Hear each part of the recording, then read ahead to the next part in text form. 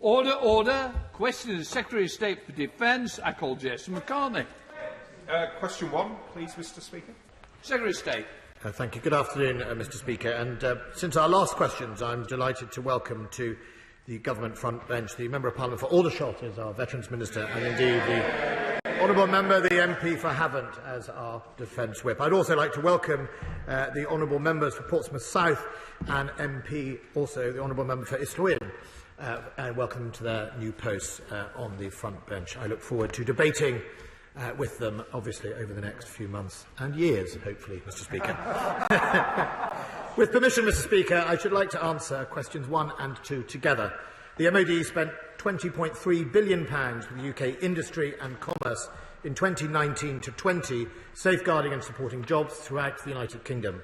Our defence and security industrial strategy sets out several initiatives to support a thriving UK defence sector, including implementing the social value model within defence procurement. Thank you, Mr. Speaker. The Boxer Mechanised Infantry Vehicle Programme is creating and securing jobs in my Colne Valley constituency. Will the Secretary of State please make sure that companies across Yorkshire continue to have the opportunity to join the UK defence supply chains to help level up regional economies? Secretary of State. Yes, Mr. Speaker, I can tell my honourable friend that it is incredibly important that we can do that. With Boxer, for example, it was going to play a crucial part of the Army's heavy brigade combat teams. We've been clear that we expect over 60% of the contract's value to be delivered in the UK, with suppliers like the one in my honourable friend's constituency. As part of our defence and security industrial strategy, we will pilot a revised industrial participation policy to promote UK supply chain opportunities to companies bidding for MOD contracts. Paul.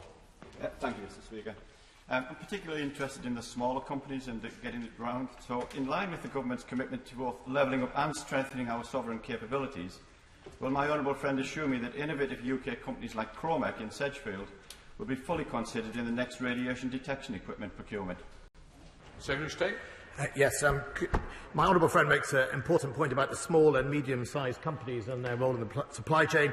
I see it as Defence Secretary as partly my job to protect them sometimes from the big primes as well and make sure their voice is heard. As regards to the competition my honourable friends mentioned, I cannot obviously say or preempt the results of the contract, but all bids will be properly considered. I know by reputation Cromac and the congratulated member for being champion of them. Call the Shadow Secretary of State, John Healey. Thank you, Mr. Speaker.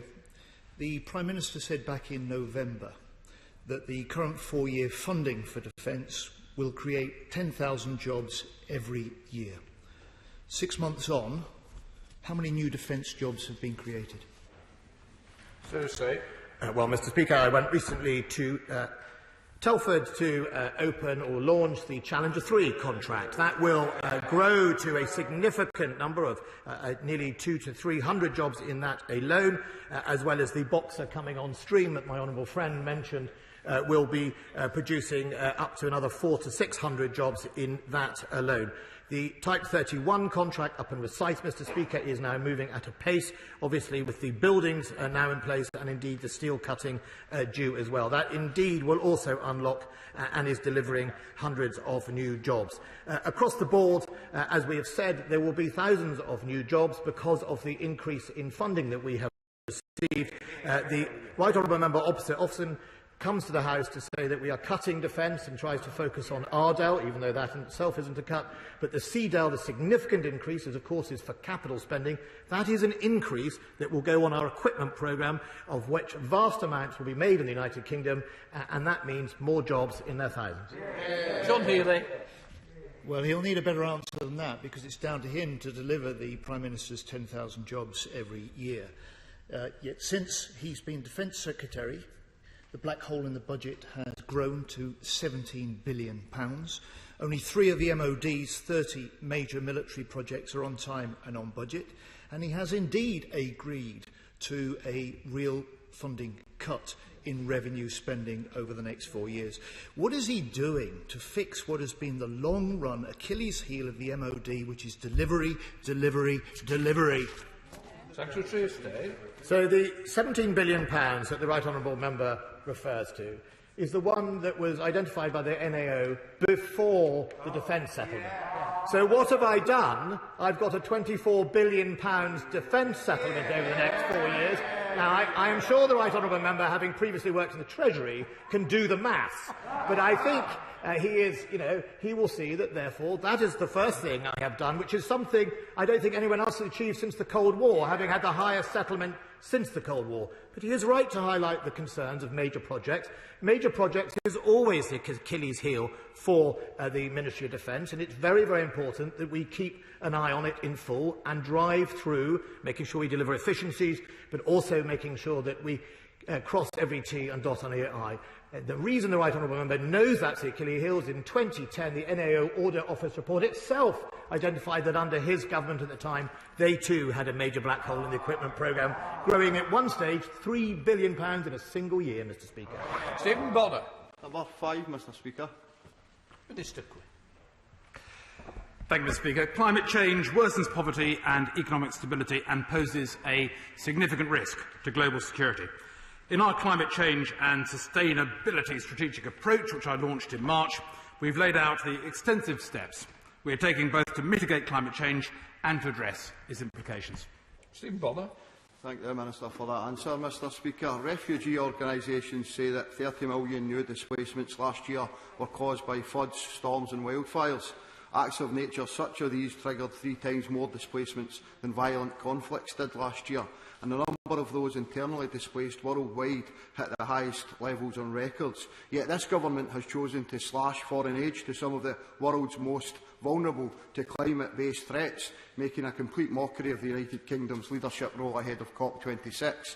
So, what assessments has the Ministry of Defence made of these cuts to foreign aid, and how does it plan to address the rising threat of climate change to our own national security in the face of increasing instability across the world? Minister. Thank you, Mr Speaker. And I can reassure the honourable gentleman that the threat of climate change is indeed one of the major priorities of my colleagues in the FCDO. It's also a priority of ours. As I say, the document we published back in March sets out how we are planning for the increase in Hadda and MACA roles that the armed forces are going to have to take on. I know we are all proud to see the work of our armed forces as they rise to those challenges, as they help some of the poorest people in the world meet the challenges of their daily lives. We will continue to support them in doing so. Let's go to SNP spokesperson Stuart Malcolm MacDonald. Stuart. Thank you very much, Mr Speaker. Can I too welcome the new Minister to his place on the government front bench and thank the outgoing Minister for all the work he did at the Veterans Office.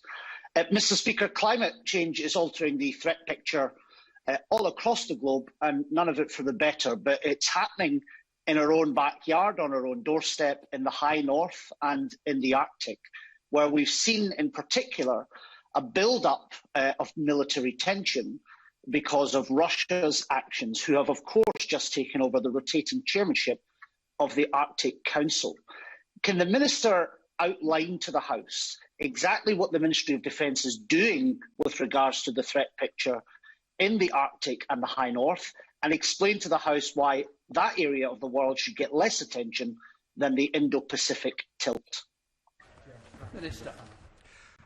I thank the honourable gentleman for his question. And I know he will have read, being the person he is, the command paper in depth. He will have seen the copious references to the High North Strategy. To our Jeff partners, it's good to see Iceland coming on board with that. We are acutely aware of the need to have a forward understanding and presence and work with our allies in the High North. The First Sea Lord and ourselves have mentioned on many occasions the impact of changing ice presence in the far north and how we need to rise to that threat. We are always alive to these threats. We are always working to ensure that we are prepared for them. But I'd also gently remind the honourable gentleman, ultimately, our defence is a combination of all the assets we have, including our commitment to a strategic nuclear deterrent. Let's go back to Stuart Malcolm MacDonald. Stuart. Well, as the Minister rightly mentions, the Defence Command paper, which of course came on the back of the integrated review, and as my honourable friend from Coatbridge and Chryson has just outlined, there is a lack of a joined-up government thinking on this, because if the government was serious about the impact climate change is having on the threat picture, the foreign aid budget wouldn't be getting cut, and yes, greater attention would be getting paid to the High North and the Arctic. So can the Minister just answer a very simple question? What does the Ministry of Defence specifically want to get out of COP26? Minister. The COP26 is an entire government piece of work, working with all nations around Earth to get a whole load of deliverables out of COP26, as he well knows. Our commitment in terms of defence to meeting the needs of climate change and addressing them, I was pleased to say, was recognised in President Biden's Earth Day earlier this year, which my right honourable friend addressed, where the US Defence Secretary referred to the UK as raising the bar in terms of defence's work in this country on climate change. We are very alert to the need, and I would recommend to the honourable gentleman the document we published earlier this year on climate change and sustainability and our strategic approach to take to it. He'll find a lot that he's seeking in that document, I hope. Sir Desmond Swayne. Number 8, sir. Secretary of State. NATO Foreign and Defence Ministers confirmed on the 14th of April that an orderly and coordinated withdrawal of NATO forces would start on the 1st of May, and we have met that timeline. The withdrawal of Resolute Support Mission forces from Afghanistan will be complete within a few months. The UK's Operation Torrell forms part of the Resolute Support Mission, and as such we will draw down this operation in line with our NATO allies and partners. Sir Desmond Swayne. After the withdrawal, what assistance will we afford to the Afghan security forces? The Afghan forces have been fully responsible for the security of Afghanistan since 2015, and I want to place on record, Mr. Speaker, my admiration for their remarkable resilience and courage in meeting challenges they face. The United Kingdom has an enduring commitment to Afghanistan. We plan to continue to provide financial sustainment support until at least 2024. It is in all our interest that the state of Afghanistan transitions through this peace deal as the state we envisage it to be, and I will explore all options, whether from inside the country or indeed outside the country, to continue to support those forces one way or the other. Chair of the Select Committee, Tobias Selman. Thank you very much, Mr. Speaker. Could I just begin by wishing the Queen Elizabeth Aircraft Carrier Battle Group all the very best on her maiden voyage. Operation Chelik, the 2003 invasion into Iraq, cost the taxpayer £8 billion and the lives of 179 UK military personnel. There was a full independent inquiry. Operation Herrick, the Afghan invasion, cost the taxpayer £28 billion and resulted in 450 UK military deaths. But to date, the government has not announced an inquiry. Yet we now withdraw from Afghanistan just as the Taliban is on the ascent and another civil war looms. This cannot be the exit strategy that we ever envisaged. We must understand what went wrong. For example, why did Donald Rumsfeld exclude the Taliban from the first peace talks that took place in December 2001? If we don't understand and learn from the strategic errors of the past, then there will be hesitance by this House to vote in favour of deploying our hard power in the future. Please, let's have that inquiry. Chair of State. Mr. Speaker, I hear my right honourable friend's request, and I think in Parliament, you quote in a letter he has recently written to the Prime Minister making that request. I think, first of all, there is a difference between Iraq and Afghanistan. The Article 5 triggering was not in doubt. The triggering of that deployment, the causes behind it, were not in doubt, and I think there is a stark difference. Secondly, as the former Mr. Speaker would have said, I think part of your salvation is in your own hands, is in the own hands of the right honourable member. As chairman of the Defence Select Committee, he has obviously significant capabilities and power to bring forward an inquiry if that is what he wishes for. At present, the government has reflecting on his letter and doesn't think there is a need for the same type of inquiry that we saw into Iraq. Of course, we do learn lessons. There's been considerable amounts of internal looks by military professionals about what's going on, but also on the question of Donald Rumsfeld and the United States administration. I think that is a matter for the United States administration. It is not for me. I'm not able to ask what would lay behind their motives of decisions they have made over the last 20 years, and I can't therefore venture into that space. Chair of the Security and Intelligence Committee, Dr. Julian Lewis.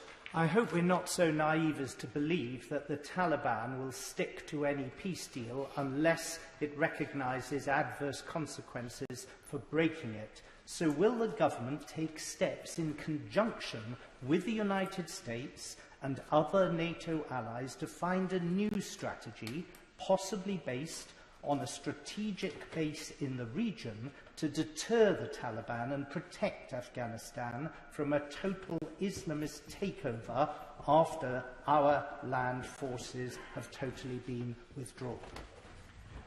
I hear my right honourable friend makes a very pertinent point and also a very real suggestion.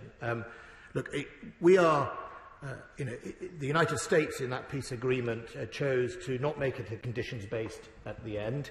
That was, I think, a regret for most of the NATO allies.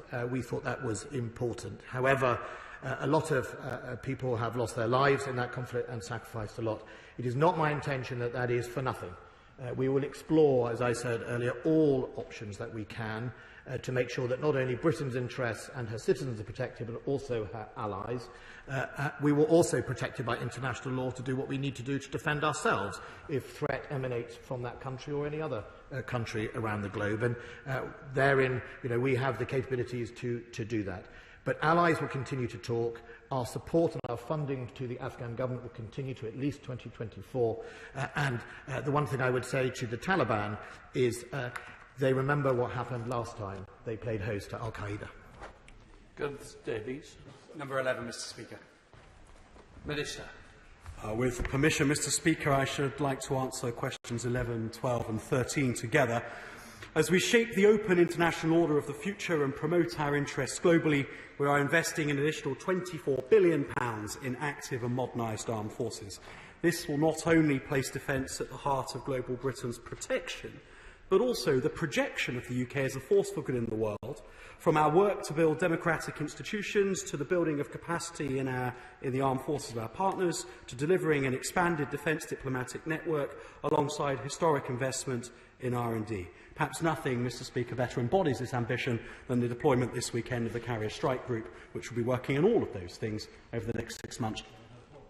Thank you, Mr. Speaker. Can I welcome the maiden voyage of the UK Carrier Strike Group, which set off this weekend. It is NATO's first fifth-generation carrier strike capability, and I know it will be joining a number of NATO exercises along her route. Can the Minister outline how this demonstrates the Prime Minister's commitment for Britain remaining as NATO's key European ally, and how it will advance our collective security in the Euro-Atlantic region? Minister. Well, Mr. Speaker, in the last few weeks and in the next few weeks, the Carrier Strike Group will participate or has participated in exercise Strike Warrior and next Steadfast Defender. But that isn't the totality of the Royal Navy effort in the Euro-Atlantic in the next few weeks. Indeed, the Littoral Response Group North, Mr. Speaker, is sailing for the Baltic, where she will participate over the next few weeks in Baltops. This isn't a flash in the pan, Mr. Speaker. The Royal Navy and the rest of our armed forces are committed year-round to showing that Euro-Atlantic security is the absolute bedrock of the United Kingdoms. Thank you very much, Mr. Speaker. Can I welcome the Minister's statement, and can I wish all the sailors, soldiers and air personnel well who have set sail as part of the Carrier Strike Group's maiden deployment. Does my honourable friend agree that this deployment, which will visit more than 40 countries and undertake over 70 engagements, will deliver our ambition to increase our interoperability and burden sharing with our allies across the world? Minister. Well, Mr. Speaker, the Carrier Strike Group was visited over the weekend by my right honourable friends, the Prime Minister and the Defence Secretary, and then on Saturday, Her Majesty the Queen, and I know that they'll be further delighted by the good wishes sent by so many in the House today. They will be flying the nation's flag over the next 6 months in all corners of the world, and I'm sure they'll do it with great style and great skill. My right honourable friend is absolutely right to point to this deployment as the embodiment of so much of what is in the Defence Command paper. And what we all look forward to over the next few years is this not being the first, but actually the latest in a sequence of events of similar importance which project global Britain around the world. Can I welcome Chris Evans, the Shadow Minister, to the front bench? Chris Evans. Thank you, Mr. Speaker. Cuts to the armed forces numbers will affect Britain's influence around the globe. The former Defence Minister, the Honourable Member for Plymouth Moorview, appeared before the Defence Committee on the 11th of May, where he said no one could explain the rationale for the size of the defence cuts. Does he agree with his former colleague? Minister. No, Mr. Speaker, and I think as The Carrier Strike Group sets sail and the Littoral Response Group sets for the Baltic, and our soldiers in Mali and in Afghanistan show what a great job they have been doing there, and our Air Force continues to contribute to NATO air policing missions alongside the fantastic work it does to support the rest of our deployments around the world. What I can see is a rapidly transforming set of armed forces, better equipped, better able to meet the needs of the United Kingdom by responding to threats when they emerge upstream, rather than sitting in the United Kingdom contingent for the fight when it eventually comes. Substantive question to the Minister Heapley.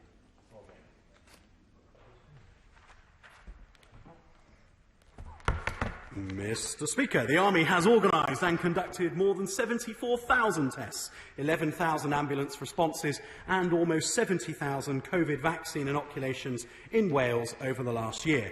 As we build on our close relationship with Welsh society, we remain committed to relocating a major regular army unit to Wales, and the MOD continues to examine the options to locate a second major unit to Wales as well.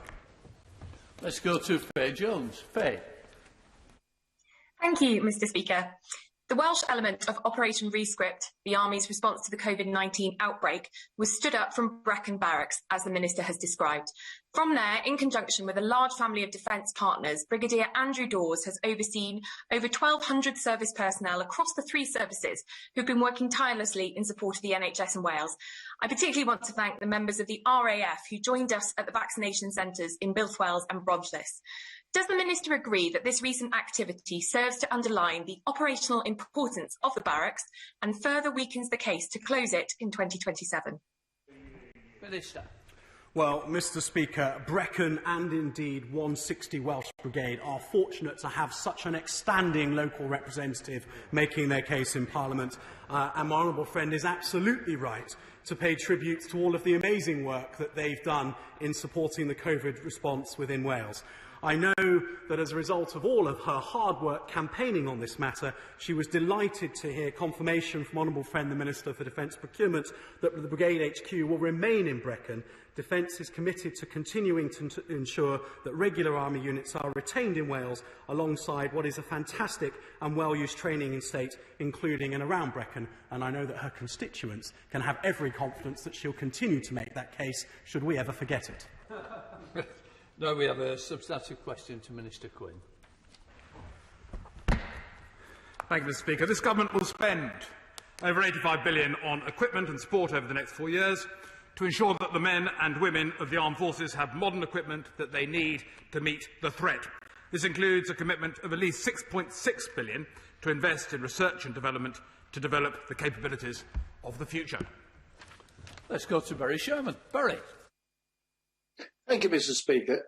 Surely the Minister is aware that only last March the Select Committee, Defence Select Committee, said that if in a conflict with someone like Russia, our forces will be obsolescent and outgunned because their armed vehicle capability has just not up to scratch. As a Member of Parliament represents some fine engineering companies, David Brown and many others in the defence sector, what is going wrong with our defence capability at the same time as this government is cutting our armed forces down to the bare minimum of 82,000 personnel? Minister. What is going on, Mr. Speaker, is a massive enhancement and investment in our armed forces, particularly in the Army. I refer to Ajax, which is well known to many people in this House. The Challenger 3 announcement, to which my right honourable friend referred. And in particular, if I may, Mr. Speaker, to Butler, where I know last month the honourable gentleman would be delighted to hear that David Brown, in his constituency, won a multi-year contract for the Power Pack boxes. We have got a huge amount of investment going into the armed forces. They will have a highly credible armed force, and that is what we are developing. That is what we will continue to invest in, and you can be very proud of what they can deliver. Mr. Chris Evans. Thank you, Mr. Speaker. In light of the cancellation of Warrior and the delays and rising costs of Ajax, could the Minister now give a specific date when our armed forces will finally receive the new generation of armoured vehicles? Minister. Can I start by welcoming the honourable gentleman to his place? He, like me, is a historian. He'll know that there have been debates about how quickly defence equipment is going to arrive, since the days of Hulvar buying body armour, and Alfred the Great putting the original order in for OPVs. So it is always an issue of contention when things will arrive, when they will get delivered. But he can be very assured by the nature of the contracts that we have awarded and by those delivery. Ajax is still in its demonstration phase, but we have the original 14 vehicles with us, and work is ongoing. Challenger 3 is committed to be joining us in the Army's lineup, and Boxer, we are doing our best to advance it, and it is already well on track with contracts awarded throughout the United Kingdom. A combination which will get us jobs into the UK, skilled jobs into the UK, whilst at the same time giving our armed forces the capabilities they need to meet the threats of the future. David Moore. Question 18, Mr Speaker. Thank you, Mr Speaker. Thank you, Mr Speaker. Mr Speaker, I want to ensure a gold standard of care for veterans, and I pay tribute to the National Health Service for their excellent range of bespoke services that are available to veterans as a priority. Thank you, Mr Speaker, and I welcome my honourable friend to his place. My constituent, Mark Roberts, was discharged from the Royal Tank Regiment in 2015 on medical grounds. Despite his service to our country, he was on NHS waitings for dental treatment for 3 years. Can I ask my honourable friend to see what more can be done to ensure our veterans get access to the medical treatment they deserve?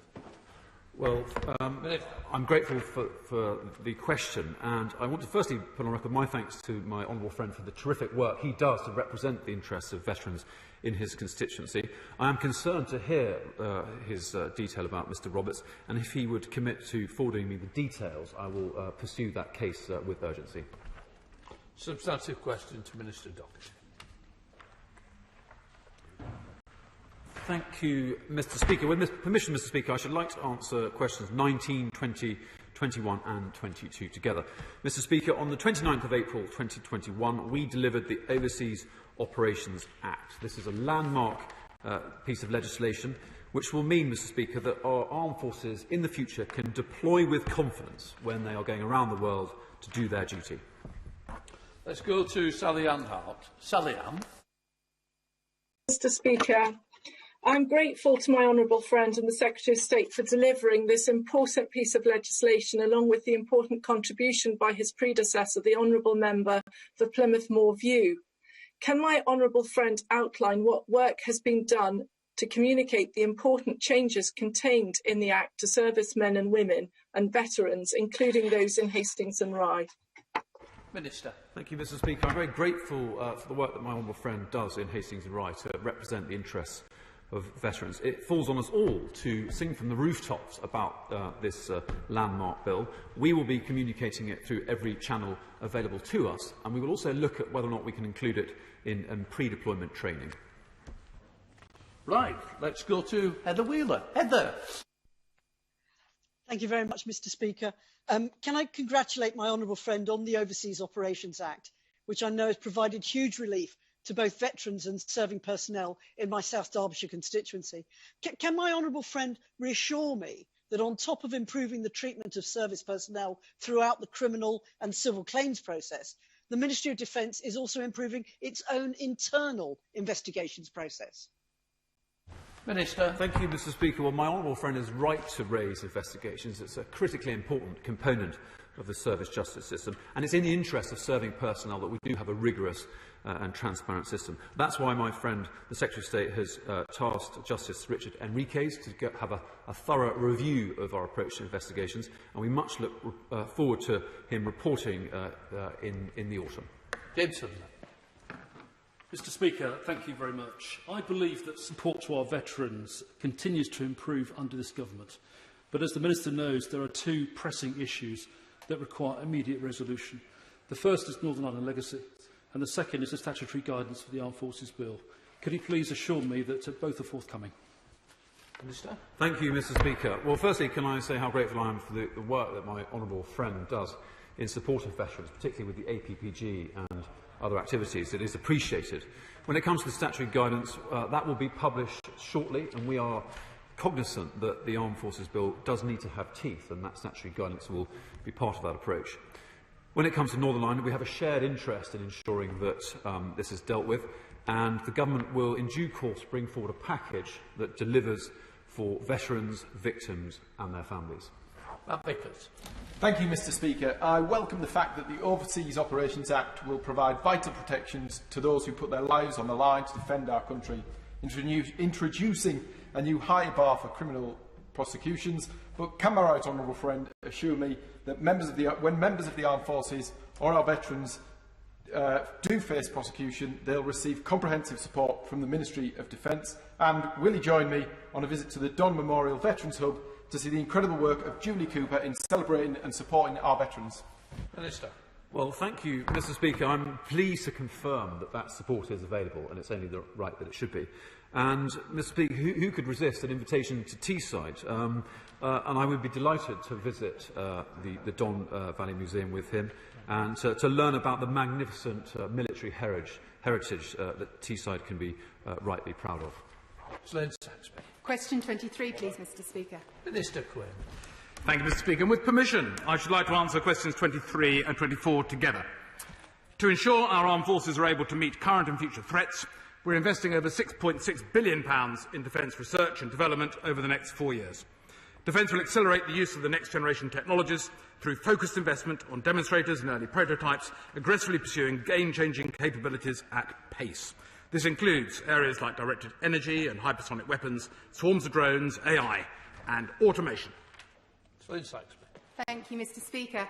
Would my honourable friend agree with me that it is vital our British troops have the best equipment in the world, but when that is produced here in Britain by small manufacturers like CQC in my North Devon constituency, that the procurement process should be fair and transparent, and where possible we should be buying British and supporting British jobs in places like Barnstaple? Minister. I, of course, absolutely agree with my honourable friend that we need to have the best equipment, and she is a great advocate for CQC in her constituency. I'm delighted they recently secured, I believe, an order for 27,000 operational travel bags for the British Army. SMEs perform an invaluable role in supporting defence and now account for over 21% of expenditure. And I'll be publishing a revised SME action plan later this year. Let's go to Aaron Bell. Aaron. Thank you, Mr. Speaker. And in common with my friend from North Devon, I welcome the support for SMEs in my constituency of Newcastle-under-Lyme. And we rightly prioritise our onshore industrial defence capabilities.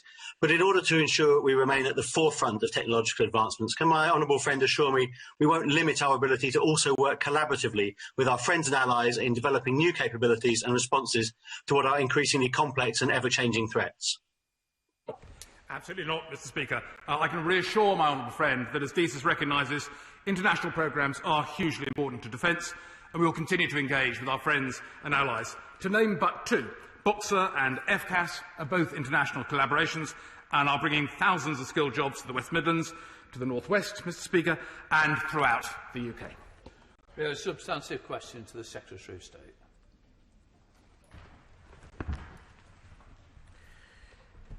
Mr. Speaker, transition to the Mark IV-A warhead is ongoing to ensure we continue to have a safe, secure and available stockpile until the replacement warhead is available by the end of the 2030s.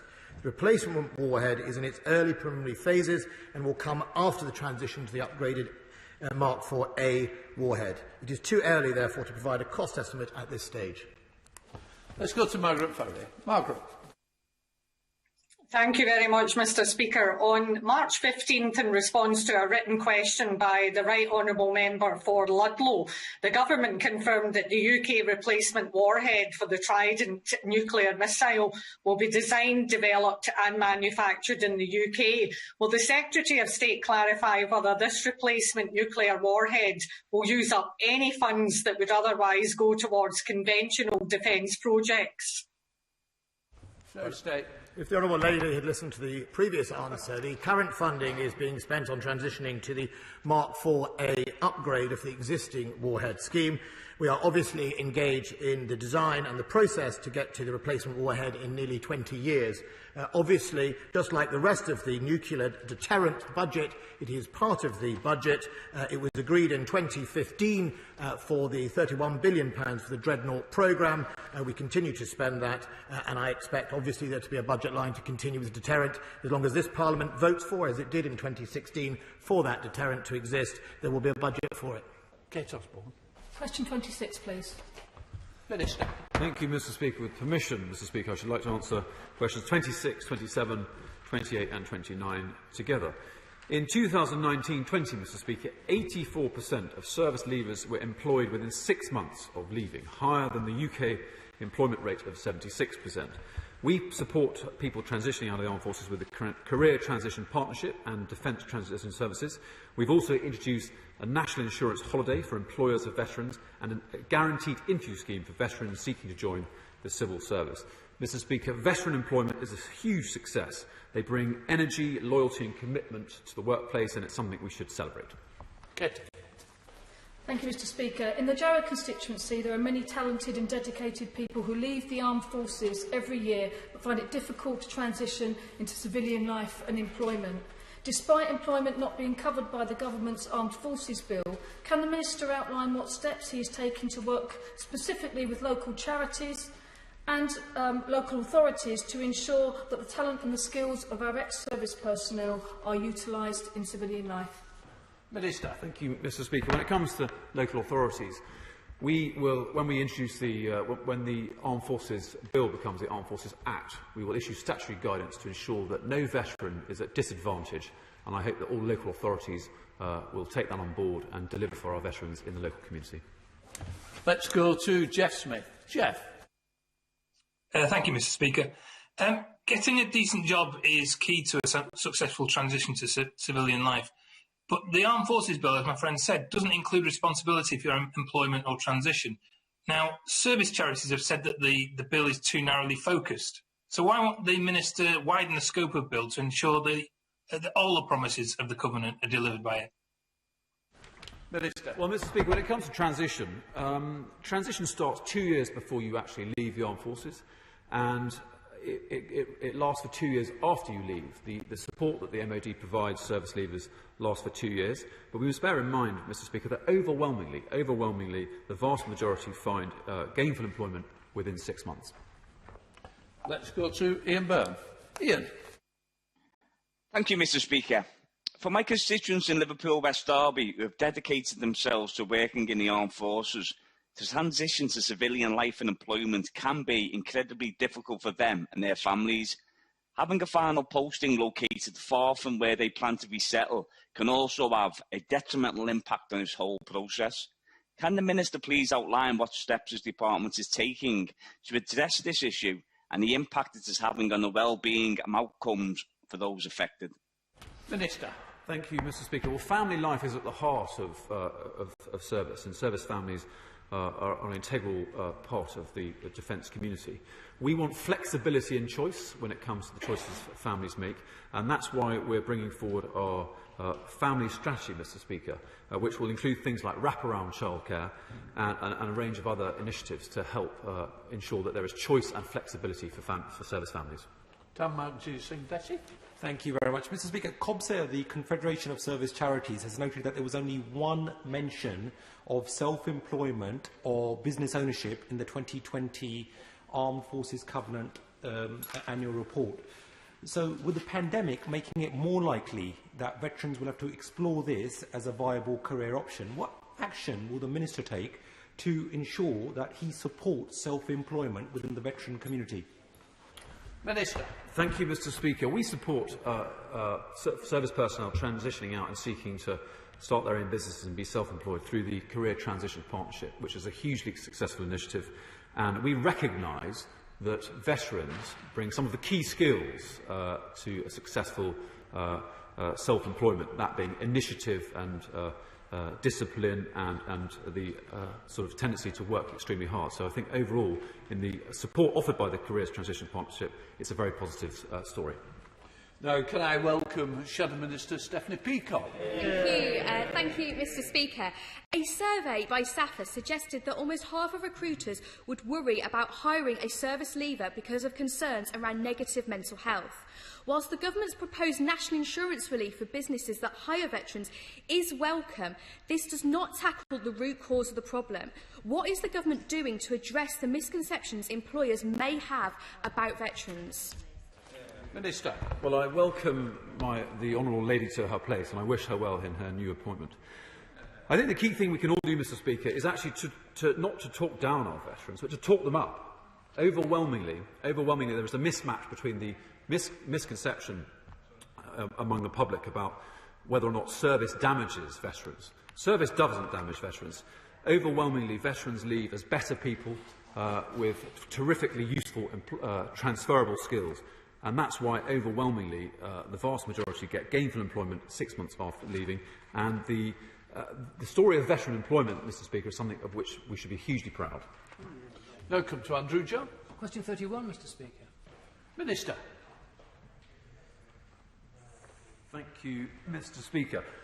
Service families, Mr. Speaker, are an integral part of the armed forces community. We want people in the armed forces to be able to sustain a family, but also sustain a military career. And I'm very grateful for my honourable friend, the member for South West Bedfordshire, for his critically important report, Living in Our Shoes.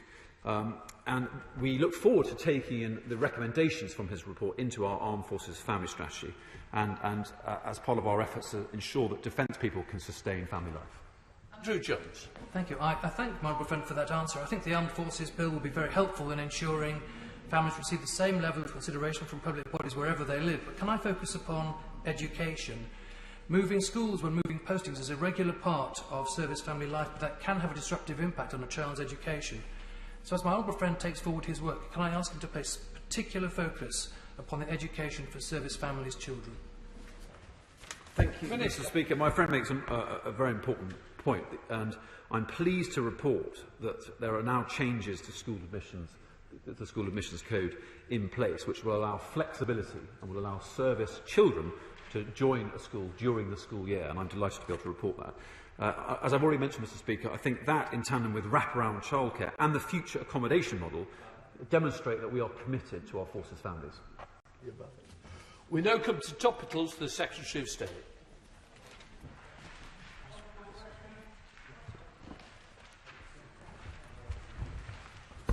Mr. Speaker, could I just also place on the record welcome to the honourable member for Barnsley-East. I meant no disrespect in not welcoming you at the beginning. Mr. Speaker, in the integrated review, we highlighted the increasing prevalence of unconventional threats from state actors and the importance of redoubling our efforts to defend democratic institutions and values. Reports of the diverting of civilian aircraft in Belarus is deeply concerning and potentially violates international civilian aviation rules. We condemn the actions of the Belarusian authorities and are working with allies and partners to develop a coordinated and unified response. My right honourable friend, the Foreign Secretary, will set out further details later. The government will introduce a package. Topic number one. The government will introduce a legacy package that will deliver on the commitments to Northern Ireland veterans, giving them the protection they deserve as part of a wider package to address legacy issues in Northern Ireland. It is MOD's policy that where veterans face allegations arising out of activities related to their duties, they receive full independent legal support and representation for as long as necessary at public expense. Let's go to Kate Brethis. Kate. Thank you, Mr. Speaker. Legislating to tackle vexatious claims and put our brave armed forces personnel first was a manifesto commitment of this government and a landmark piece of legislation which I was proud to support. Does my right honourable friend agree with me that legislation needs to be brought forward to protect our Northern Ireland veterans and address the legacy of the Troubles? Mr. Speaker, I'll get the hang of the topical number one day. Yes, the answer hopefully will be better the second time round. The government is committed to bringing forward measures. Those measures were mentioned in the Queen's speech, and we will obviously publish them as soon as possible. As a former Northern Ireland veteran myself, it is incredibly important that we recognise that many of those veterans served with distinction, with bravery, and upheld the law to the highest of ability. It is deeply regretful that we see many of them brought to trial or indeed under investigation rather than trial through vexatious reasons, and we are committed to make sure that doesn't happen. We now come to Shadow Secretary of State, John Healy. Thank you, Mr. Speaker. Can I, from our side, strongly endorse the concern and condemnation the Defence Secretary has expressed over the actions of the Belarus authorities. Can I also say we strongly support the work of Operation Tangham, but in light of recent press stories, can I ask the Defence Secretary for his assurance that if he takes any decision to commit combat troops to Somalia, he'll report that decision to this House first? Can I ask about the Army's fighting vehicles? He wrote off over £1 billion of taxpayers' money in March when he scrapped the Warrior. Now weekend reports say the MOD has also paid out £3.2 billion for the Ajax, and so far only received a dozen delivered, and those without turrets. £4 billion is the total size of the government's levelling up fund over the next 4 years. And given the Secretary of State has conceded this afternoon that delivery is the MOD's Achilles heel, will he accept that Parliament now needs a system of special measures for the MOD so that British forces and the British taxpayer get much better value from his department? I think the right honourable member is looking at the special measure. The reason I'm here as the Secretary of State Defence to get the record level of investment is to put right not only 5 years or 10 years but 20 years of mismanagement of the programmes. Sometimes that means taking tough decisions. The Warrior will be retired when it runs out in 2025. It's not just going to be cancelled as such. But it's important to make sure that we also invested in the parts of the land capability that I thought, and indeed the officers thought, were the right thing for the future of the Army. The Boxer armoured vehicle, not only for that investment do we get a factory in Telford and hundreds of jobs, we also get one of the very best wheeled armed vehicles in the world. Not only does he get for his £3.3 billion of Ajax over 500 vehicles when they are delivered, and much of that money is already being committed, he will also get a factory in Wales, which I'm sure he is also pleased with, and in both projects we'll get the intellectual property, so when we export those vehicles around the world, not only will British defence profit, but also will the people of the United Kingdom through their jobs. I'm going to say to both the Shadow and the Secretary of State, topicals are meant to be short and punchy, not lengthy debate, so for next time, can we both get it right? Let's come to Mr Metcalfe, who will definitely get it right. Thank you, Mr Speaker. Can I welcome the recent deployment of the Royal Navy offshore patrol vessels to Jersey to conduct maritime security patrols? Does my right honourable friend agree this quick response demonstrates the importance of having our Royal Navy vessels more continuously deployed at sea?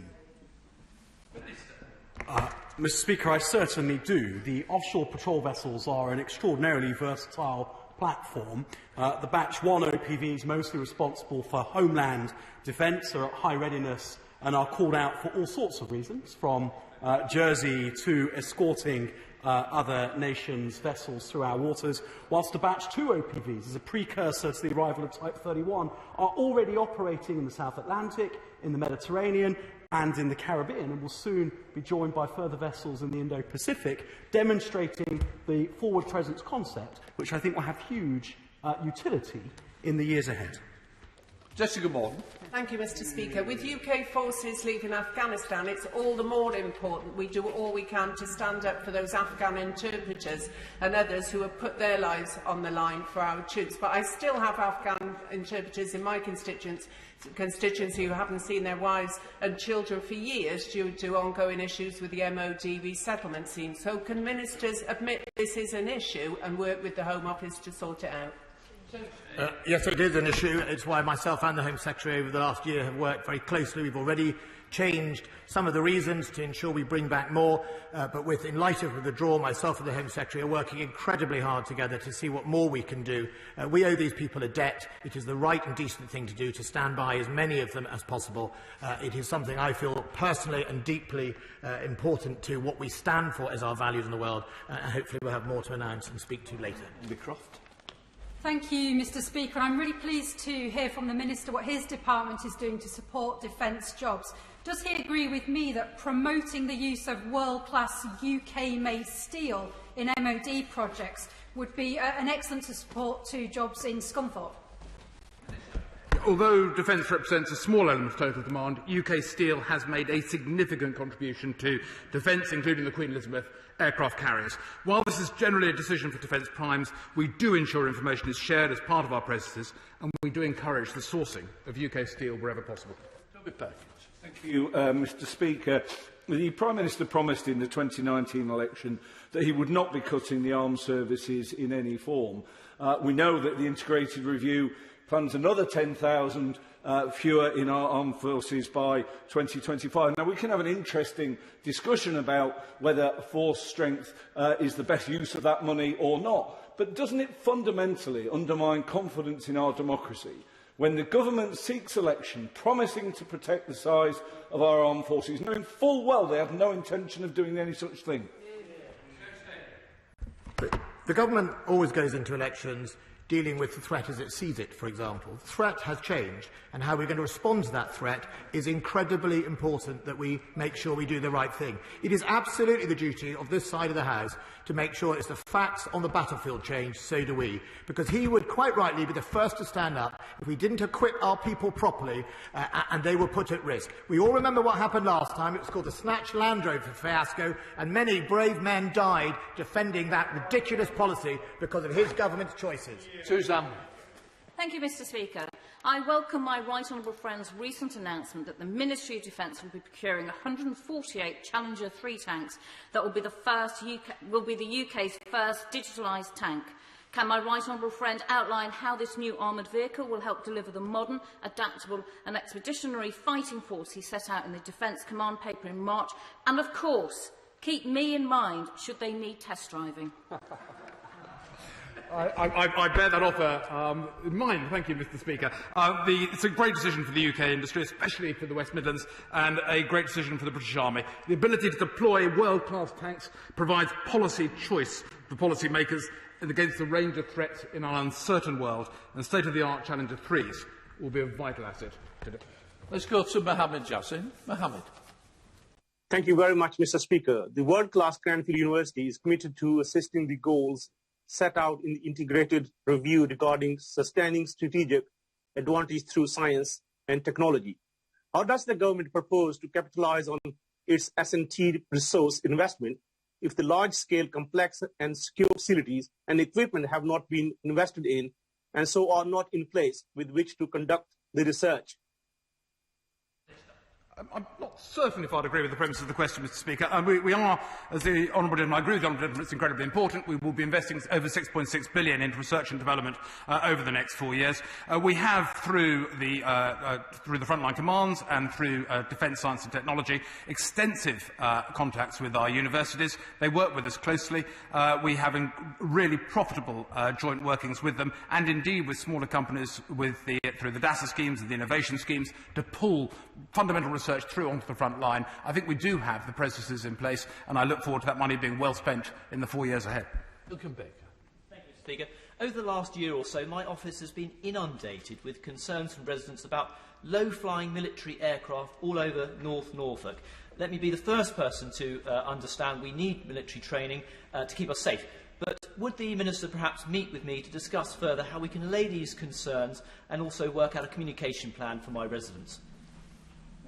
I'm glad my right honourable friend used the phrase he did, because I think we're all aware, as the constituents will be aware, that we need to keep our brave air crews safe from harm as they go out every day to keep us safe. And they get to that level of proficiency through training. I'm sure he will accept that, so will his constituents.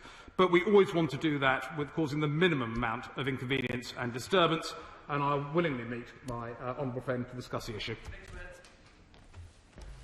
Thank you, Mr. Speaker. Can the Secretary of State say how many infantry battalions have less than 70% fully deployable soldiers?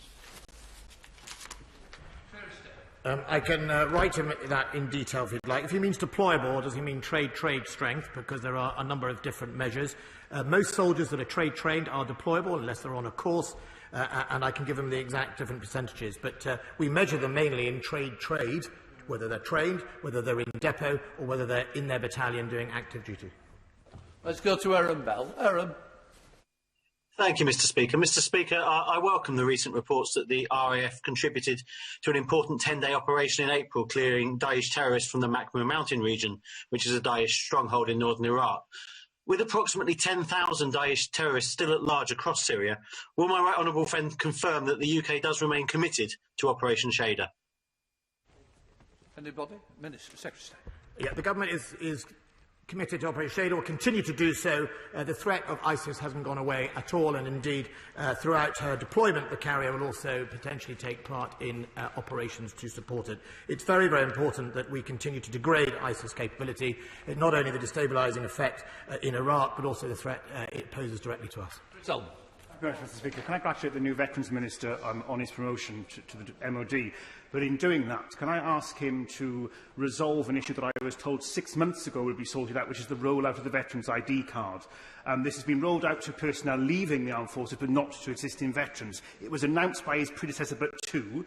His predecessor told me it will be resolved in due course. 6 months on, it would be good if veterans in my Ogmore constituency and across the UK had an answer.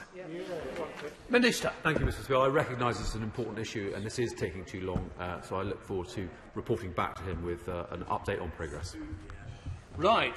We now have 30 withdrawn, so we go straight to Margaret Ferrier. Margaret.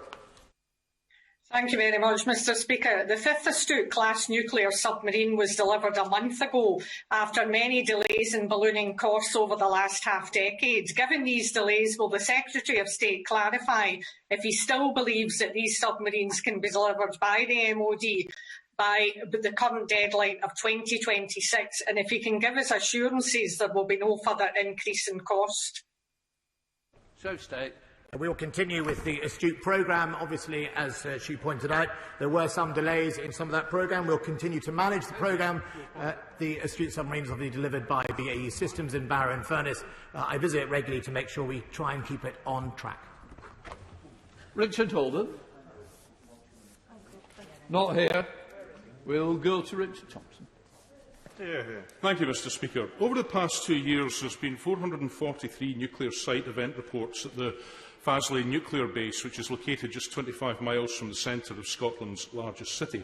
Yet Capita, which provides specialist firefighting services on site, plans to recruit the number of firefighters by 15%, a move which has been branded as an accident waiting to happen by the Unite trade union. Will ministers intervene to reverse these cuts, given the obvious security and safety concerns that this reduction raises? Well, I thank the Honourable Member for his question. Just to reassure him, there were extensive discussions with the Scottish Fire and Rescue Service before that decision was made. It was only made after a great deal of exercises to judge the effectiveness of the new system and after it's signed off by the Defence Fire and Rescue HQ and the Commander of Her Majesty's Naval Base on the Clyde. It does reflect better fire prevention systems, and of course we also have, I'm pleased to say, new firefighting vehicles coming in later in the year. A decision was taken to move from a 6-person 24/7 shift to a 5-person 24/7 shift, but only after that level of engagement. I'm now suspending the House for 3 minutes to enable necessary arrangements to be made for the next business. Order.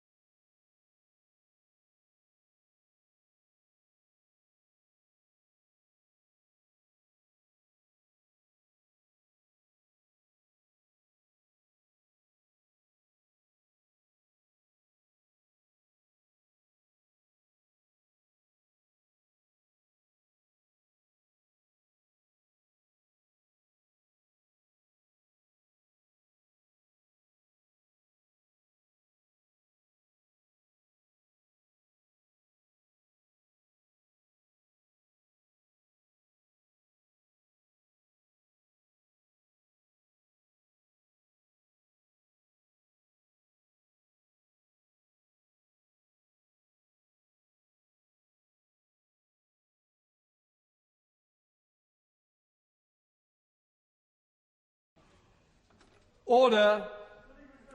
I call Tom Tugendhat to ask the urgent question. Thank you very much, Mr. Speaker, for granting this urgent question. May I ask my right honourable friend, the Minister, to make a statement on his response to the interception of a civilian aircraft by Belarusian fighter jets over the weekend? Thank you, Mr. Speaker. Can I thank my honourable friend for his question?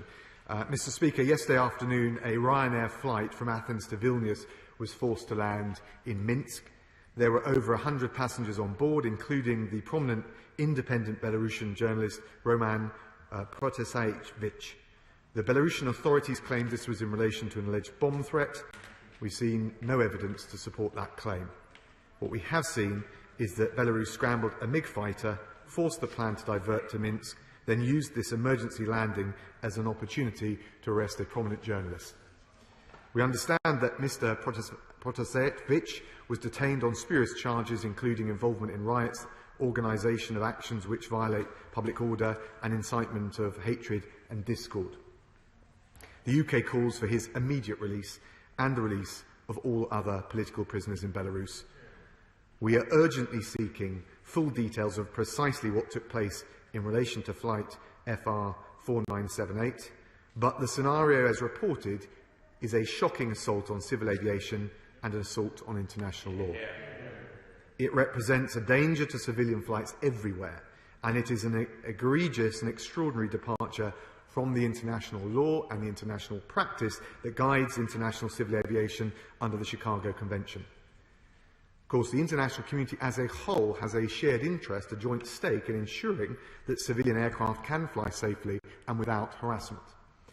That's why we're calling for the Council of ICAO, the International Civil Aviation Organization, to urgently convene to address thoroughly and rigorously this incident. The regime in Minsk must provide a full explanation for what appears to be, as I said, a serious violation of international law. Mr. Lukashenko's regime must be held to account for such reckless and dangerous behaviour. Mr. Speaker, for our part, we've summoned the Belarusian ambassador, and the Minister for the European Neighbourhood is conveying our condemnation of these acts as we speak. We are working with our international partners to explore every potential diplomatic option at ICAO, at the UN Security Council, at the OSCE and indeed at the G7. Beyond the diplomatic track, we are actively considering and coordinating with our allies on further sanctions on those responsible for this outlandish conduct. To ensure the safety of air passengers, I have also worked with the Transport Secretary to issue a notice to all UK airlines to cease overflights of Belarusian airspace and to suspend the operating permit on the Belarusian airline Belavia with immediate effect. That is, of course, the only airline that flies regularly between the UK and Belarus, but in order to be sure and as a precautionary measure, the UK Civil Aviation Authority will be instructed not to issue any further ad hoc permits to any other carriers flying between the UK and Belarus. Finally, Mr. Speaker, we continue to support civil society and media freedoms in Belarus. We provided over £1 million in 2020, and in this financial year we're providing an additional £1.8 million. I know the whole House will join me in condemning unequivocally this reprehensible action under the Lukashenko regime. The UK will stand firm in protecting freedom of the media, upholding international law, and maintaining the safety of international civil aviation. Tom Tugendhat. Thank you, Mr. Speaker. May I welcome very much my right honourable friend's statement. What he has described quite correctly as an outlandish attack is really the first time we've seen air piracy in Europe for many, many years. This attack was a hijacking that turned into a kidnapping and now is a serious violation of the human rights, not just of Roman Protasevich, who has been held by the Belarusian authorities, but by every passenger and member of the crew on that airliner. This is a direct threat not just to those who may be dissidents to regimes like Belarus, but to all of us who are at risk of overflying a state like that. Now, I welcome enormously his decision to suspend travel to Belarus and to stop overflights. He's absolutely right in doing so. In doing so, he also joins with the chairs of the Foreign Affairs Committees of Canada, the Czech Republic, Estonia, the European Union, France, Germany, Ireland, Latvia, Lithuania, Poland, Spain, and the United States in calling for this. Will he also go one step further? And will he call for a suspension of the Nord Stream 2 pipeline and the Yamal energy pipeline that flows through Belarus, which is where the money comes from that supports this tyrannous regime? Will he also join with European partners and friends and NATO allies like the United States in reinforcing that this was not just an attack on a civilian airliner flying from 2 EU capitals, but a civilian airliner flying between 2 NATO capitals? This, therefore, includes us and is vital to the security of the UK people that we stand strong against this. Otherwise, everyone flying to Thailand, to Australia, to many other destinations will have to wonder not only what they may have done to offend a regime that they're flying over, but even what somebody else on the aircraft, somebody they've never met before, has done. Because any of these regimes could be inspired, like them, like Lukashenko, to force a civilian aircraft out of the sky with threats of violence. Thank you, Mr. Speaker. Can I thank my honourable friend for his question and for his support for the actions that we've taken today? I think he's absolutely right about the threat posed to all of us as users of civil aviation and indeed to the international community at large, not least given that the ICAO regime is one of the most well-supported international instruments dealing with a common good that we have in the international community. He's right about ICAO. We've led the calls, the UK has led the calls for an urgent meeting of the Council. Can I welcome his action amongst parliamentarians around the world? He's raised overflights quite rightly, and he will have seen and noted the decisions that we've taken today. He raised sanctions. We will urgently consider further possibilities with our partners. I think the right thing to do is to coordinate to maximise our approach. And he will know that we have already imposed targeted sanctions on 99 individuals and entities since the rigged election in August 2020, and we very much led the way at that time. He mentioned Nord Stream and other possibilities. We will consider and consult with our partners and see what further action they are willing to take as well. And finally, Mr. Speaker, I agree with much of his characterisation on the face of it. The Lukashenko regime engaged in a particularly calculating and cynical ploy to force a civilian flight to land under the threat of a MiG fighter, under the hopes of a bomb alert, behaviour which is as dangerous as it is deceitful and a flagrant violation of international law. Shadow Foreign Secretary Leeson. Thank you, Mr. Speaker. After yesterday's act of modern piracy, it is clear that Lukashenko must now be recognised as an international threat, a danger not just to his own people, but to the citizens of other countries. For a state to hijack a civilian airliner flying between 2 NATO allies in order to arrest a journalist is an assault on the freedoms of the air and on freedom of speech. Unless the consequences are swift, robust and coordinated, it will create an extraordinarily dangerous precedent that will put journalists, dissidents and activists from the UK or anywhere else at risk every time they board a plane. So I very much welcome what he said today, in particular that he has summoned the ambassador and demanded the release of Roman Protasevich and other political prisoners. The Belarusian pro-democracy movement are owed our solidarity and support as they fight for the right to determine their own future through free and fair elections. And I was pleased to hear his response to the honourable member when he asked about working with allies in NATO and the EU and through ICAO to ban flights through Belarusian airspace and to suspend Belarus from ICAO, in particular to block Belavia and from operating in and out of the UK and to suspend direct flights. And I was interested to hear him say that he was considering how to best ramp up economic pressure on the regime, because in the space of 12 months, the Lukashenko regime has stolen an election, employed brutal repression against its own people and hijacked a civilian airliner. And yet there are fewer Belarusian entities sanctioned now than there were in 2012. So will he now bring forward sanctions against state-owned enterprises, some of which continue to have UK subsidiaries like BNK UK? What steps will he take to stop the Belarusian government using the London Stock Exchange to raise finance and sustain Lukashenko's grip on power? Will he ensure the UK is no longer a soft touch for corrupt elites from Belarus or elsewhere seeking to store their funds and assets, and consider targeted sanctions against individuals like Mikhail Gutsereviev? And finally, given the apparent presence of Belarusian KGB agents on the flight. Can he tell us what assessment he's made of the threat to Belarusians in exile and what can be done to disrupt any Belarusian agents who may be operating in the UK, Europe and in NATO allied countries? Mr Speaker, some of these things are easy, others are much more difficult, but all of them are necessary to stand up for our values and to defend our national interest. And if he chooses to take a stand on this matter, he can count on our support. Thank you, Mr Speaker. Can I thank the Honourable Lady for her support and for the measures that we've taken today, which she welcomed. I do think it's important on issues like this, as far as possible, subject to all the scrutiny and accountability and the challenge that's expected, that we show a united front in the face of appalling acts by appalling regimes, of which the Lukashenko regime is one. And I agree with her characterisation, as I did with my honourable friend. The Lukashenko regime has done something here which doesn't just threaten its own people, but attacks a common good, most notably endangering a key tenet of the international system on civil aviation. That is a threat that accrues to us all, and we must stand up and uphold it. She mentioned sanctions. I'm not sure her numbers were quite right, but just for clarity, we've sanctioned 99 individuals and entities. That is a mix of those sanctioned under the country-specific sanctions regime, but also the extra individuals that we sanctioned as a result of the global human rights regime that I introduced. On top of that, in relation to corruption, she would of course know that we've extended the Magnitsky sanctions regime to cover corruption and embezzlement and improprieties of that nature. She mentioned a couple of names. She'll understand that we're evidence-based, but I would encourage her, if she's got evidence or she thinks that there are individuals who should be designated, to let us have that information.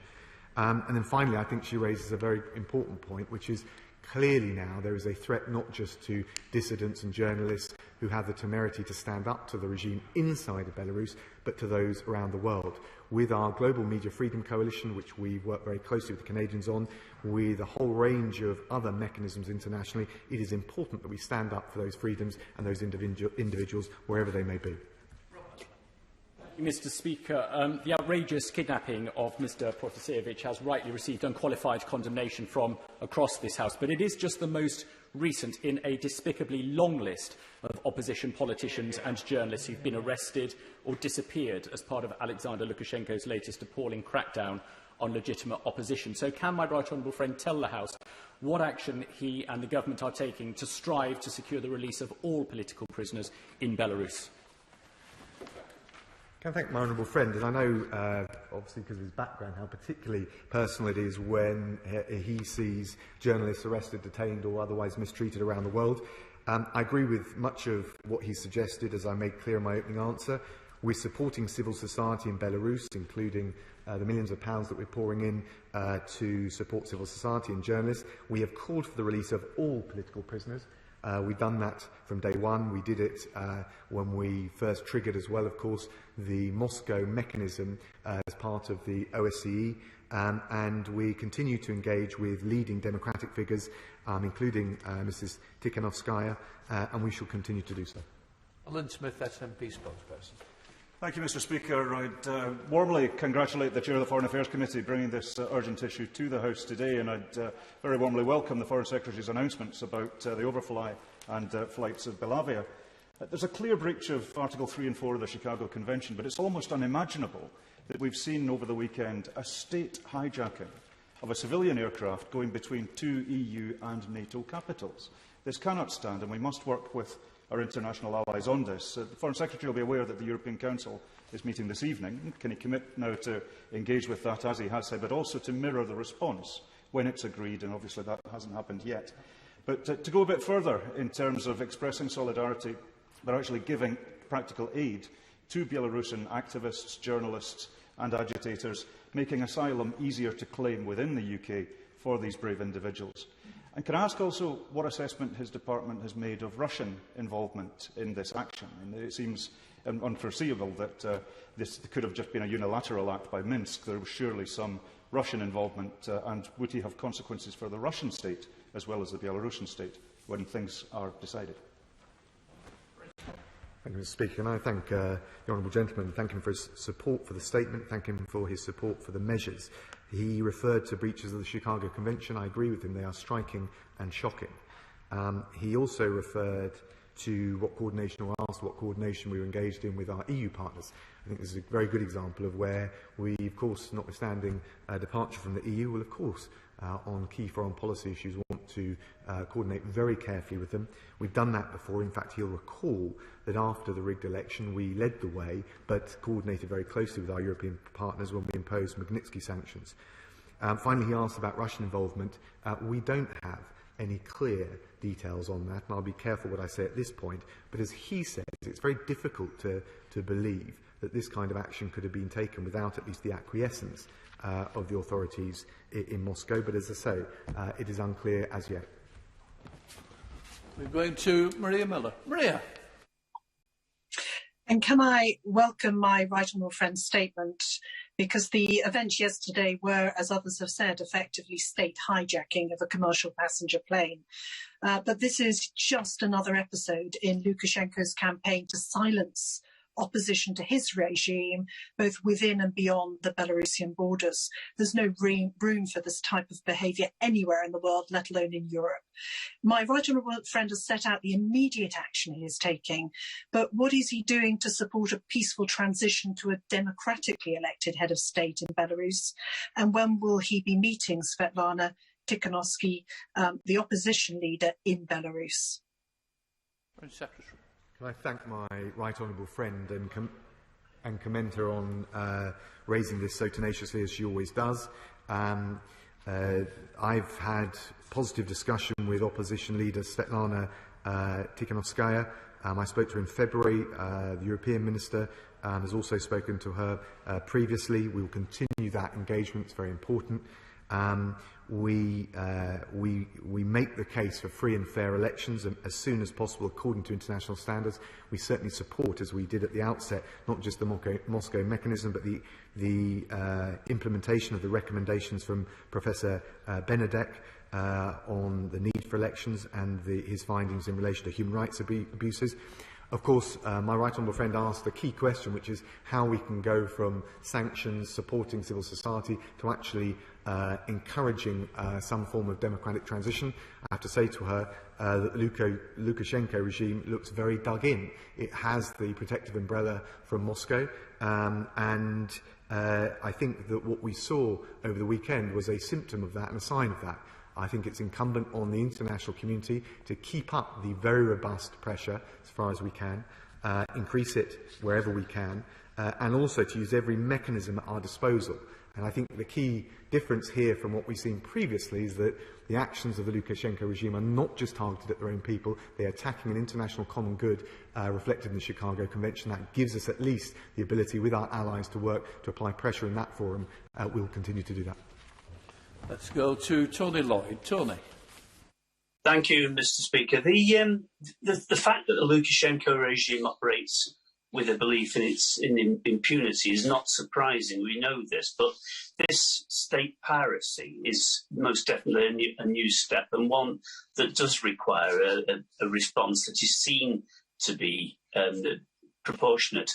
In that context, can the Foreign Secretary return to this question of the use by the Belarus state through its subsidiary companies operating in the United Kingdom as to whether we can apply pressure on those to prevent the state having access to resources that come through this country of ours? And in doing so, can we coordinate with our European Union allies? Because this is something that the Belarusian opposition most certainly have wanted to see. Tough action, but tough action against a leader who's lost all sense of credibility and legitimacy. Can I say I totally agree with the instincts of the honourable gentleman. I'm not sure that it's correct that there are businesses taking advantage of it, but what I can reassure him is that we will look very carefully amidst the panoply of measures that we now consider as to see what further pressure we can apply, and that would include any further tightening of restrictions on access to the UK or other financial markets with which we see passing through London. Mr. Speaker, today I issued a media statement on behalf of the entire UK delegation to the Council of Europe condemning the actions of the Belarusian government and of President Lukashenko.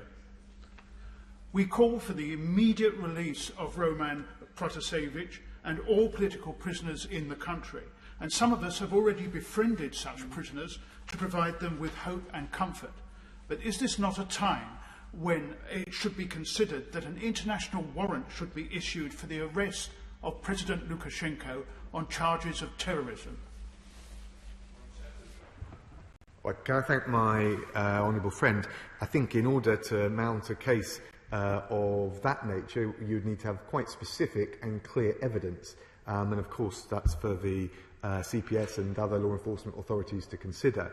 But can I commend him, and in the international bodies that I mentioned, which we must press to hold the Lukashenko regime to account, actually I didn't mention the Council of Europe, and although Belarus is not a party, that is an important European forum for us to apply pressure amongst the wider European international community, and can I commend him and the UK delegation for all the work that they're doing. Let's go to Leila Moran. Leila? Thank you, Mr. Speaker. And can I start by joining in those who are welcoming the Foreign Secretary's statement and the actions taken so far. From the violent crackdowns on protesters last summer to the terrible repression of journalists, which of course has now escalated to what is state-sponsored air piracy that has put civilians at risk, it is clear that the Belarusian authorities have no regard for democracy, for human rights or the rule of law. They act with impunity because they know that Russia has their back. And while we'd all love to believe that this will be the last we hear of this, I think we all know that that is unlikely.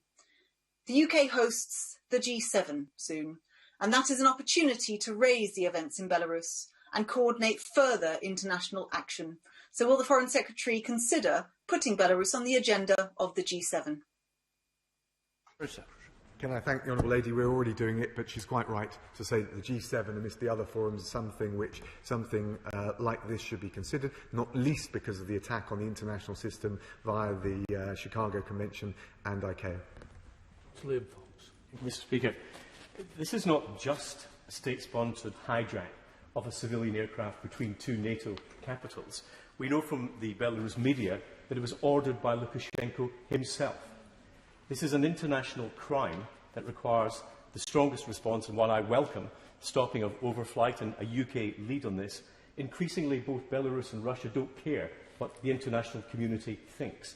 Therefore, all our allies need to act in synchrony, including some of the weakest links, or tyrannies all over the world will see that air passengers are increasingly put at risk.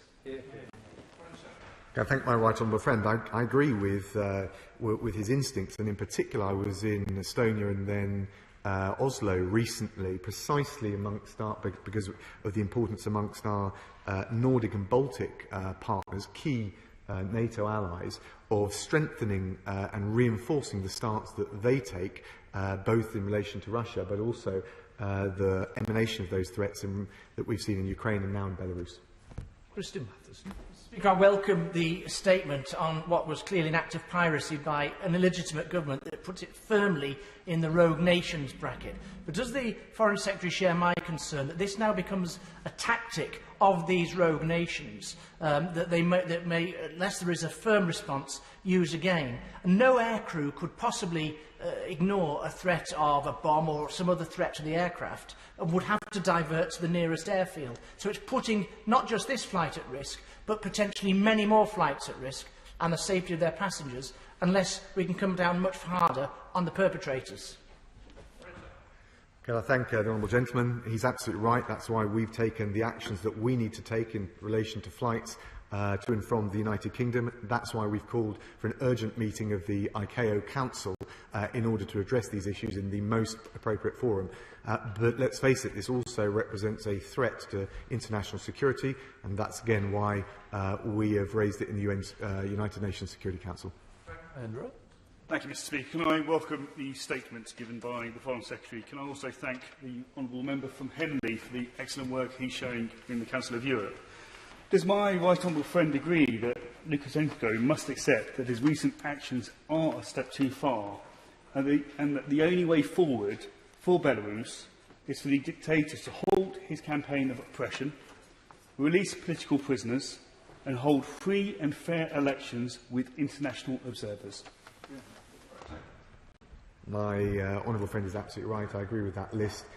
Ultimately, it is difficult to see how Belarus, under the Lukashenko regime, can take any steps out of its pariah status unless those things happen and unless there are free and fair elections which would inevitably lead to a change of leadership. Let's go to Dame Diana Johnson. Diana.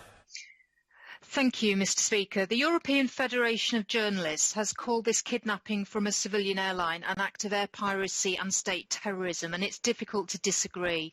And as we know, basic freedoms and human rights are being eroded in Belarus. 29 journalists are now detained. So along with having the most robust and effective sanctions targeting this rogue regime, what action will the Foreign Secretary be taking to investigate the possible involvement of other states in this criminal incident? Well, the Honourable Lady is absolutely right that sanctions are part of the strategic approach, but not the only aspect that we need to look at.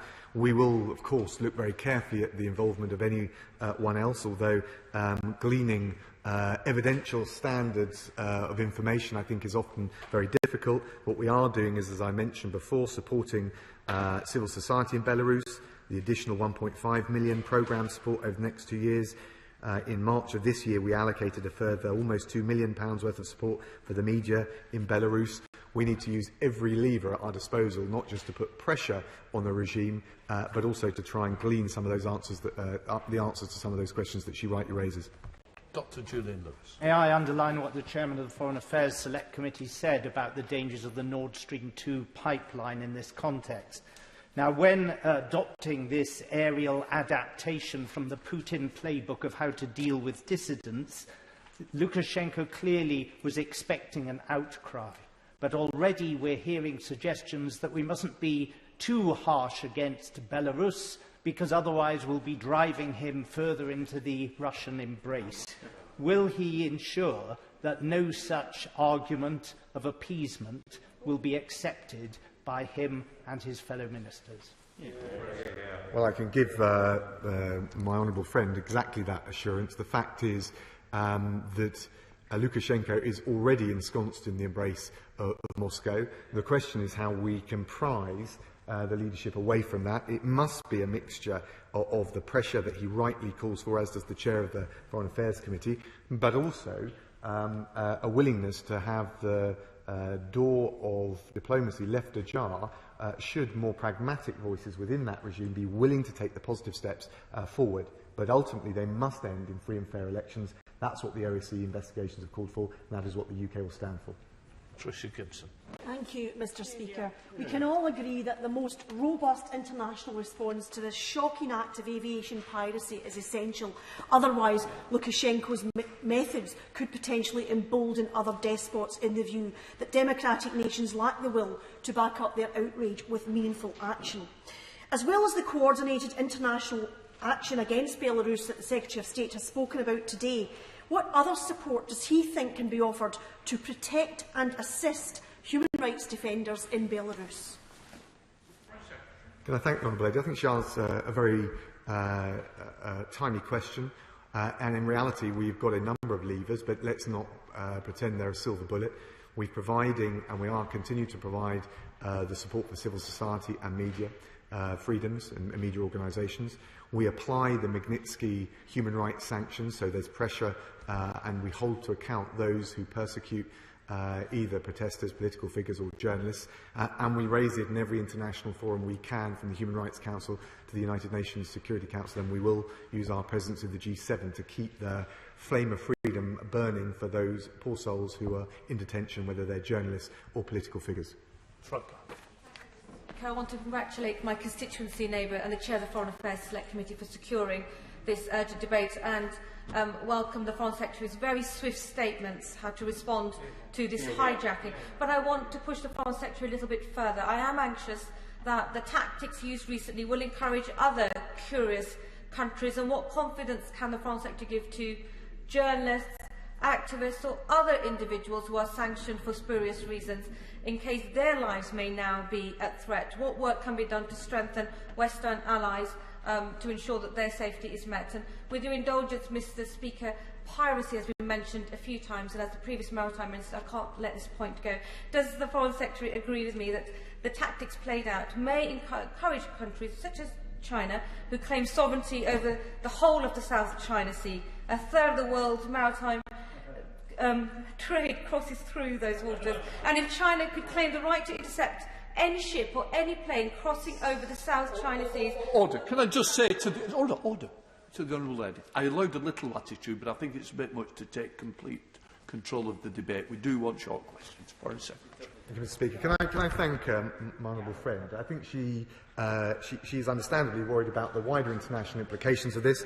What I can tell her is that one of the things we discussed at the G7 meeting of foreign ministers is the importance of not just addressing country by country these issues, but the thematic protection of the international order. So I've already mentioned the Coalition for Media Freedom. On top of that, we were discussing support for the other Canadian-inspired initiative to counter arbitrary detention of nationals or indeed dual nationals abroad. I'm thinking in relation to Iran, but more generally. And on top of that, she will know that, and I hope the House will know, but if not, that in March we launched the International Accountability Platform on Belarus to collect, verify and store evidence of human rights violations. That initiative was led by Britain, Denmark and Germany. We've got 20 states in total supporting it. We've provided money towards it, and that allows us to gather the evidence, not just to call out these abuses, but as some have mentioned, to pave the way with evidence for prosecutions when that is feasible in due course. Mr. Speaker, does the Foreign Secretary recognise the criticism by many in the Belarusian diaspora that the response to last year's stolen elections was too soft? And will he get tough by imposing sanctions on Belarusian individuals and companies, including the UK arm of the state oil company, BNK UK Limited? Can I thank her? And I think we all want to stand up for the same issue. I have to say, having spoken to a range of the key figures, that's not the feedback we've had. In terms of the UK response, at least, we engaged very swiftly, well before the EU, in fact. After the rigged election, we imposed sanctions on 99 individuals in total, if you include the Belarusian regime, but also the Magnitsky sanctions we imposed. But I take a broader point. We need to, I mean, it's not a question of tit for tat, it's just a question of making sure we exercise every potential due diligence to stand up and hold to account those violating these human rights, and I think, which was her point, making sure that we seal every crack so that there is no possibility of those businesses linked to the regime making money in this country. There's no doubt Belarus is now a rogue state, and Lukashenko should, I mean, he's a criminal, and I hope that he will spend many years eventually in prison. I want to celebrate the phenomenal courage of the politicians, the activists, the ordinary members of the public, and of course the journalists who've shown something that none of us would ever even dream of having to make those kind of sacrifices in the UK. But I have a terrible fear that every time we discuss these authoritarian regimes and we issue another statement, we're basically throwing another snowball in a river. When are we actually going to take serious measures to make sure that these things do not go unpunished? Well, can I thank the honourable gentleman? I've campaigned on these issues with him for many years, and he's always a very eloquent, powerful and tenacious, articulate advocate. I wasn't quite sure the action that we could take, that he thought we should take, but I'm open to all suggestions in a spirit of openness, and we need to marshal all of our resources. One of the issues which I haven't mentioned, and so with permission, Mr. Speaker, is that we're also one of the largest shareholders in the European Bank of Reconstruction and Development. So just for completeness, we fully support their announcement that it will no longer support Belarusian sovereign funds. So I do accept the argument that we need to look at every possible lever, but as I think he's alluding to and implying, this is not easy when you have a regime as dug in as the Lukashenko regime so clearly is. Christian White. Thank you, Mr. Speaker. I wish to thank my honourable friend for securing this urgent question today, and the Foreign Secretary for his statement on this very serious attack on civil liberties and the free press. I welcome the sanctions already placed on the illegitimate Belarusian regime through the government's newly established global human rights scheme. Does my right honourable friend agree with me that standing up for our values with sanctions on human rights abusers like Lukashenko must be a key part of global Britain's new foreign policy approach?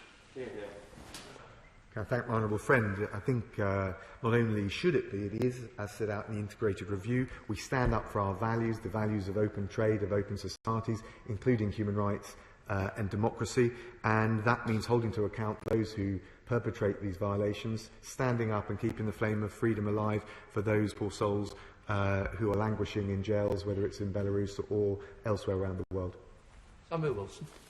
Mr. Speaker, there's no doubt that this was an act of air piracy designed to abduct a critic of this tyrannical regime, and there's also no doubt that the regime has been emboldened by the law-breaking exercises across the world of the Russian regime. And I think it is important that the Minister does take every action with every possible body, whether it's the EU, the G7, the financial institutions, private investors, anyone who can hurt this regime, to send a message out to them and to any who would seek to copy them, that this behaviour will not be tolerated and there will be financial, personal and political consequences. Thank you, Mr. Speaker. I share the honourable gentleman's disgust and outrage.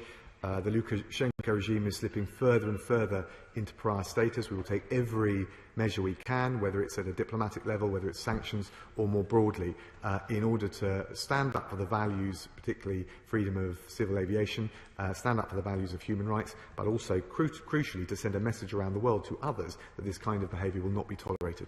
Let's go to Damien Collins. Damien. Thank you, Mr.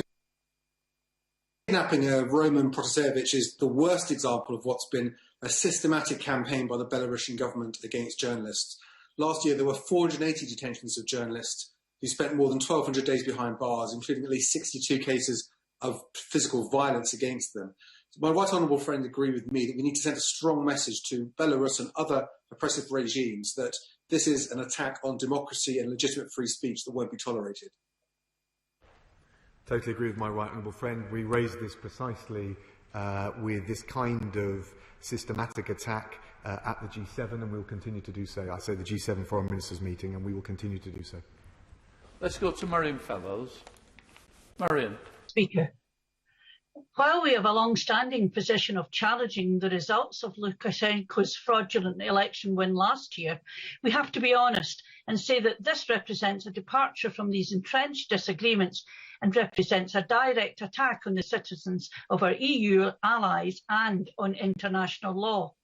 Given that plain reality, it's right that sanctions up to and including the freezing of Belarusian state funds are effected. But what new measures will the government consider for granting asylum to those suppressed by the Lukashenko regime? Can I thank the honourable lady? Asylum has been raised already. I have to say, I think that the asylum regime, the criteria reflective of international law, are fit for purpose, and the evidence of the regime's despicable actions mean that those who want to apply for asylum in this country are able to do so and will get the fair hearing and the due process that our system allows. Thank you, Mr. Speaker. And the Foreign Secretary is quite right to call for the International Civil Aviation Organisation to take action. Given that its aims are to sit at the centre of a system of safety and security standards for its 193 members, and that Belarus is a member, will he call for ICAO to look at the continued membership of Belarus of such an esteemed international organisation? Can I thank my honourable friend? I certainly agree that ICAO must discharge its duties. It's a dramatic but seminal moment for it to stand up for the values that we're all trying to safeguard in relation to civil aviation. We will look very closely at with our partners at the mechanisms and the levers that are available to us within ICAO, and we will take as rigorous and robust approach as we possibly can. Let's go to Claire Hanna. Claire. Thank you very much, Mr. Speaker. The SDLP and I condemn in the strongest possible terms the actions of the Belarusian government and echo what others have said about the importance of sanctions and of holding Lukashenko and his Russian protectors to account. This is the latest attack in recent years on journalistic freedom, including the horrific murder of Jamal Khashoggi and the imprisonment on entirely trumped-up charges of Nazarene Zaghari Ratcliffe, and closer to home, intimidation of journalists here in Northern Ireland by paramilitaries.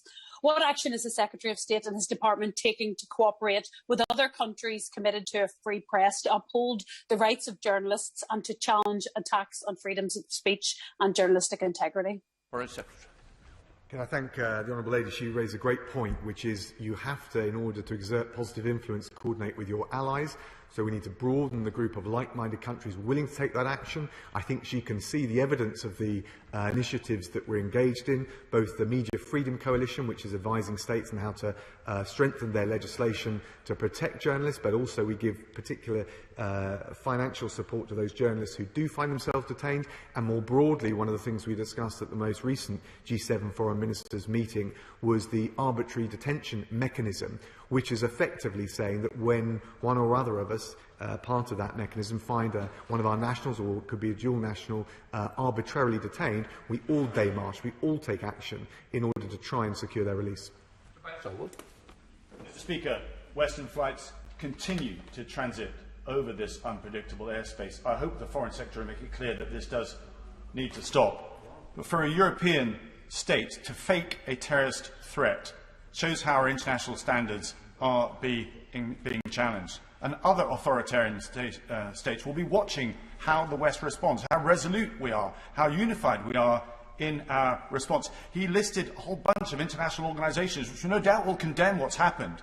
But will it affect Belarus's behaviour? Will it change Lukashenko's attitude? We need to make sure that we think bigger picture and recognise that a quarter of Belarus's trade looks towards the West.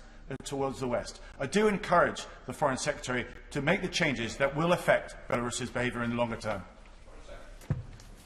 Can I thank my honourable friend, the chairman of the Select Committee? I agree we need to use every lever. I'm not quite sure what the specific one he thought would be the decisive extra measure that would bring Lukashenko to his senses, but I'm very interested in continuing to talk with him about that. The reality is Lukashenko becomes more and more reliant on Russia. I take the point that my honourable friend made about that. We must not allow that to be a reason to ease up on the pressure, but we've also got to be realistic about how dug in Lukashenko is. We've ruled out nothing that we wouldn't do going forward. I think the most important thing is we try and carry a broader group of international partners. And the reason that is particularly germane in this case is because the ICAO and the Chicago Convention represent an international public good. Let's go to Clive Alford. Clive. Thank you, Mr. Speaker. I'm delighted to hear the Foreign Secretary say that the government is going to be taking a very tough response to this act of air piracy. But can the Foreign Secretary say, does he detect any sense of reticence from his counterparts in other countries in their response, and any suggestion that they might be suggesting that we should be taking a softer approach in order to win round the Belarusian regime? I thank the honourable gentleman for his support. Look, there'll always be different views across the European family, and I'd be a bit reluctant about advertising that to Minsk or to Moscow for obvious reasons. What I would say is we are in the business of supporting some of the most vulnerable of our European partners, and that's why I was out in Estonia to talk to the Baltic 3, and I went to Oslo to talk to the Nordic 5, and I've invited all of them back to the UK to host its evening, because I think this support that we provide to that periphery of the European neighbourhood is absolutely crucial to supporting fellow NATO allies, European allies, but also the message we send, not just in Minsk, not just in Moscow, but around the world, as honourable members have said. Garpa. Mr. Speaker, I'm grateful to the Chairman of the Foreign Affairs Committee for applying for this urgent question, and for you, Mr. Speaker, for granting it, because it's been clear both sides of the House, I think, are united behind the actions the Foreign Secretary has taken already on behalf of the British Government. But can I ask him this? In order to make sure this doesn't happen again from the Belarusian Government or from anyone else, the price paid by that government must be sufficiently high. And also, can I ask the Foreign Secretary, what work is underway to look at other countries which are the sort of countries that might be tempted by this, to see whether there's any preemptive action that we might need to take to make sure that British people flying around the world are kept safe and none others are put at risk by this sort of behaviour by this state or by any other? Can I thank my honourable friend? He raises a very important point. I think, first of all, we will use all the sanctions that we've got at our disposal, or all the levers we've got at our disposal. I think we're conscious, as we've already discussed and others have said, about the extent of increasing reliance on Russia, but that cannot be a reason for us not to take the action we take. I think the thing which is unique about this, I can't remember, maybe dating back to the 70s, but I can't really remember an analogous case like this. It is very rare. There's sometimes through a more cock-up-than-conspiracy actions that are taken, sometimes very tragically in relation to aircraft being shot down. But this kind of rather calculated and conniving approach with the MiG jet and the hoax, the bomb hoax, I can't remember another precedent like this. But I do think he's right to reinforce, as others have done, the deterrent effect of how we respond to this specific isolated incident. Let's go to Alistair Carmichael.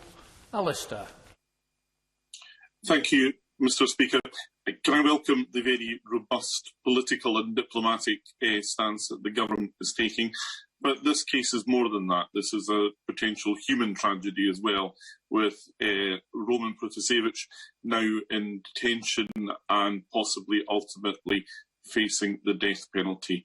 I know, having campaigned in different parts of the world myself, that consular and embassy staff are very effective in the way in which they deploy their resources in supporting people campaigning against the use of the death penalty. Can the Foreign Secretary give me some assurance that everything that can be done to keep this case in the public eye will be done within the confines of their role in country? Can I thank the Honourable Gentleman, the Right Honourable Gentleman, and say I totally agree with him. We must do everything we can to signal that as outrageous as what they've currently done is, it would be yet a further step into pariah status if the death penalty were to be applied. I thank him for what he said about consular officers. Of course, they relate to and provide services to British nationals and dual nationals abroad, but nonetheless the broader point he makes about diplomatically keeping the pressure on and doing everything we can to avoid the death penalty, I think is a very important point for this debate. Daniel Kwiatkowski. Thank you, Mr. Speaker. I'd like to congratulate my honourable friend, the Chairman of the Foreign Affairs Select Committee, and our friend from New Forest East for mentioning Nord Stream 2 pipeline. Bearing in mind that Lukashenko doesn't do anything without the authority of Moscow, I think their comments are particularly relevant in this debate. But can I ask the Foreign Secretary what additional steps he's going to take against President Lukashenko? We already know that there are certain sanctions in place against him and his cronies. Is there anything else that the Foreign Secretary can do specifically about additional British sanctions on this dictator? Thank you, Mr. Speaker. Can I say to my honourable friend, yes, we'll look at the panoply of sanctions on individuals, sectoral sanctions. We'll coordinate with our partners as to whether that's appropriate. We'll take action in ICAO in the way that we've described because of the importance of securing civil aviation, but we'll also raise this issue in the United Nations Security Council because of the threat it poses to, more broadly, international peace and stability. Dave Dugan.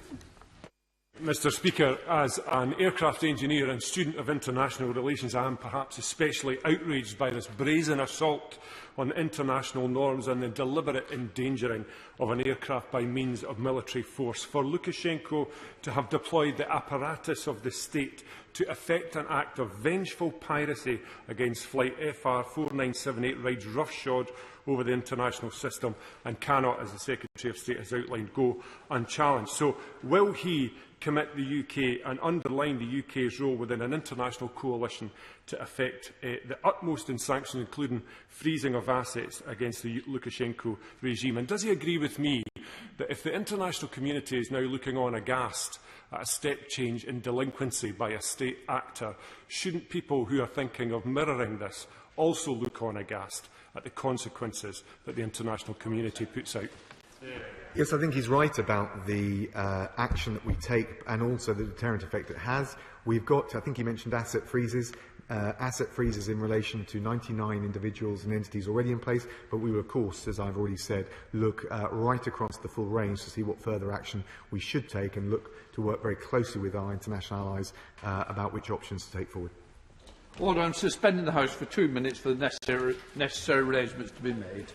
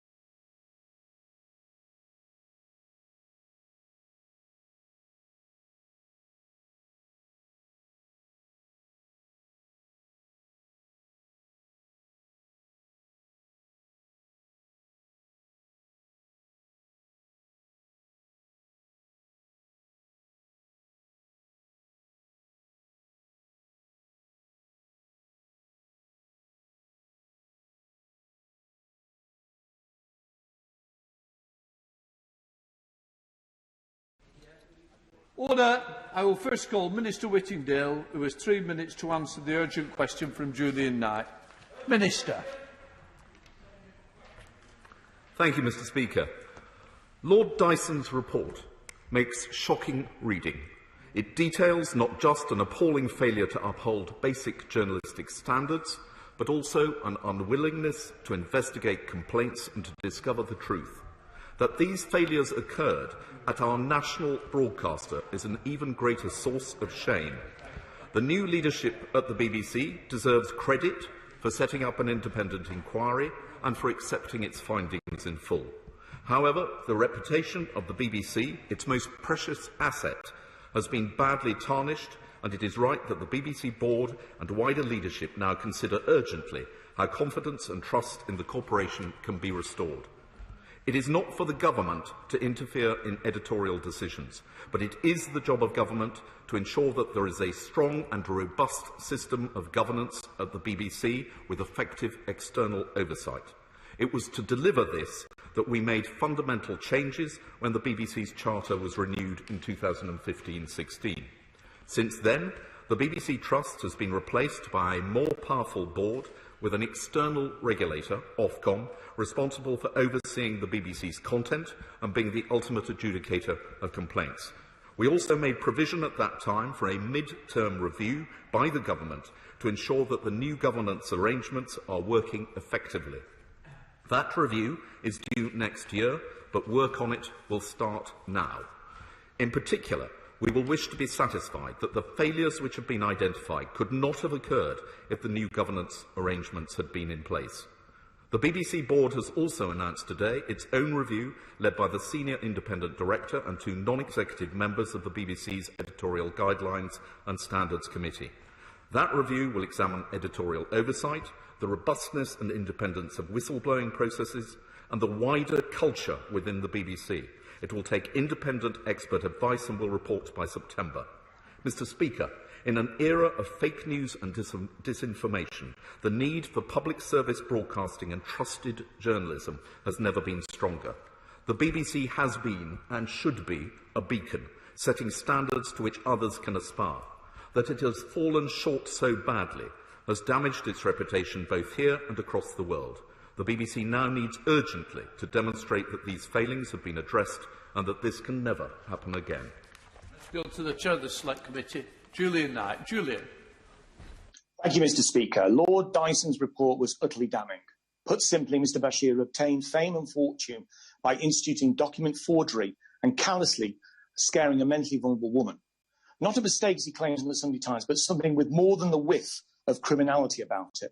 The BBC then covered this up, blackballing whistleblowers and ensuring its own reporters didn't report on Bashir. But it didn't stop there. The BBC rehired Bashir, who they know was a liar, promoted him, and extraordinarily for the BBC, allowed him to moonlight for their main commercial rival. Mr. Munro, head of news gathering, greeted Bashir's return by citing his excellent track record in enterprising journalism. My sources suggest, Mr. Speaker, Mr. Bashir wasn't interviewed, he was simply appointed.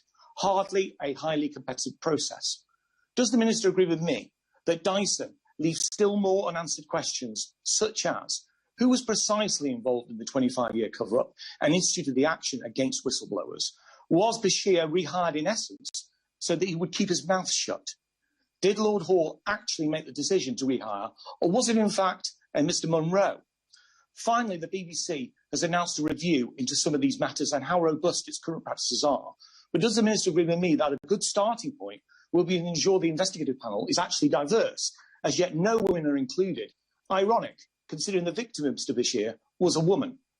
Shouldn't whistleblowers be compensated? And the matter of BBC culture need to be considered. The us and them between management and reporters, the kowtowing to so-called talent at the expense of the BBC's own editorial guidelines. And does he also share with me the alarm that Mr. Davey has recently removed the sole voice for editorial policy from the BBC's Executive Committee? And what does the Minister see as the long-term implications for the BBC's charter? Thank you, Mr. Speaker. Can I start by thanking my honourable friend and congratulating him on his urgent question. He is maintaining the fine tradition of the CMS Select Committee asking probing and incisive questions. The questions he raises are indeed valid ones. On the particular point he makes about the process by which Martin Bashir was recruited to return to the BBC and his subsequent resignation only just a couple of weeks ago, these are matters which I know that the Director-General is investigating urgently, and I would expect him to be providing a fuller account of exactly what happened very shortly. However, I know that my honourable friend will be wanting to examine the BBC on this question and indeed on the other very valid questions that he raises regarding the composition of the panel, its diversity and the protection in place for whistleblowing. These are important questions which need to be addressed, and my honourable friend in his Select Committee, I'm sure, will do so. Let's go to the Shadow Secretary of State, Joe Stevens. Joe. Thank you, Mr. Speaker. I'd like to start by thanking the honourable member for Solihull for securing this urgent question and the Minister for his response.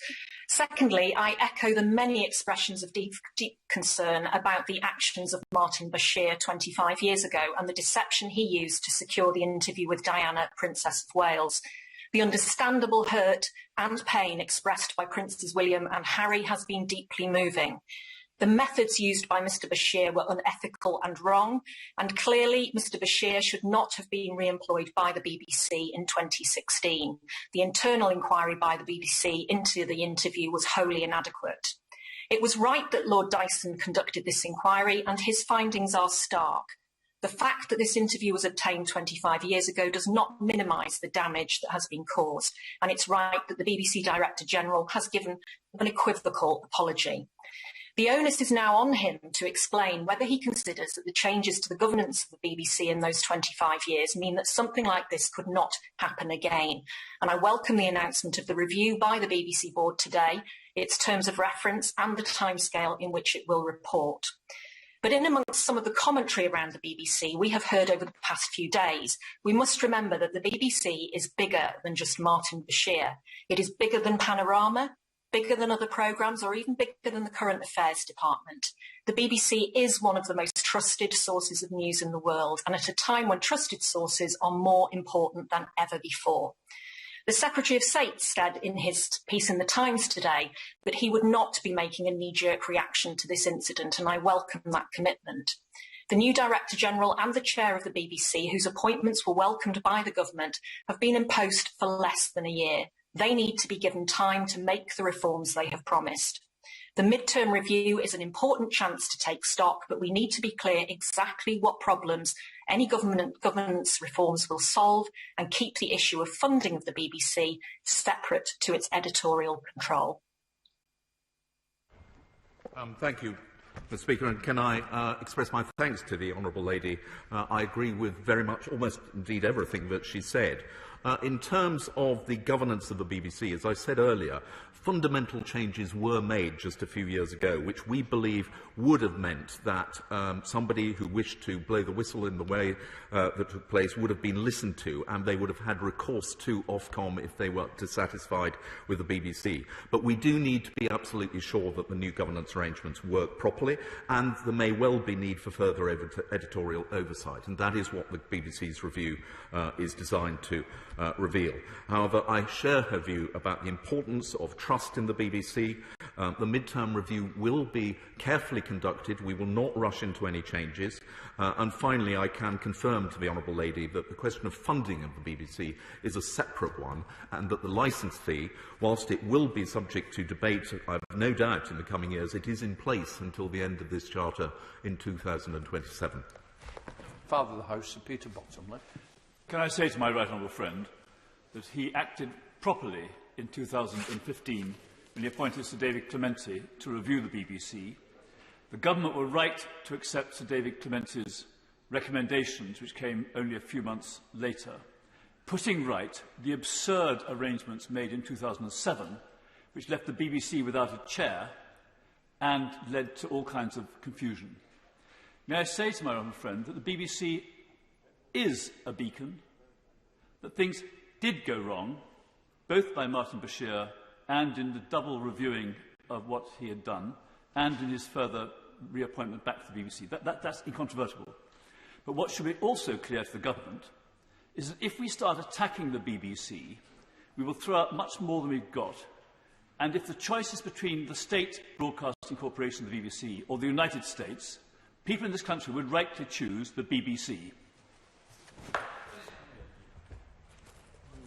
Thank you, Mr. Speaker, and I must thank my honourable friend for his words. He is absolutely right that the previous governance arrangements were deeply flawed, and Sir David Clementi, who conducted the review and then went on to become chair of the BBC, put in place a much stronger governance system, both with a stronger internal management board and external oversight, and we do believe that would have been much more effective if it had been in place when some of the events we're debating had taken place. But I also absolutely agree with my honourable friend about the importance of the BBC.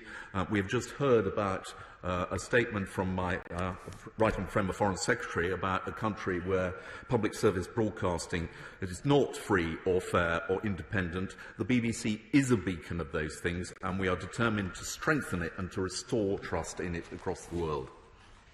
Let's go to SNP spokesperson John Nicholson. John. Mr. Speaker, the BBC has questions to answer about its cover culture. Why did Director General Tony Hall bring Mark Bashir only 5 years ago as religion correspondent, given that he knew he'd lied over the process used to secure the Princess Diana documentary? Who else was involved in the recruitment? Was Lord Hall warned that he'd be dismissed if Lord Dyson's conclusions were as critical of his behaviour as they were? What effect, if any, will Lord Hall's behaviour have on his retirement package? Why was Martin Bashir allowed to resign rather than be sacked? The treatment of Matt Weisler has been unforgivably cruel. Will the BBC now offer him an apology and financial settlement? Whistleblowers should never again be punished, as happened to those at Panama. Say their careers were blown under Lord Hall, asking uncomfortable questions. Regaining trust will now need to be a top priority.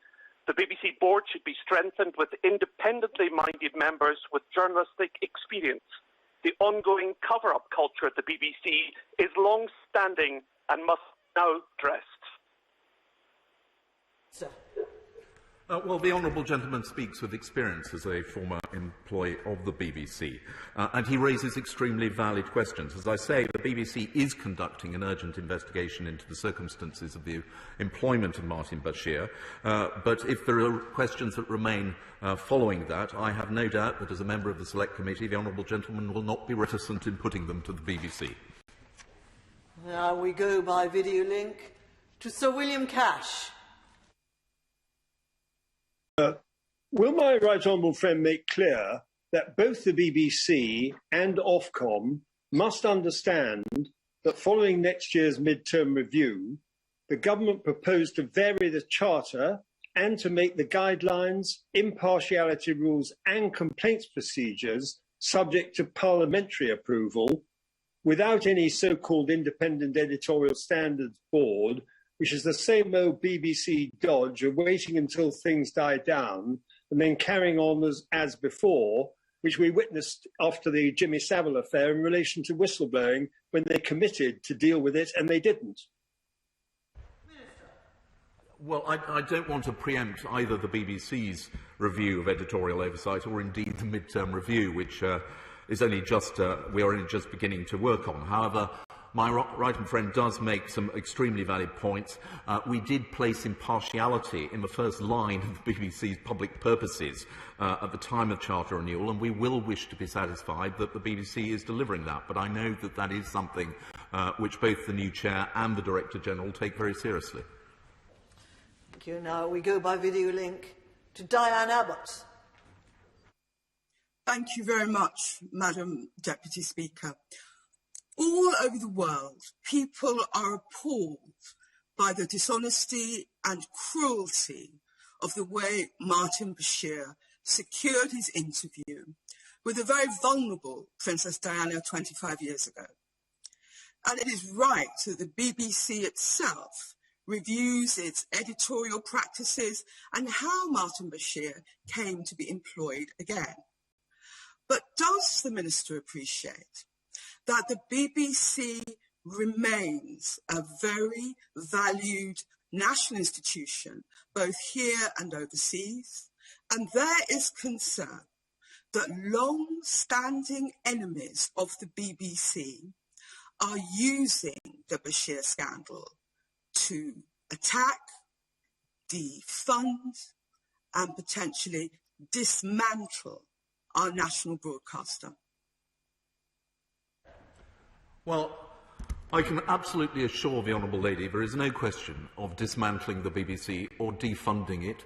The BBC is a priceless national asset, and one of the most serious consequences of the revelations of the last week are that the reputation and trust in the BBC have been badly damaged. It is essential for the BBC to retain its position as the most trusted and reliable broadcaster in the world, and there is work to be done to restore that reputation. Alan Cairns. Thank you, Madam Deputy Speaker. The BBC has seen a string of recent public scandals, from Jimmy Savile to the treatment of Lord McAlpine and Sir Cliff Richard and many others. All have stemmed from a drive to secure sensationalist media headlines, along with groupthink and we-know-best approach. The BBC's capacity to scrutinise, investigate and to report on itself is in tatters, which is particularly worrying considering its huge resource, how it seeks to dominate the news space and its lack of transparency. Does my right honourable friend agree that reform is needed, not only in the specific areas that Lord Dyson has pointed to, but also into its culture, transparency, and whether its dominance is undermining news plurality? I do agree with my right friend. He is entirely right that this is not a one-off incident. There have been dreadful failings by the BBC in their journalism in recent years, and he has mentioned 3 of them. I would say that all of those took place before the new charter was put in place. But we do need to assess the effectiveness of the Charter to ensure that it is properly working, and that is something that we are going to start work on, as I say, straight away. Graham Stringer. Thank you, Madam Deputy Speaker. David Plowright, who was the Chair and Managing Director of Granada Television in its great days, used to say regularly that he needed the BBC to keep the commercial sector honest.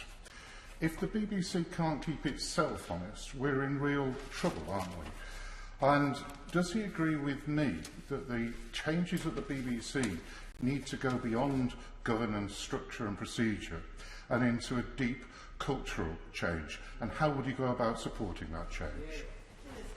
I very much agree with the honourable gentleman, and indeed my right honourable friend made the same point immediately before him. It is right that the BBC investigate the precise circumstances which led to Martin Bashir's interview and the subsequent failure to investigate properly the complaints, but it does go wider than that. It is a question of culture. We are determined that the BBC should be properly reflective of the diversity of sex, of race, of thought, of geography, and that in future the BBC is not just made up of people who pat themselves on the back and turn a blind eye when accusations are made. It is fundamental reform that is needed, but I am also assured that that is something which is recognised by the new management and they are determined to address it. Sir Edward Lee. When are we going to have the guts to stop the BBC criminalising people for non-payment of a licence fee, which is no better than the poll tax? Well, I do understand my right friend's strength of feeling. As he will know, we have now twice examined whether or not the licence fee should be decriminalised, or non-payment of a licence fee should be decriminalised. But it has revealed that if you do decriminalise, there is a risk that the alternative enforcement mechanisms actually lead to more distress for people who are perhaps not in a position to pay, with the possibility of bailiffs arriving and even greater fines. So we do need to look at this very carefully. As we have said, we have not ruled out decriminalisation, but we are balancing that against the consequences of the alternatives, and that is something which the government will continue to examine. Now we go by video link to Jamie Stone. Madam Deputy Speaker, as the House is aware, I am a Scottish politician. And during the 2014 Scottish independence referendum, the BBC came under very strong and sustained attack from the then First Minister, Mr. Alex Salmond, a gentleman who now broadcasts on Russian television and refuses to acknowledge the enormity of the crime that was committed in Salisbury. I wonder, does the Minister agree with me that in the long term, the editorial independence of the BBC and its protection from undue interference by politicians is paramount? I do agree with the honourable gentleman. The independence of the BBC is absolutely central to its reputation for objectivity and reliability, and indeed it contrasts very strongly with the channel which he has also mentioned, RT, which has none of those things. We are absolutely committed to maintaining and indeed strengthening the independence and objectivity and fairness of the BBC. Suzanne Webb. Madam Deputy Speaker, my constituents in Stourbridge value the importance of public service broadcasting and a free press, as do I. Does my right honourable friend agree that the BBC, going forward, needs to improve its culture with a new emphasis on accuracy, impartiality and diversity of opinion to ensure that the failures highlighted by the Lord Dyson report never happen again? I do agree with my honourable friend, because she is absolutely right that it is those qualities of accuracy and impartiality and fairness which are admired around the world as being represented by the BBC. And that is why the revelations in the Dyson report are so damaging, because it casts doubt on these things. And I can assure my honourable friend that not just the government, but I believe the BBC are absolutely conscious of that and are determined to put it right. Kevin Brennan. Deputy Speaker, can I welcome in general the tone that the Minister has adopted today in response to this? I think he said in his statement the need for public service broadcasting and journalism has never been stronger, and he's absolutely right about that. That was the conclusion of our Select Committee as well when we recently reported on the future of public service broadcasting. And this is an example of an era of journalism which was infected with a poisonous culture, which unfortunately, in this case, was spread to the BBC, which should have been displaying different kinds of values in its journalism. I just wanted to read a short quote from the National Union of Journalists Parliamentary Group, who said in their statement, it's important for us to reiterate that the BBC is not its management, past or present. Coming to a question. I am asking a question, Madam Deputy Speaker. Pretty quickly, please. With your indulgence, and I apologise, Madam Deputy Speaker, the BBC and the values and principles of public service broadcasting it personifies is in fact our members and all its staff who do the work that makes the corporation an entity that is valued at home and throughout the world. Does he agree with that statement?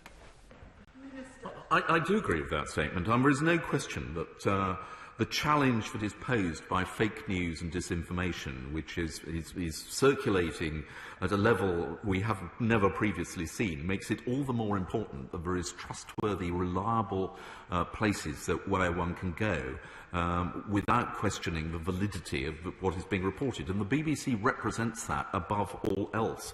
I read with great interest the Select Committee report which he referred to, and in large part the government completely agrees it. And certainly about the importance of public service broadcasting, that has never been less, as was very powerfully set out by His Royal Highness Prince William in his own comments about this episode. We now go by video link to Julie Morrison. Thank you, Madam Deputy Speaker. I was very struck by Matthew Syed's comment in the Sunday Times yesterday referring to institutional narcissism in relation to the BBC. Whilst that might be slightly provocative, I wonder, does my right honourable friend believe that the current leadership of the BBC has a real sense of the cultural change that many people believe is necessary to retain trust in the BBC, particularly in news and current affairs, and indeed the capacity to achieve that change? I'm grateful to my honourable friend. I mean, there is no question that even before Lord Dyson's report was published, there was a widespread feeling that the culture within the BBC needed to change, that it was made up too much of people of the same mindset, of the same background, from the same part of the world, and that is something which I believe that the new leadership under the recently appointed Chair, Richard Sharp, and the Director General are aware of, and that they are intending to address. Now we go by video link to Janet Davey. Thank you, Madam Deputy Speaker. And I'm very grateful for this urgent question.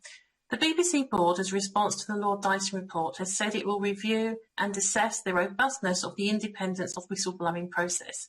How important does the Minister consider independence in whistleblowing, including the protection of whistleblowers?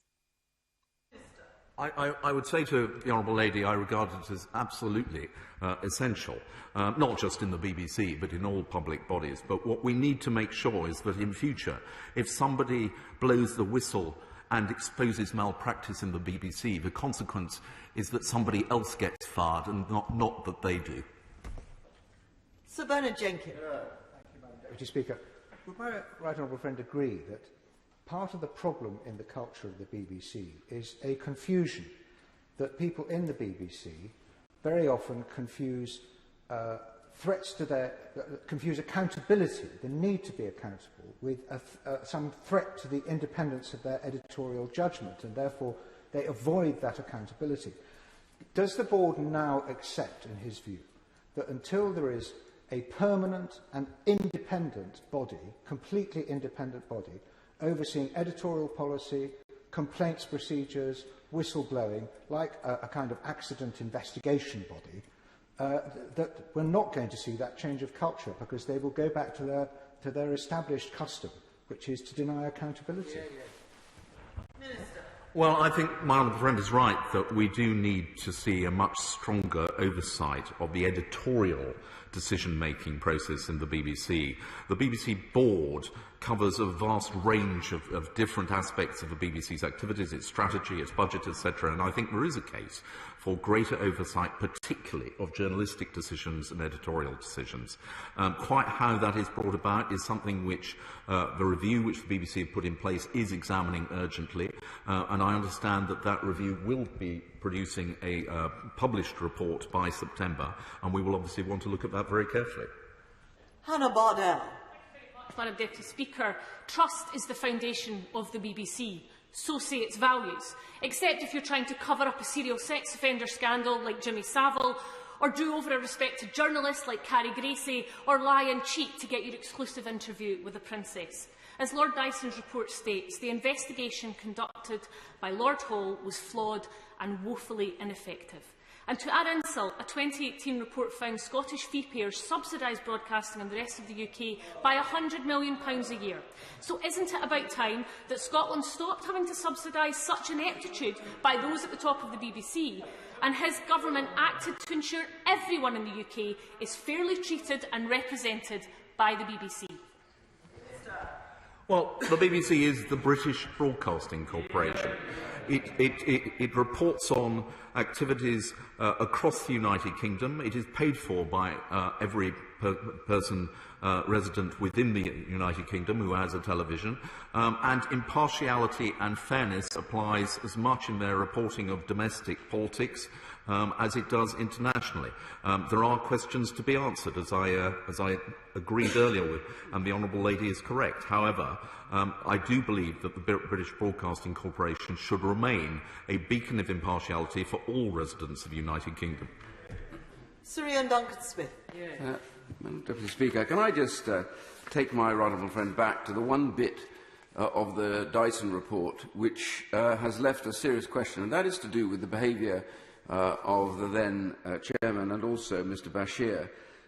The definition of fraud is a deception intended to result in financial or personal gain by false representation. There is no question within this report that Mr Bashir made false representation to prey on a vulnerable woman to get and do something which she would otherwise not have done.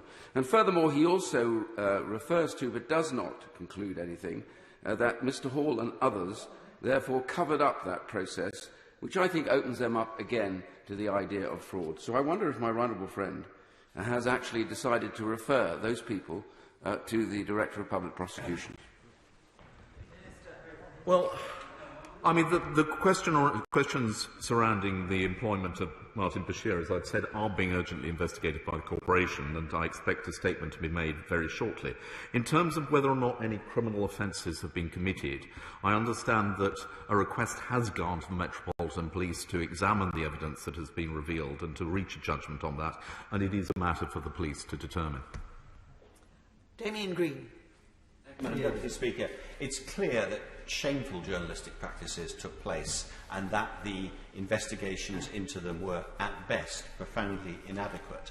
But does my right honourable friend agree not only that the BBC needs to clean up its act in quite a considerable way, but also that this lamentable episode should not be used as an excuse to severely damage or destroy an institution which is hugely valued by tens of millions of people in this country and millions more around the world?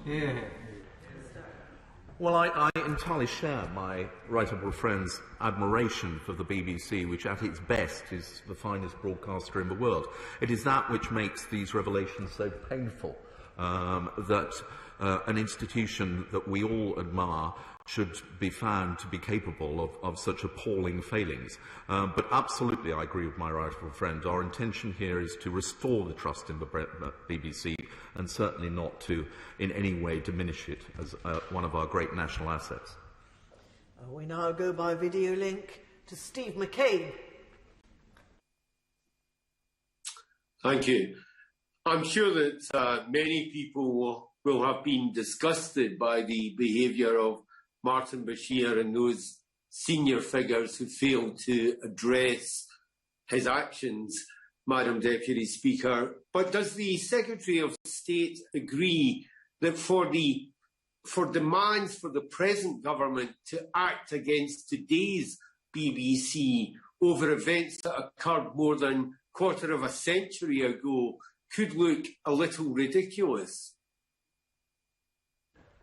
Well, I'm sure I will be speaking for the Secretary of State in saying that it is not a question of punishing the BBC, particularly for, as he says, for events which happened a long time ago, but it is absolutely essential that we learn the lessons of what did happen then. As I said, we have already put in place significant changes since those episodes occurred, but we do need to be absolutely certain that the current government arrangements are effective and that these appalling incidents could not have happened if they had been in place.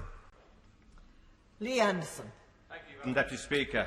Now then, the findings of the Dyson report come as no surprise to many residents in Ashfield who have lost all confidence in the BBC. And I personally have ripped up my TV licence and they won't get another penny from me ever. Because in my opinion, the once great BBC is rotten and my constituents should not have to pay for a service if they don't use it. So does my right honourable friend agree with me that one way to make the BBC behave in the future is to make it a subscription service? Well, I would say to my honourable friend that I think he is absolutely right that one of the great challenges the BBC faces is to reconnect with the people that he represents. I think there is a widespread feeling that the BBC is too metropolitan-centred and that it has lost touch with the views of a large part of the British population. That is something which I think the BBC themselves recognise. With regard to subscription, as I said earlier, the licence fee is in place till 2027, when the current charter expires, but obviously there is bound to be a debate about the future funding. It would require quite significant changes to the way in which people receive their television to move to a fully subscription model, but nevertheless I have no doubt that that is a debate which has already started and will continue. Now we go by video link to Neil Hanvey. Thank you, Madam Deputy Speaker. At its heart, the Dyson report speaks to the missing values of integrity, honesty and the value of truth at the BBC. Following the biased coverage of the 2014 independence referendum, this crisis in trust is but a taste of what audiences in Scotland have known for years. The BBC brand is broken in Scotland and broadcasting must therefore be devolved, or at the very least the introduction of a new funding model where all money raised in Scotland is spent in Scotland.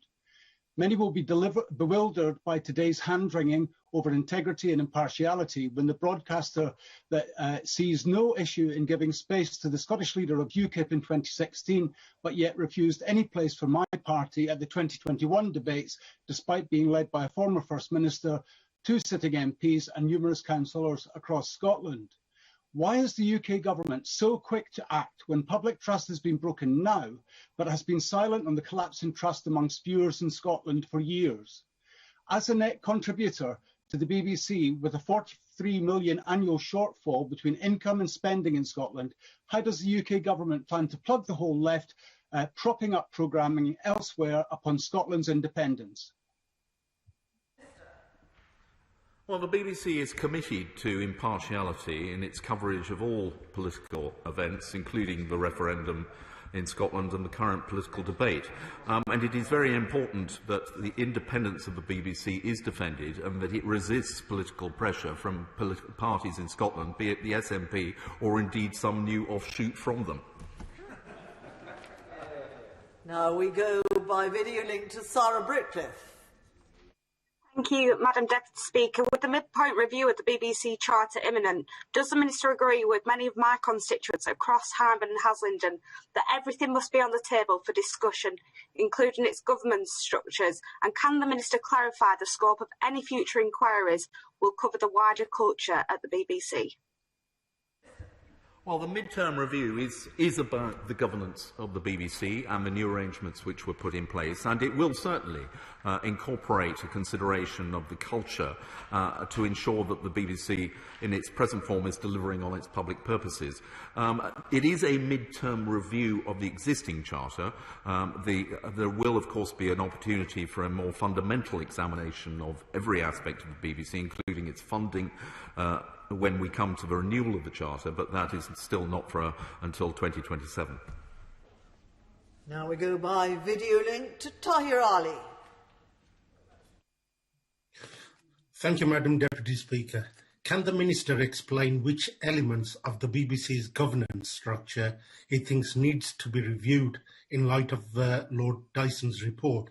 And does the Minister agree that in considering the Dyson report, we should all remember the BBC's contribution to the UK's economy, culture, democracy and soft power abroad? Well, as I said, the government very much hopes that the new governance arrangements that are in place now are sufficient, but the purpose of the mid-term review is to assess that and see whether any further changes need to be made.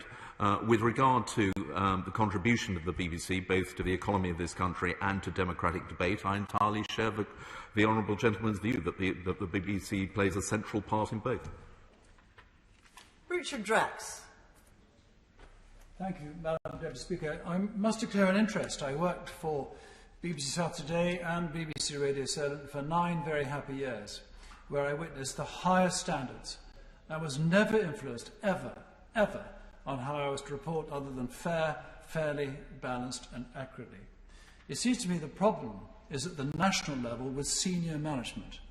Can my right honourable friend ask or tell the House how to ensure that senior management at the top of the BBC is in the future independent and meets all the very high standards that we want them to meet? Well, I'd say to my honourable friend, and I'm pleased to hear what he says about the high standards which pertained when he was working for the BBC, and obviously that is something which we hope will represent the BBC's values in the future. In terms of the leadership and management, the review which has been conducted by the BBC into the specific lessons to be learned from Lord Dyson's report will actually feed into the wider reform agenda, which I think that the board are determined to pursue. And there is no question that there is a problem with the culture of the BBC, which goes beyond just the failings that have been identified by Lord Dyson.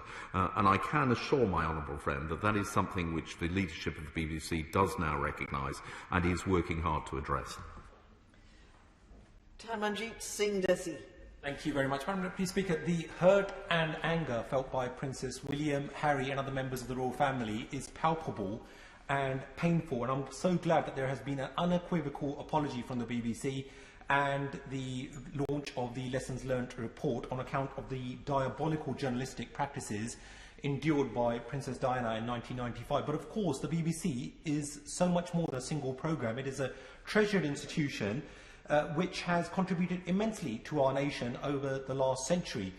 So would the Minister agree that it's very distasteful to see a feeding frenzy, especially from those with a severe dislike of the BBC? And does he also agree that it's the pinnacle of irony for the Prime Minister to be talking about being immensely concerned about journalism standards, given that he himself was sacked by the Times for inventing a quote? Well, the honourable gentleman was doing fine until the end. This is a more serious matter. I would agree with him certainly about the distress that has been caused to the royal family, which has been very powerfully expressed by His Royal Highness Prince William. That is something which the BBC, I think, recognises, which is why they are acting to address it.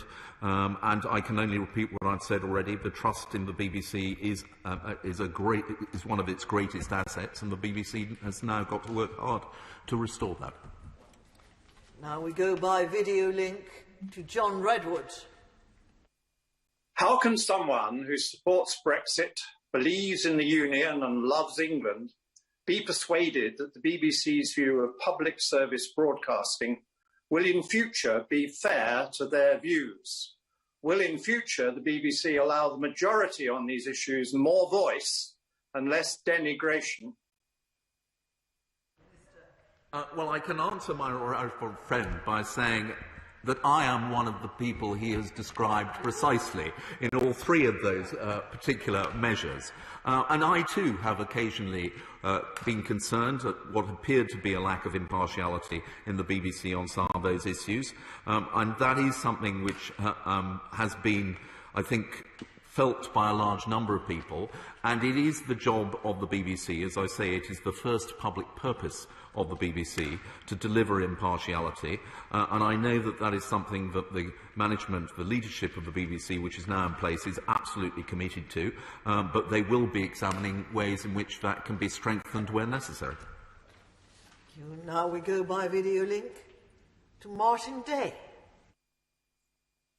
Thank you, Madam Deputy Speaker. While ministers toy with taking greater personal control of the BBC, true democratic reform remains out of reach. So rather than stifling journalistic freedom, will the minister consider devolving broadcasting powers to the devolved nations to ensure democratic local regulation of BBC services? Well, I would say to the honourable gentleman, firstly, that the government has no intention of imposing greater control over the leadership of the BBC.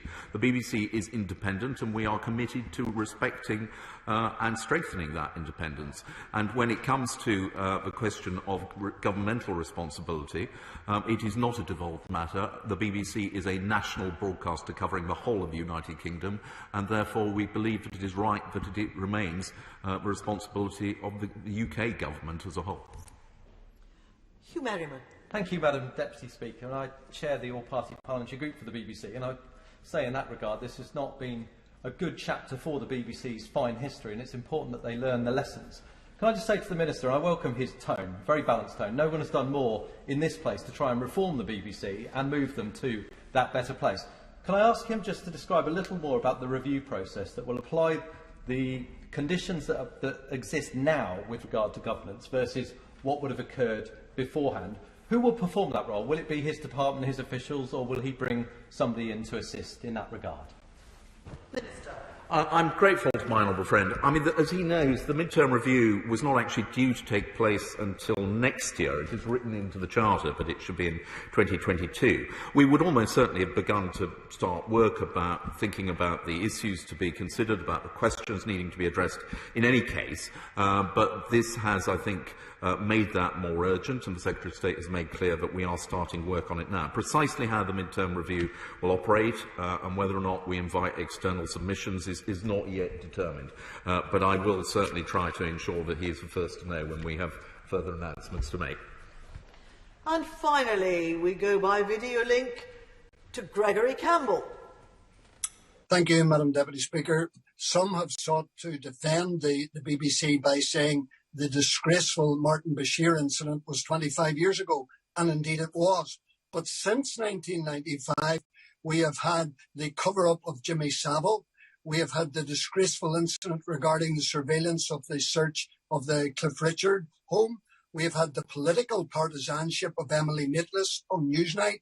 And recently, in the past week or so, we've just heard about a Palestinian expert on the BBC who, before she was employed by the BBC, tweeted, "Israel is more Nazi than Hitler." The mid-term review surely offers the opportunity for radical, fundamental change at the BBC. Well, I'd say to the honourable gentleman, a lot of the incidents he has mentioned did take place before the new governance arrangements were in place, but obviously we need to consider whether there are lessons to be learned from these incidents for our mid-term review. In relation to the specific issue he raises around the journalist and tweets regarding Israel and Palestine, I would have to say that if it is shown that those tweets were genuine, then in my view, anybody who can express such opinions should not be employed by the BBC. Thank you. In order that arrangements can be made for the next business, I will now very briefly suspend the House for 3 minutes. Order.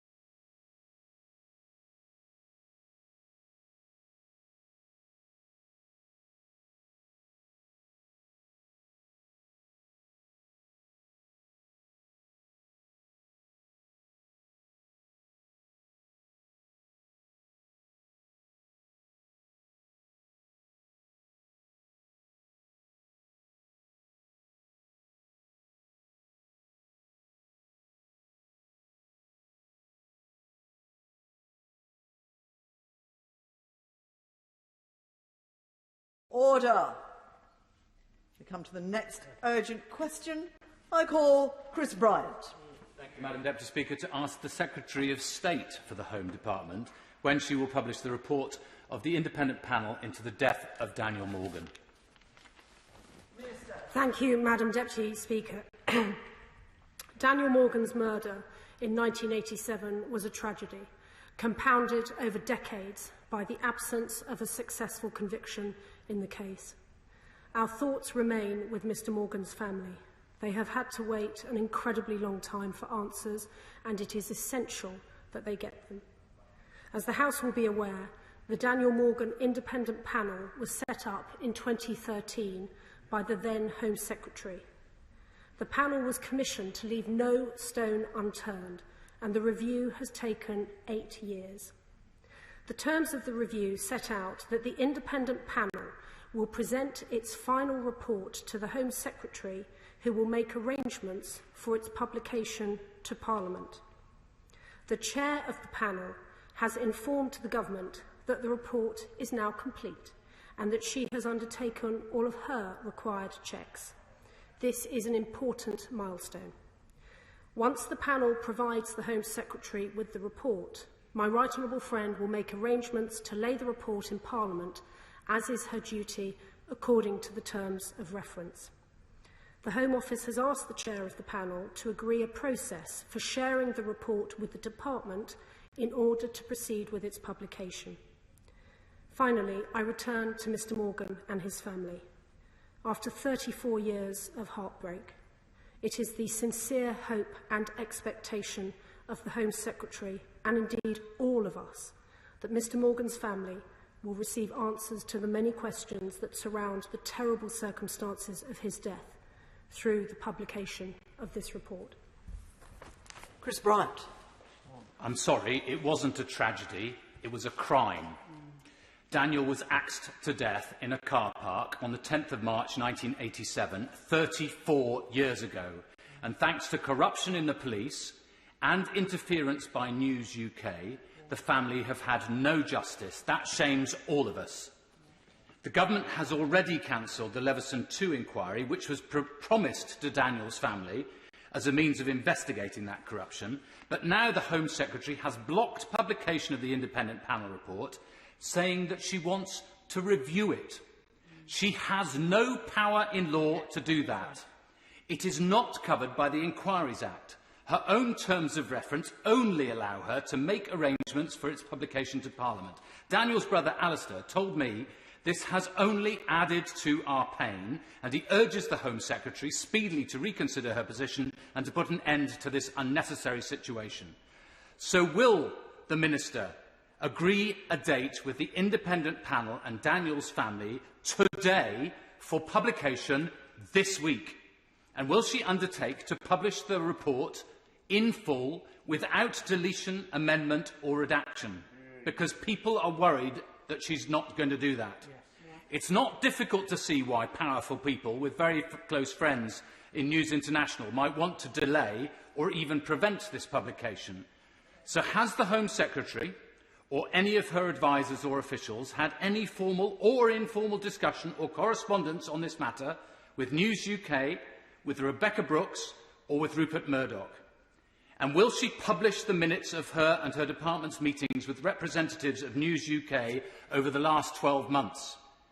If not, won't people conclude that the cover-up is still going on, and this isn't the party of law and order, it's the party of the cover-up?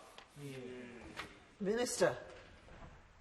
Well, I thank the honourable gentleman for his questions, and also genuinely thank him for bringing this urgent question to the House, because he has set out some of the reasons why this case is so very, very important. And indeed, we note that this review that was directed by the then Home Secretary in good faith 8 years ago, that it has taken as long as it has to work through the evidence. In terms of the allegation that publication has been blocked, that is not correct. One cannot block publication of a report if one has not yet received it. So the Home Office has not received the report. And as I said in the statement, that the Home Office is working with the chair of the panel to agree a date for publication. Now, in terms of there's some sedentary chuntering from a sedentary position, if I may say so. In terms of the contents of that report, I spoke only this afternoon to the Home Secretary about this matter. There is a very, very real wish on all sides, I think, to see this report published, to see answers for the families. And so she has, as I say, she will be looking at this report. But the reason that the publication have shouting at the Minister from the front bench. It's simply not polite. Minister. Thank you, Madam Deputy Speaker. The reason that the publication has been set out, or the process of publication has been set out as it has, is because it's in the terms of reference of the report in 2013. And I quote paragraph 6, the independent panel will present its final report to the Home Secretary, who will make arrangements for its publication to Parliament. The Home Secretary will be entering that agreement in good faith. And the report will be published. There has been a question, I know, about redaction, editing and so on. This will not happen. The only caveat, because I'm aware of my duties at the dispatch box, is that, as the Honourable Gentleman knows, the Home Secretary, like any other Home Secretary, has responsibilities, both in terms of national security but also the Human Rights Act. The Honourable Gentleman dismisses national security with a wave of the hand, but these are the responsibilities that any Home Secretary must abide by. That is the only caveat. Once those duties have been discharged, then this report will be published. But again, we welcome the report. We look forward to receiving it from the panel when it is passed to the Home Office, and then the report will be published. We go by video link to Bob Blackman. Thank you, Madam Deputy Speaker, and I thank my honourable friend for updating the House on the current position. And clearly, all of our thoughts are with the family and friends of the late Daniel Morgan, who was savagely murdered. Clearly, they've had to wait an extended period of time for justice to be served. Can my honourable friend therefore give us a timetable for when the Home Secretary will lay the report before the House so that members of the House can ask appropriate questions about this inquiry, not only why has it taken so long, but also the findings of this inquiry? Minister. Thank you to my honourable friend. The slight difficulty I have in terms of setting out a timetable is that because we haven't yet received the report, we do not know how long it is, the issues that are raised therein and so on. But the Home Secretary is clear that after 34 years, the family understandably wants this report. They want to see its conclusions, and so the Home Office will be working expeditiously to lay this report before Parliament as set out in the terms of reference of the panel review. Nick Thomas-Symonds. Thank you, Madam Deputy Speaker. I congratulate my honourable friend for the ronda on securing this urgent question. I should say, Madam Deputy Speaker, that a member of Daniel Morgan's family is a constituent of mine. It is the family who should be uppermost in our minds today. And they have said this unwarranted and very belated interference by the Home Secretary amounts to a kick in the teeth. 34 years since Daniel Morgan's horrific murder. 5 failed police investigations, a collapsed trial, an inquest. No justice for the family, no answers. The independent panel was set up in 2013 to find answers. The 17th of May was the expected publication date, yet we have more delay. Now, there is no doubt the report considers profound issues of corruption and trust in institutions. But the Minister will be aware of the panel's strong condemnation of the intervention of the Home Secretary on the basis that it is unnecessary and is not consistent with the panel's independence. The justification given is to check on human rights compliance and to ensure national security is not compromised. But the independent panel itself said that a senior specialist Metropolitan Police team carried out a security check. It's been done already. So can the Minister explain why a further security check is necessary?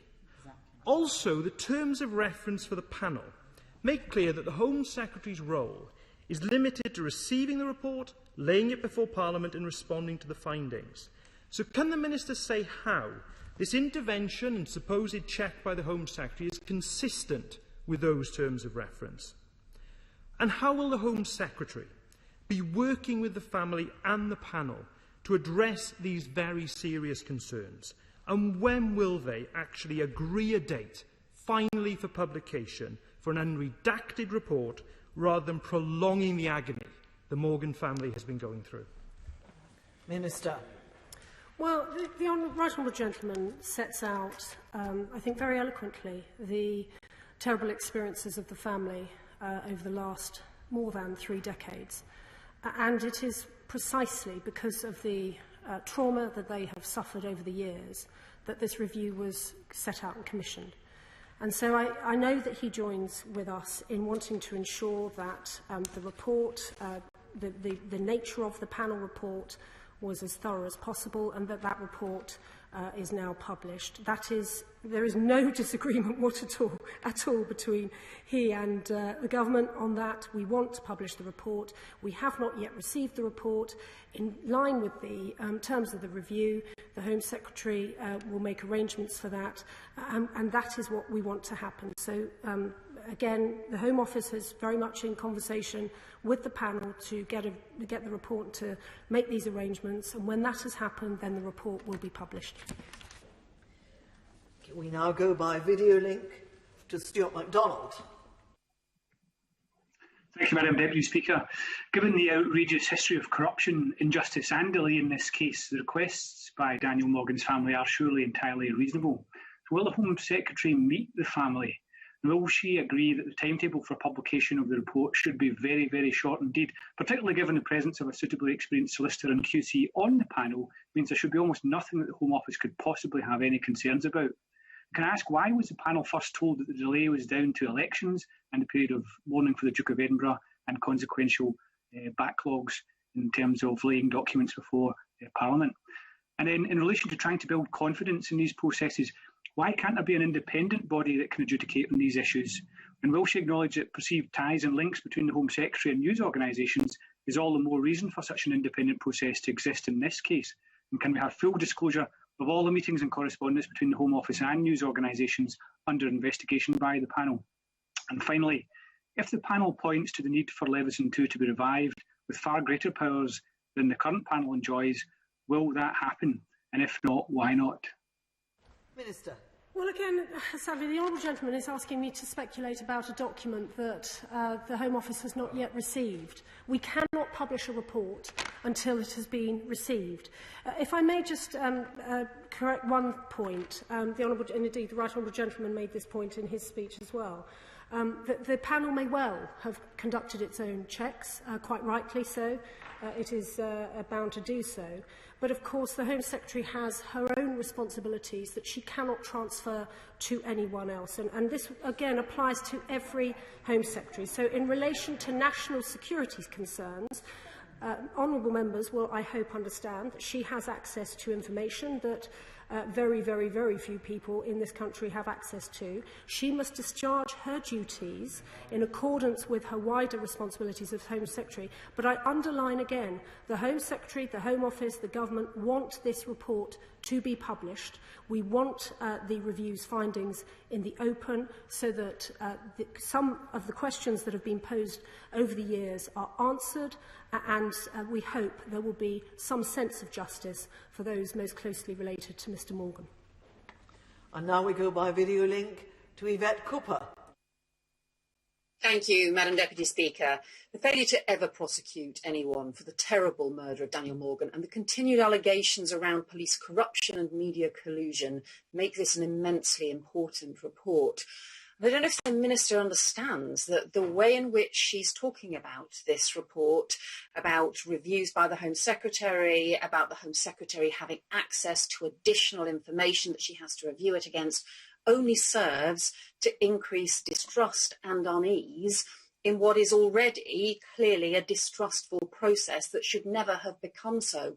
So in order to restore trust for the panel and crucially for the family, will she commit that this report will be published before Parliament rises for the Whitsun recess if the Home Office receives the report this week?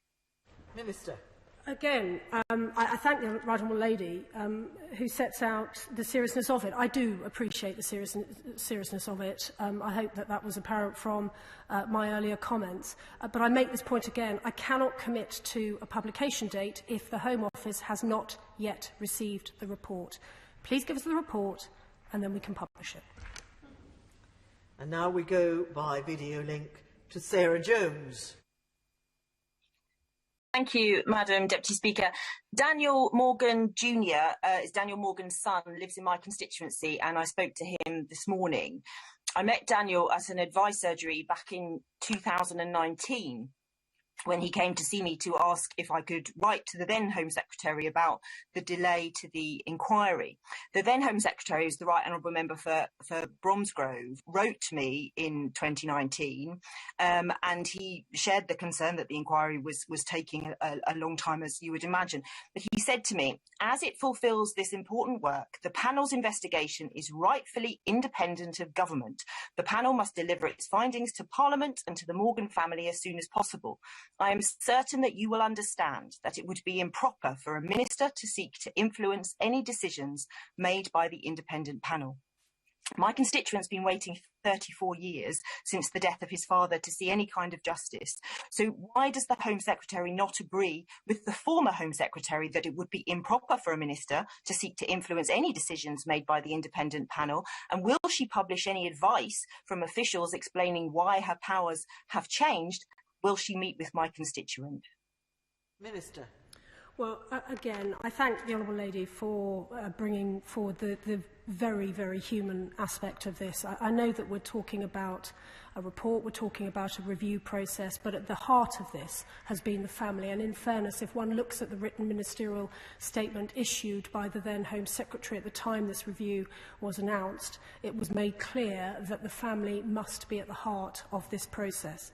Now, the review has taken 8 years. And as my right honourable friend, the previous Home Secretary, the member for Bromsgrove, set out to the Honourable Lady, we could not, would not interfere with the conduct of that review. That is why, in a way, we are in the position we're in that the review, the panel has its report.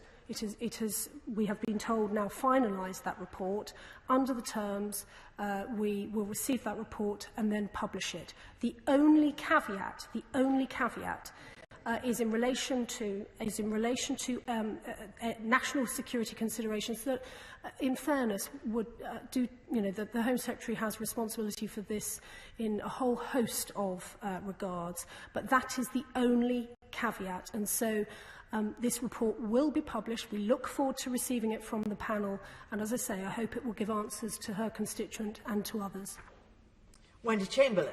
Thank you, Madam Deputy Speaker. Now, it's well established that there were significant failings and delays in investigating both the murder of Daniel Morgan and the subsequent claims of corruption and malpractice. And this is clearly, as others have said, damaging to both the family of Daniel Morgan, but also to others who are involved in the investigations. And this includes one of my own constituents who's raised serious allegations about the Metropolitan Police's conduct, and to which I have written to the Secretary of State on more than one occasion, and frankly had not hugely helpful responses. And now it does seem that the Home Office is willing to delay justice and further erode trust in the police service further by preventing the truth of these failings becoming public. So looking forward, will the Minister explain exactly what action she will commit to on behalf of the Home Office to ensure such future investigations are carried out independently, rigorously and tenuously in order to prevent further injustice? Well, I imagine the chair of the panel will say that her review has been conducted independently, rigorously and timelessly. The Home Secretary cannot publish a report until she receives it. And so that is the situation we are in. We all want answers. These are incredibly important issues that have been raised during the course of the review. A great deal of time has lapsed since the horrific murder of Mr Morgan, and this report, I hope, will answer some of those questions that have been posed in relation to that. Now we go by video link to Barry Sherman. Thank you, Madam Deputy Speaker. I have a long-term interest in this case. The fact of the matter is a campaigning lawyer, Mr. Glyn Maddox, who works with us, myself as co-chair of the all-party group on miscarriages of justice, with my co-chair, the Member of Parliament for Sidcup. This case was brought to me many years ago. I've even visited the Red Lion car park where this horrible murder took place. But the fact of the matter is, the puzzle today is, I've got a lot of time for this minister, but it should have been the Home Secretary here. And what a puzzlement that we hear the report is finished after 8 years rather than 1 year.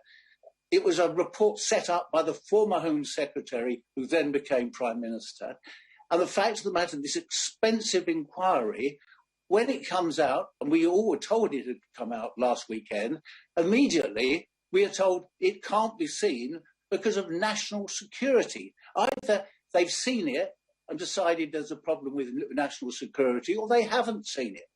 Fact of the matter is, justice must be done in this case, and we need to see it. So, Minister, give us a date. When can we see it? Because we want it now.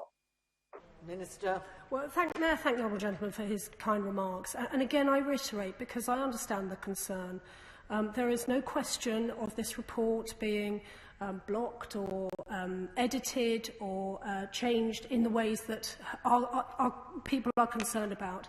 As I've said, it will be published. The only caveat is if there are matters in there that relate to national security, and those are duties that any Home Secretary, as I say, must abide by. But she and everyone else wants this report to be published and for those questions to be answered. In terms of date, again, I make this point, we can't publish something if we don't yet have it. We now go by video link to Peter Grant. Thank you, Madam Deputy Speaker. I can't help thinking that if things had been the other way around, if it was some journalist who had lied to procure an interview with the late Princess of Wales, and if it was the BBC that were alleged to be involved in covering up the reasons for a brutal murder in the streets of London, then the reaction on the government benches to land this in the previous item of business might have been very different. But can the Minister give an assurance that as soon as what should be an extremely quick check on national security and other concerns is being carried out by the Home Secretary, that Parliament will see it before anyone else? And in particular, can she give an assurance that there will be no opportunity for maximalisation for those who are rightly criticised in the report to get their story into the press before the report is made public and made available to members of Parliament? Minister. So I'm not going to draw analogies between the facts of this terrible, terrible case and the headlines and facts that have emerged in relation to Princess Diana. I think both cases, actually, both people deserve their own moment, and the previous UQ was concerning the late Princess. This UQ is concerning Mr Morgan, so I will confine myself to him. In terms of the process, again, at the risk of repeating myself, the report has been prepared by the panel. The panel have taken 8 years to gather evidence, and one can only imagine, I'm only speculating because I haven't seen it, but one can only imagine what the product will be after 8 years' worth of work. That is why we, in accordance with the terms of the inquiry, the Home Secretary will make arrangements for it to be laid in Parliament. Of course, that means that Parliament will see it. And in relation to the maximalisation process, I do not know the process that the panel has gone through, but the Home Secretary has a duty under Section 6 of the Human Rights Act in relation to threats to life. But that is the only consideration that will be in her mind, that and national security. We have no interest in editing this report, none whatsoever. We want the truth to come out. And finally, we go by video link to Charlotte Nichols. Thank you, Madam Deputy Speaker. 5 police investigations failed to find the person or persons responsible for Daniel's murder, but did find evidence of police corruption. Police officers and News UK reporters are alleged to have corrupted these investigations in the 1980s, 1990s and the years after 2000. Throughout these 34 years, Daniel's brother, Alistair Morgan, has led the campaign for justice for Daniel. The Daniel Morgan independent panel was promised access to Metropolitan Police Service files, but not to any material held by News UK. Given News UK employees' alleged involvement in the cover-up of Daniel's murder, will the Home Office now re-establish the Leveson Part 2 inquiry, which has the necessary power to investigate News UK, or does the government intend to allow potentially guilty parties in relation to this case to go free? Minister.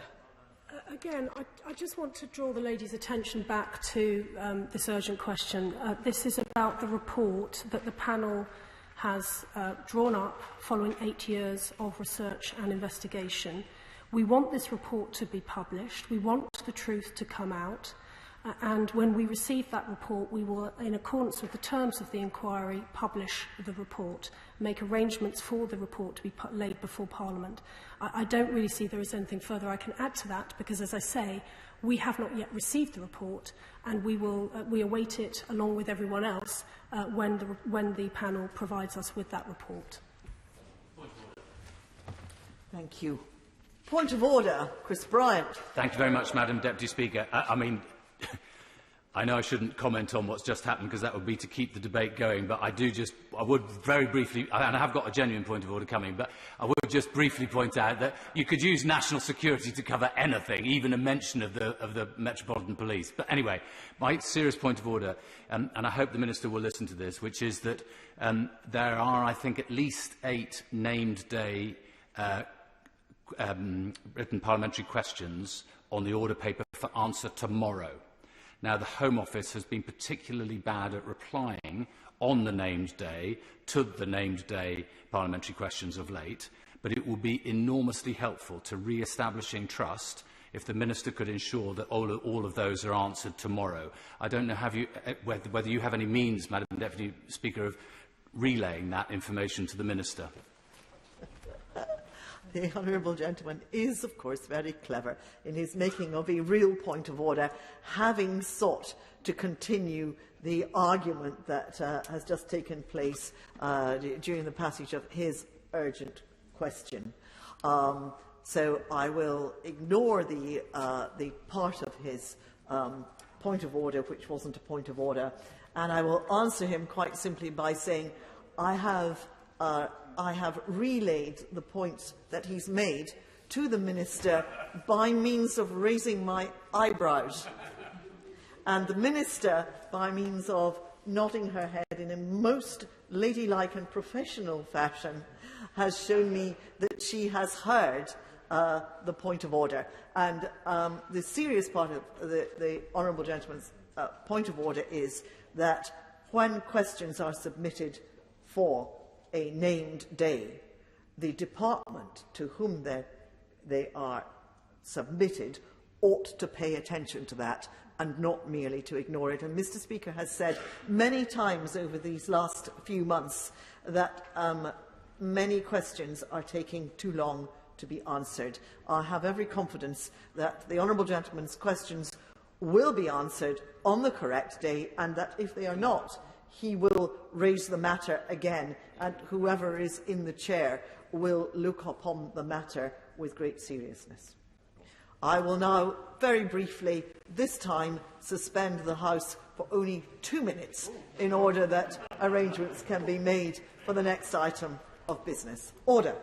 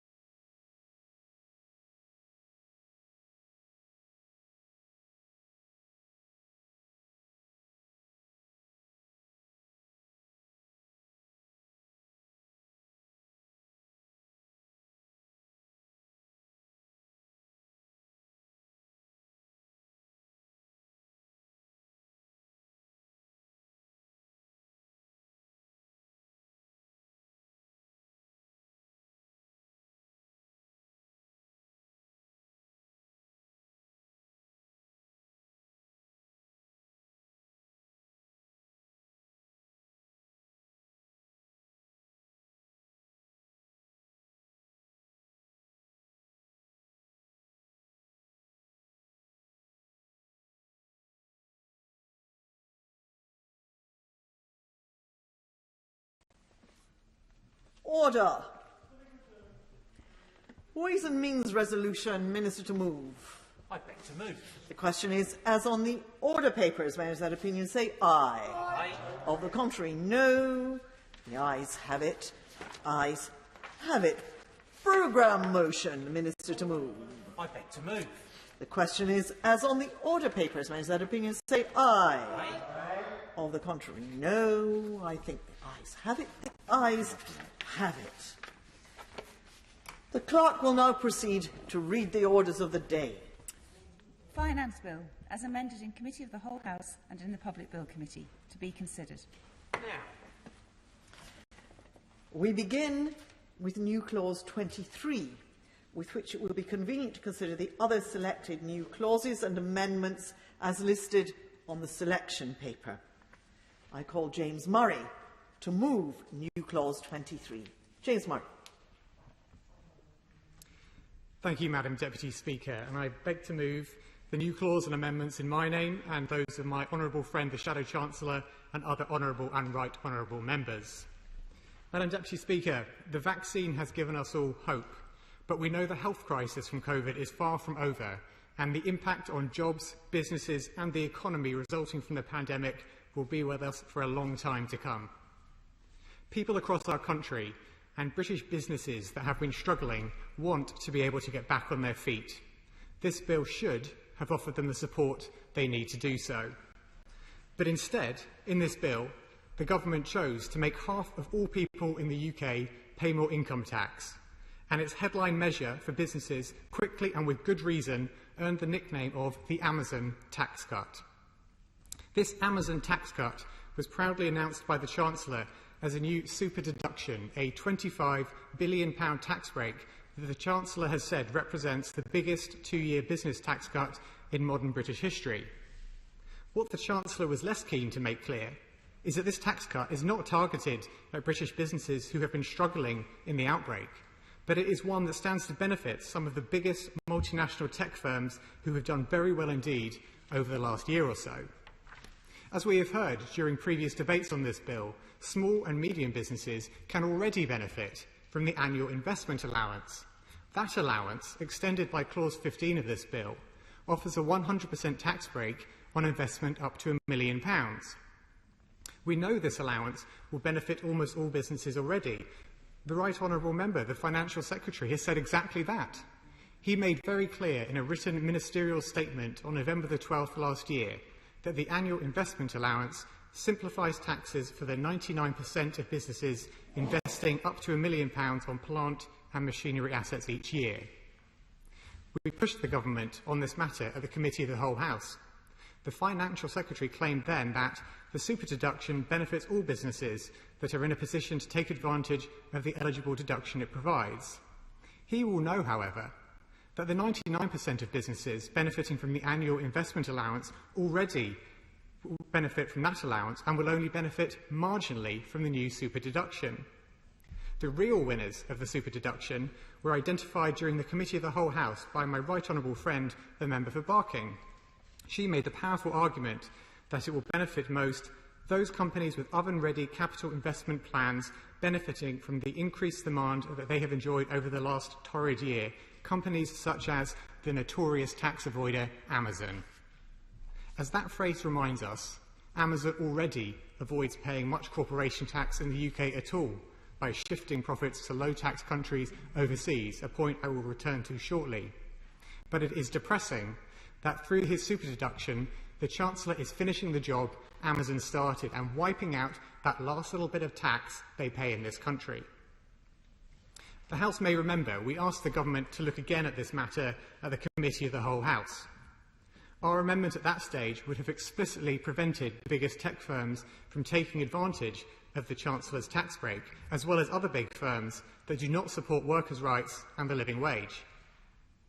At the time, the Financial Secretary to the Treasury objected to our amendment on the basis that it sought to restrict the relief only to certain companies and that it imposed burdensome conditions on those companies who want to benefit from it.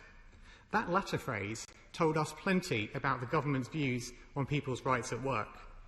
The conditions the Minister saw as burdensome are the rights to organise, and to be paid a living wage. When even basic rights at work and a living wage are seen as burdensome, it is perhaps no wonder this government broke their promise to include an employment bill in the Queen's speech earlier this month. It is clear we will need to push ministers over workers' rights on future days, from banning the shameful practice of fire and rehire to ending exploitation by rogue umbrella companies, as cross-party amendments tabled on this bill by honourable and right honourable members seeks to achieve. Today, we have made it very straightforward for the government through Amendment 29 to focus specifically on stopping the very biggest tax firms, those companies liable to pay the digital services tax, from benefiting from the super deduction. This should be easy. Only a very small number of very large multinational firms who have done very well over the last year are liable for the digital services tax. The detail of that tax means that businesses are only liable when a group's worldwide revenues from digital activities, such as providing social media platforms, search engines or online marketplaces, are more than £500 million, and when more than £25 million of these revenues are derived from UK users. The vote on this amendment will come down to a very simple question of how members of this House believe public money should be spent. As the bill stands, the government's biggest business tax cut in modern British history will finish the job Amazon started, wiping out the last bit of tax they had to pay on the few parts of their business whose profits they have been unable to shift overseas. A vote in favour of our Amendment 29 would stop Amazon and a small number of similar firms benefiting from a giveaway of public money that could be better spent for so many purposes, including to support British businesses who have been struggling throughout the last year. I urge members opposite to consider how they vote on Amendment 29. But before we come to that vote, I will turn to our new Clause 23, through which we seek to push the government to finally back President Biden's plans for a global minimum corporation tax rate. Now, I explained earlier how the government's super deduction would wipe out Amazon's remaining tax bill in the UK, and how we know the amount they were due to pay in the first place was paltry compared to what they should be paying. Despite their business success in the UK, profit shifting to Luxembourg meant Amazon's corporation tax contribution in the UK in 2019 was less than 0.1% of its turnover. People are fed up with large multinational companies avoiding their tax. It goes against the fairness that must be at the heart of our tax system, and in this year of all years, when so many British businesses are struggling to get back on their feet whilst Amazon's business booms, it is clearer than ever that change is long overdue. Now, we have heard brazen claims from the government over their work to combat international tax avoidance. At the Committee of the Whole House debate on this bill, the Minister went so far as to claim the government has led the international charge in a number of ways. Yet since the Biden administration announced its proposals for a global minimum corporate tax rate, we have seen that not for the first time, actions from the government failed to match their words, with the UK now the only G7 country not to back the US plan. This is a once-in-a-generation opportunity to grasp international agreement on the global taxation of large multinationals that has evaded our country and others for so long, yet rather than stepping up, our government is stepping away. He's advanced extraordinary claim that the UK is the only country amongst the G7 not to back the Biden plan. Would he put in the library the evidence for that claim? I'm very happy to put in the library references to comments from the other G7 countries indicating their support for this. And what I would ask the Minister to do is put in writing the support from the UK government for the plans proposed by President Biden, given that that is what he should be able to do today. And he should act because the British people want the government to act. He need only look at polling carried out recently by Yonder, formerly Populous, at the end of April, which showed overwhelming public support for action to tackle global corporate tax avoidance. 3/4 of respondents thought the UK should be playing a leading role in doing so. But this polling also showed that less than a third of people trust Boris Johnson and Rishi Sunak to tackle global tax avoidance. And the public are right to be sceptical, as the government has shunned ample opportunities to come out in favour of President Biden's plans. Indeed, since we began debating this finance bill in the House of Commons, I have put to the Minister and his colleagues 3 times and got nothing. At the second reading of this bill on April the 13th, I urged the Exchequer Secretary to confirm that she and the Chancellor backed plans for a global minimum corporate tax rate and that they would do everything they could to make it a reality. The Minister did not respond. Then, at the Committee of the Whole House on April the 20th, I asked the Financial Secretary to confirm whether the Chancellor backs the plans, in case his colleague's lack of response was simply an oversight. He refused to do so, only saying that the government welcomed the renewed commitment that the US administration have made in this area. And then third, in a debate the following week, on April the 28th, I again put the question to him as simply and directly as possible: does the Chancellor back the plans proposed by the US President? The Minister replied he did not think it is appropriate for ministers to comment on tax policy in flight. It is very hard to conclude anything from this pattern of responses other than that the government is not backing these proposals to succeed. Now, we know that in much of the discussion around President Biden's plans and those proposals formulated in recent years by the OECD and G20 with which his plans largely align, the debate has centred on the so-called Pillar 1 and Pillar 2 of any agreement. In broad terms, Pillar 1 relates to where profits are taxed, and Pillar 2 relates to a global minimum corporate tax rate. Both are important to developing a fairer tax system, both feature in President Biden's proposals, and we in the opposition want to see progress on each. So, we have been trying to understand why the government is so reluctant to get behind President Biden's plans. There was a suggestion in the Financial Times last week that what the UK wants is more movement in terms of where large multinationals pay taxes, Pillar 1, before agreeing to support the President's global minimum corporate tax rate, Pillar 2.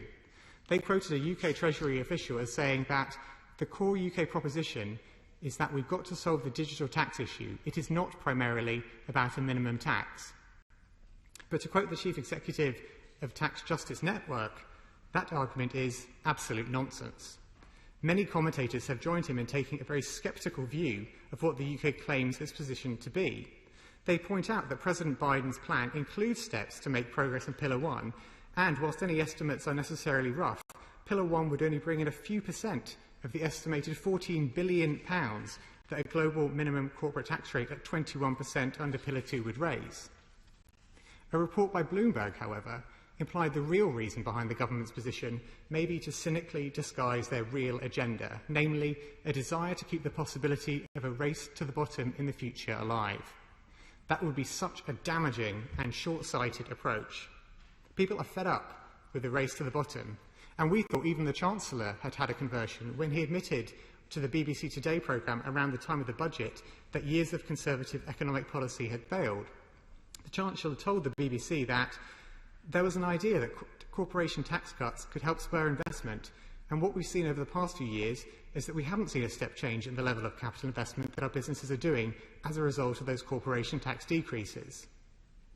After years of people being frustrated at tax avoidance by the biggest multinational companies, this new global deal, finally within reach, would be a game changer.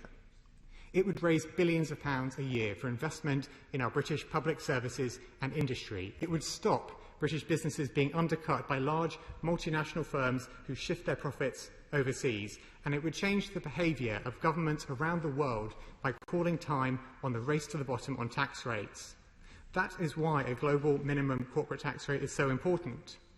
This is a once-in-a-generation opportunity, and it would be a shameful failure for our government at the G7 meeting we are hosting in Cornwall next month to fail to lead on securing a global deal. It is crucial we show support and help build momentum behind the Biden administration's ambitious plans. Already, we have seen the US waver on the initial rate of 21% that they floated in April, with the US Treasury now speaking of 15%.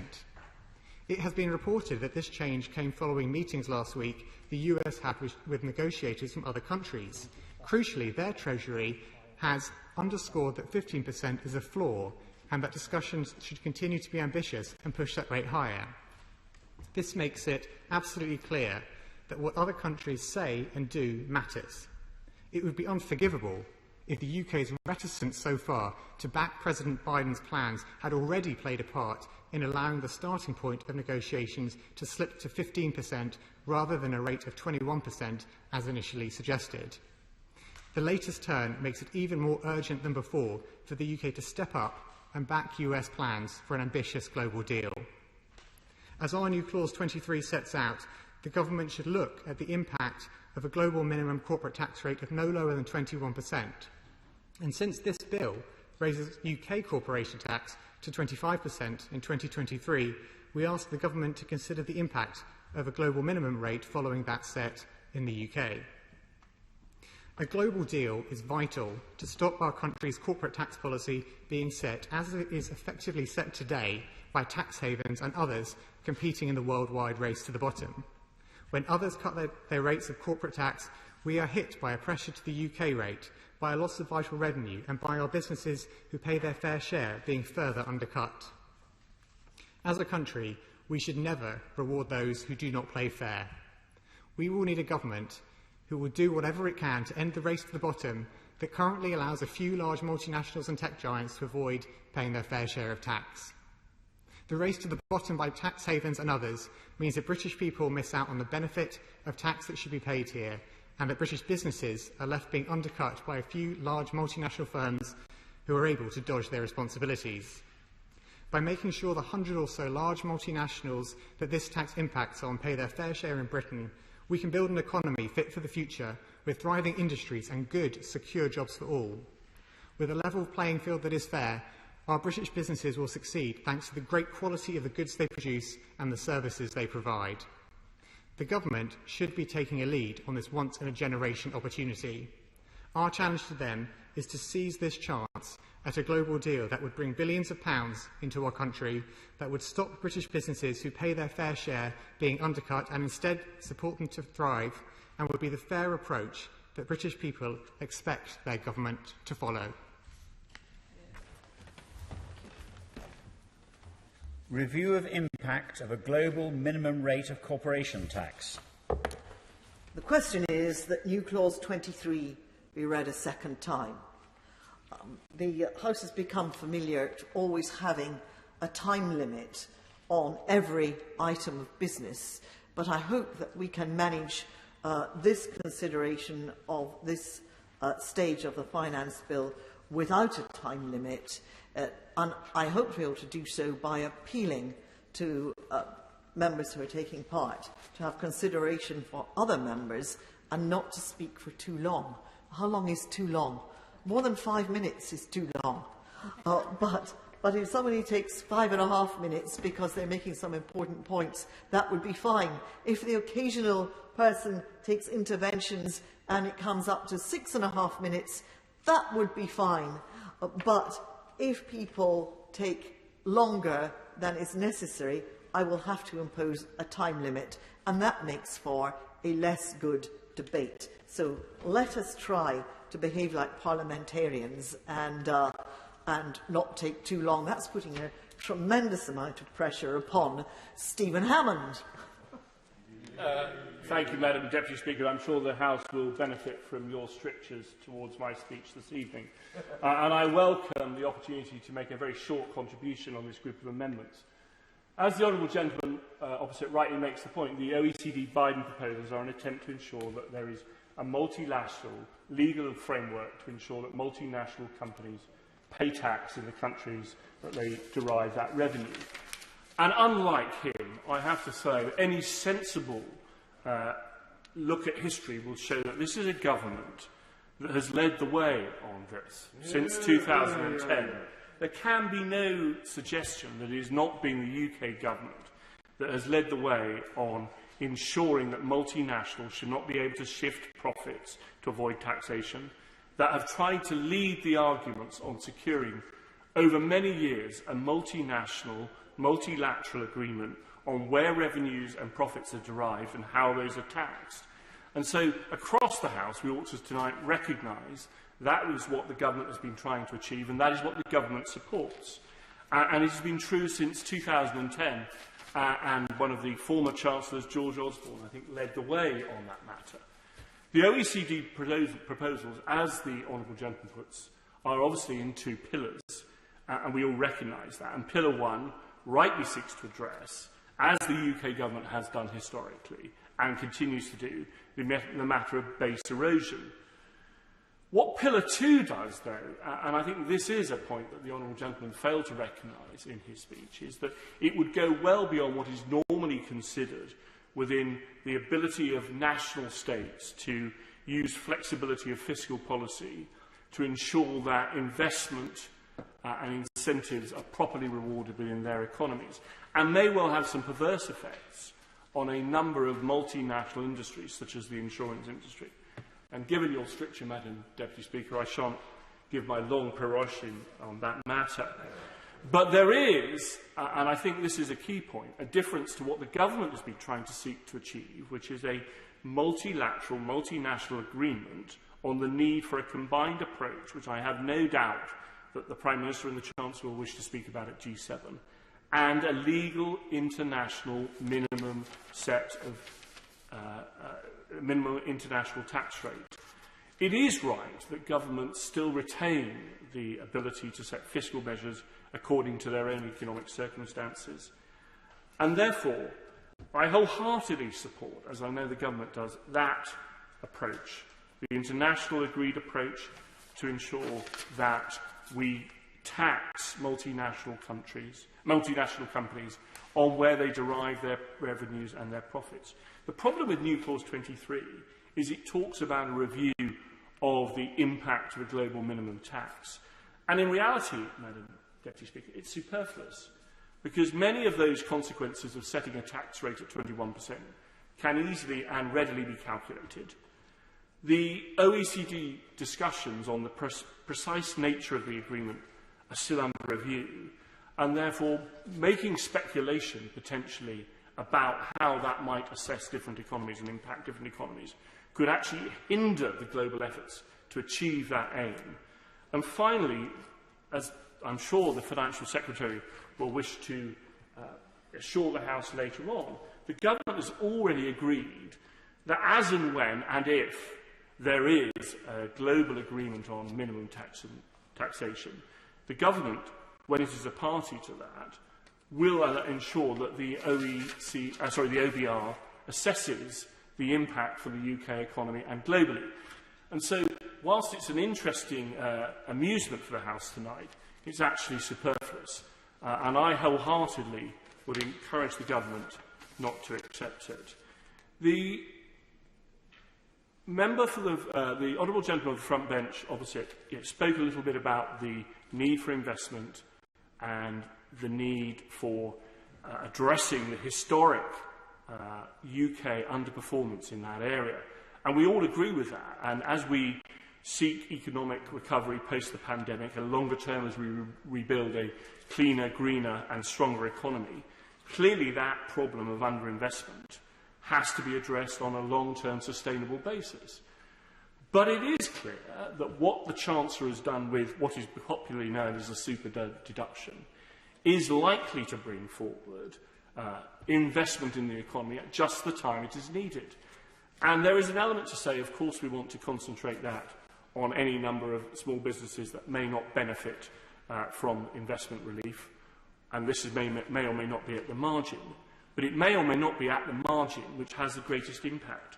And I think the super deduction, which the opposition seek to criticise, will do exactly that. And they want the OBR to assess the impact in other areas of this finance bill.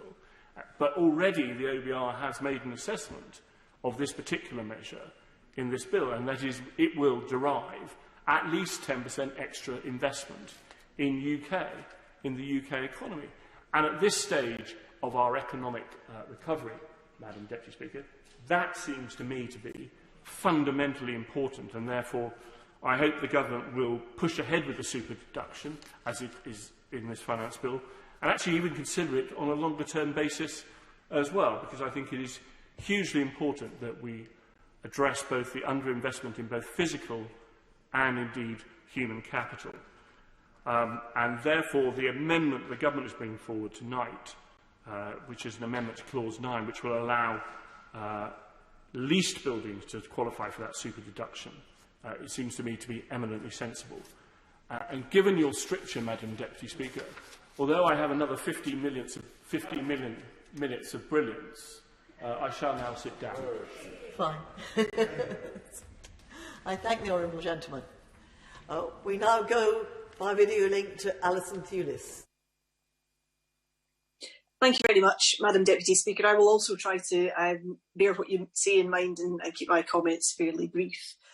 I want to just start with what the US Treasury Secretary Janet Yellen has said. She has said that competitiveness is about more than just how US headquartered companies fare against other companies in global merger and acquisition bids. It's about making sure that governments have stable tax systems that raise sufficient revenue to invest in essential public goods, to respond to crises, and that all citizens fairly share the burden of financing government. And that really does sound like something that this government ought to be getting behind. It makes absolute sense. And it's very exciting to see that the Biden plan for a global minimum corporation tax rate is gathering pace. And it's reported that the G7 is close to a deal paving way to an OECD deal later on in the year, perhaps. An action described in the Financial Times as the largest shake-up in corporate taxation for a century. And as the Shadow Minister set out, the government have been ducking questions on this and ducking responsibility. And it feels to me at the moment as that an agreement will take place in spite of the UK government's hesitancy, less global leadership, more like pulling teeth. And why would the UK stand in favour, perhaps, of the types of profit shifting this global action at international corporations trying to stamp out? Why would they let our businesses be undercut? Why would they forgo valuable tax revenues? Our new Clause 12 has asked the UK government to prepare a report on an OECD agreement, which seems very much like the direction of travel. And this agreement would cover 135 countries and the largest corporations in the world. We believe it's important the UK government fully understands the impact of such an agreement on each and every part of these islands, and on business investment, employment productivity, GDP growth, and on poverty. Because the impact of not reaching a deal has been included in our new Clause 12 too, as it's important that we can fully understand the impact that should the UK pursue some kind of crazy isolationist stance against this global growing consensus. And the SNP, we also have great sympathy with new Clause 22 and Amendment 31. Those using tax havens and with a history of corporate tax avoidance should not seek to obtain benefit from schemes intended to support businesses which already pay their fair share. I asked Treasury Ministers what safeguards they intend to put in place if they don't accept these very sensible and logical amendments. I'm glad at Government Amendment number 2 that there's some recognition of the issues facing those who have background plant and machinery in leased property, allowing them to qualify for the super deduction. I remain hugely frustrated that there's yet to be any wider support and any wider recognition of the many businesses both involved in leasing and those who lease machinery themselves. And I seek assurances that ministers will continue to hold the door open on this issue and to look at it, because there are so many companies that would benefit from the super deduction if it weren't for the fact that they have always leased machinery. They contribute hugely to the productivity of this country, and there should be some recognition of that within the government's proposals. Thank you very much. Thank you. Now we go by video link to Margaret Hodge. Thank you, Madam Deputy Speaker, and I beg to move the amendment that stands in my name and in the name of honourable and right honourable members from across the House, and I'll try and keep my comments brief too. I want to go back to first principles and try to convince ministers that what we're proposing is simply fair, just and practical. 85% of the British public pay their tax without question through the PAYE system. And for many of those hard-working taxpayers really struggling to keep their families going, particularly after the pandemic, it is simply unconscionable to watch the big corporations, the Googles and the Amazons that have made so much money during the pandemic, watch them continue to create financial structures that have no other purpose than to avoid paying corporation tax. Shifting their profits simply to avoid tax isn't just unfair, Madam Deputy Speaker, it's utterly immoral. And I recognise that the government has been trying to close the loopholes. That's why they introduced the diverted profits tax in 2015. The tax is an attempt to catch and tax the profits global corporations make from the economic activity they conduct here in the UK before those profits are shifted out of Britain to tax havens or low tax jurisdictions. The tax, by definition, only applies to those multinationals that deliberately engage in artificial financial arrangements to avoid tax. So why on earth are we about to reward those very companies with what the Chancellor described as the biggest two-year business cut in modern British history? Our amendment would simply make the culprits of aggressive tax avoidance ineligible for the super deduction. How can ministers object to this proposal? These are companies that refuse to contribute to the common pot and yet are about to be gifted by us from that very same pot through a hugely generous tax relief. These are companies that need the public services that taxes buy, from improved connectivity to transport infrastructure, from education of their workforce to investment in the NHS to keep their workers healthy. Yet they persist in deliberately not paying a fair share in corporation tax. And these are companies that can undercut and destroy our high streets and our community businesses. They exploit the tax advantage, the price advantage that they gain from avoiding corporation tax that they should be paying. Yet the government is about to bestow on them the largest bonanza from big business in modern times. We know that the diverted profits tax hasn't been a great success. Indeed, in this year's budget, the Chancellor is seeking to hide its failure by bucketing the receipts from this tax together with the money it receives from betting and gaming duties. That of itself is evidence of the failure to secure monies from these companies and ensure a level playing field between large and small businesses. But deliberately allowing tax-avoiding multinational corporations to benefit from this new 25 billion injection of cash is unbelievably foolish. Not one of my constituents will understand why this government is using their taxes to subsidise those who pay a pittance in corporation tax on the profits they earn here in the UK. But the lessons, Madam Deputy Speaker, of the diverted profits go wider. They do show that trying to solve an international problem through national action is hugely challenging. Time and time again, I've taken part in debates when ministers have responded to our calls for unilateral action by stating that the problem of taxing multinationals will only be properly addressed through international agreements.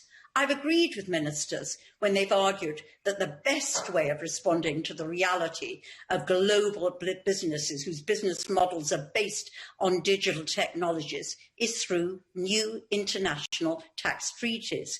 I've urged our ministers to demonstrate global leadership in this space through the G7, the G20 and the OECD. But it took one Joe Biden to provide the leadership, the courage and the imagination we've all been crying out for. His proposed reforms would enable us to have an internationally agreed basis for reallocating global profits to national jurisdictions for the biggest companies and would set a minimum global rate of corporation tax. The UK should be a prominent voice promoting this historic and game-changing set of proposals. We should be there welcoming these moves that would at last deal with an injustice that offends us all. We should be leading the charge to ensure international support for the Biden proposals and not be the ones who seem to be dragged kicking and screaming to the negotiating tables. Yes, the proposals need further thought. In particular, we shouldn't agree a new set of international rules that only benefit the richer nations and leave developing countries disadvantaged, still unable to tax the profits earned in their jurisdictions. But to find Britain plastered across the international press as being the country that is preventing progress and thwarting agreement is, Madam Deputy Speaker, truly shocking. Is the government really pursuing the national interest, or is it simply defending the individual interest of a few giant global corporations and their immensely wealthy owners? The motion moved on the order paper by my honourable and right honourable friends on the front bench provides a timely opportunity for the government to assert publicly that they're backing Biden. Opposing that motion provides, I'm afraid, clear evidence that they don't want this New Deal. They actually prefer to put the interests of the powerful multinationals above the interests of ordinary taxpayer. The slogan of building back better in practice merely means building a tax system that rewards the rich and punishes the poor, that joins the race to the bottom on tax, and that in the end will leave a legacy of a more divided and unequal society.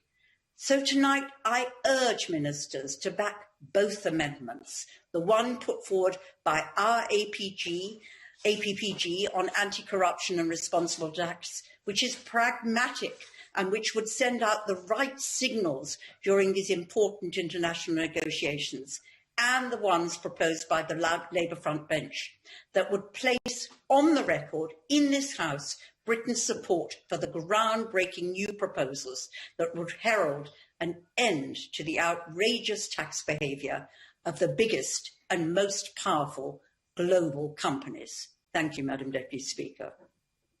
Thank you. Now we go by video link to John McDonnell. Thank you, Madam Deputy Speaker.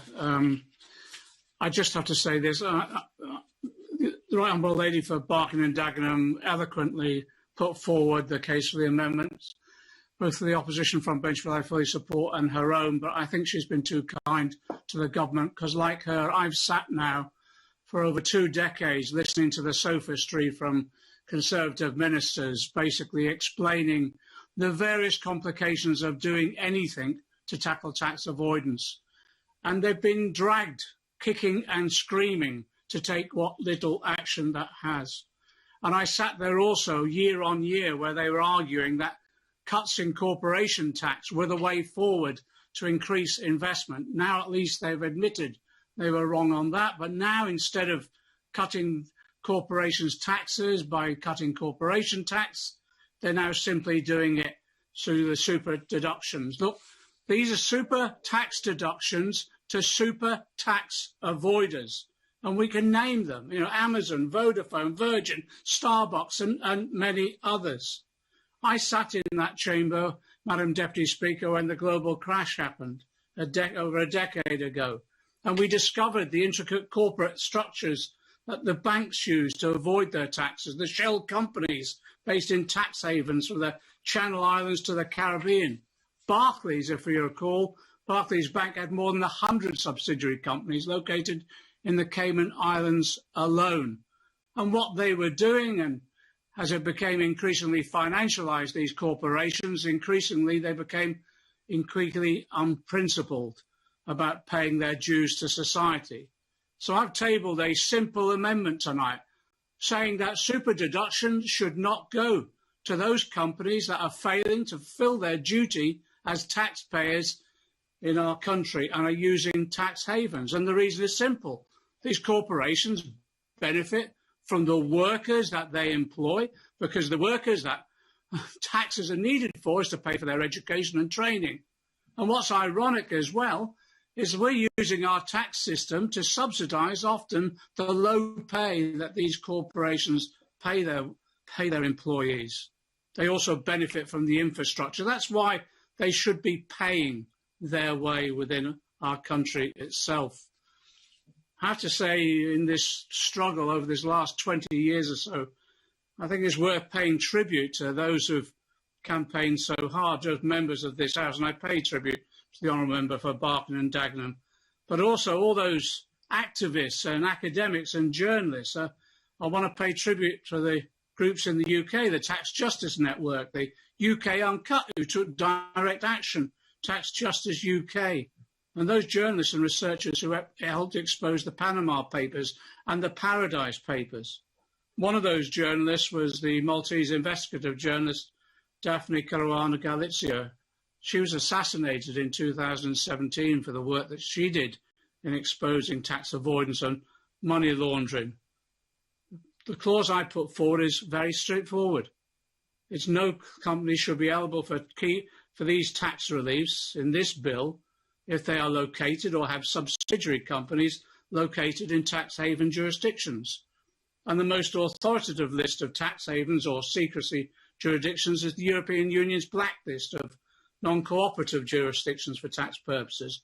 That should be the basis of our approach, but we're outside of the EU now, so we must go further. So paragraph 2 of my new clause gives the Secretary of State powers to list additional jurisdictions that do not cooperate in disclosing information to Her Majesty's Revenue and Customs. In this way, at least, we can ensure that we're not, in effect, acting as subsidisers for these tax avoiders and, in fact, laundering tax reliefs into their coffers. It's a simple amendment. I support the front bench and the other amendments which have similar effect, but I've had enough. I'm sick to death of sitting here listening to excuses from government ministers about failing to act when so much needs to be paid through a fair taxation system, and so many of our constituents are having to endure continuing austerity because of the lack of tax revenues, but also living, unfortunately, in poverty as a result of the failure to have a fair taxation system that redistributes wealth in our country. Thank you, Madam Deputy Speaker. Thank you. Danny Kruger. Thank you, Madam Deputy Speaker. I rise with great enthusiasm for the proposals set out by the Government, particularly for the super deduction proposal. And we heard from my honourable friend, the member for Wimbledon, just now about the benefits that this super deduction will bring to tax receipts eventually, but to growth in the immediate term, to our national finances. But I want to talk quickly about the benefit that will be felt locally in devices. And I spoke today to the boss of Wadworth Brewers, Madam Deputy Speaker, the brewer behind the legendary 6X ale and the Bishop's Tipple, with which you'll be familiar, Madam Deputy Speaker. These are not tax avoiders, as the member for Hayes and Harlington just described them. These are local employers who drive growth and employment in my constituency, and they are going to use this super deduction to invest in more buildings, more jobs, more brewing and more beer in Wiltshire. And I'm absolutely delighted to welcome the proposal on their behalf. But of course there is a real problem that the super deduction proposal is seeking to address, which is that, sadly, low corporation tax has not driven the sort of private sector investment that we need, and therefore I support the rise in corporation tax. It will be imposed on profits on the biggest firms. And we live in a topsy-turvy world, Madam Deputy Speaker, where we see Joe Biden proposing a 15% corporation tax, the Labour Party is proposing 21%, but we are proposing 25%. But I recognise the value of that, and we've got to pay the bills of this pandemic somehow, and I appreciate that this is the right way. And we will still have the lowest corporation tax in the G7. And this will make, with the super deduction and with the other measures that are being set out, the best country in the world to invest and to bring a business. Madam Deputy Speaker, let me finish by stating my support for the efforts that the Government is making, the world-leading efforts to ensure that big tech pays its fair share of taxes. We just heard from the Right Honourable Member for Barking that she thinks we should back Biden. I think we should back Britain, Madam Deputy Speaker. We should back what this country and what this Government is doing to lead the debate on fair taxation. The key challenge for us is to ensure that the taxes that is gathered through whatever global agreement that we can make is paid in the right places. And it would be a bit of a shame, Madam Deputy Speaker, if we achieved some global minimum tax that was all paid in California. So I welcome what the Government is doing. I look forward to the Minister's response and to announcements that I hope will be forthcoming ahead of the Cornwall Summit. And I absolutely back everything the Government is doing through this bill. Thank you. Christine Jardine. Thank you very much, Madam Deputy Speaker. I rise today again in this place we were talking about the challenges which have been created by coronavirus, the challenges to our businesses, to our individuals and to those who have been excluded from government support, and the taxation which will have to be used to try to rebuild. But in the finance bill which the government has laid before us, I believe they have missed important opportunities to do that for the benefit of all our constituents. And I would echo what the Honourable Member for Ealing North said when laying out Clause 23 and when speaking about Biden's proposals. We have to look at this crisis in a way that we have never perhaps approached any crisis before, and look at it on a scale that we have never looked at any crisis before, and look for measures which will be enacted on a scale that we have never seen before. But I would also like to express my support for amendments tabled to address and to indeed stop the malpractice that is rife and has been laid before us an amendment by the APPG inquiry into how contracting should work, and to stamp out, as I said, the malpractice and mis-selling to public and private sector freelance and local workers amongst unregulated umbrella companies, practices which have created the climate where tax avoidance schemes are rife and being missold. These amendments follow, as I say, the powerful report of the loan charge APPG, and BBC Radio 4 indeed estimated the cost to the Treasury at £1 billion per year in lost tax revenue. And The Guardian reported that the hidden cost of umbrella companies in the UK may actually be more than £4.5 billion a year. So these are some of the things, the opportunities that I believe that this government is missing. There are also specific amendments before us tonight about measures which would require the Chancellor to review separately the effectiveness of furlough and size, of the impact of the finance bill on small businesses, and the impact of the bill on transitioning to zero-carbon domestic flights by 2030. All of these, I believe, are opportunities which the government is failing to take. The coronavirus has caused, as I said, the worst economic crisis indeed in 3 centuries, and it's brought real hardship to our constituents up and down the country in all lines of work. And the furlough scheme and size have helped countless people so far, and millions continue to depend on them. But the government needs to think again and review its decision to end the scheme in September, and think about perhaps extending it into next year. Thanks to the vaccine and to the NHS, we have all been glad to see cases drop and restrictions eased. But unfortunately, it doesn't mean that the crisis is behind us. COVID has left businesses saddled with debt and more vulnerable than ever, especially small businesses. And many are worried they won't make it through the year, and their employees are rightly worried about their future. As experts warn us about the potential dangers of the new Indian variant, there are worries that the final step of the reopening roadmap may need to be delayed, or that we may not have seen the last of social distancing. So for all these reasons, I think it is essential to give workers, self-employed people and small businesses certainty about the future, and keep job support in place at least until the end of the year. Even at this late stage, the Chancellor must correct the injustice against the 3 million excluded who have spent more than a year with no help at all, by finally bringing them under the umbrella of government support. I'd also like to see the Chancellor review the impact of this bill, specifically on small businesses, with regard to whether it offers them adequate help in the future with their debt, rent arrears, solvency and the ability to employ people. They are, as countless Prime Ministers have said, the backbone of our economy and the heart of our local communities, and they create the jobs that we all rely on. 16.8 million people work in small businesses, accounting for 6 of 10 in private sector jobs. Local shops, cafes, pubs, restaurants, hairdressers, florists, they serve our communities and bring life to our town centres and high streets. If allowed not just to survive but to thrive, they can be the engines for growth and jobs in the months and years to come. At the moment, they are struggling under record amounts of debt and months of rent arrears. The collective debt burden is more than £100 billion, according to the Federation of Small Businesses. Something like 250,000 of their members could close by the end of this year. On top of that, they've also been badly hit by the terrible EU trade deal. That's why I believe the Chancellor must adopt a revenue compensation scheme that could help those struggling with their finances and fixed expenses to stay afloat. And at the very least, the Government should be undertaking a review to assess the state of UK small businesses and offer the necessary support off the back of that.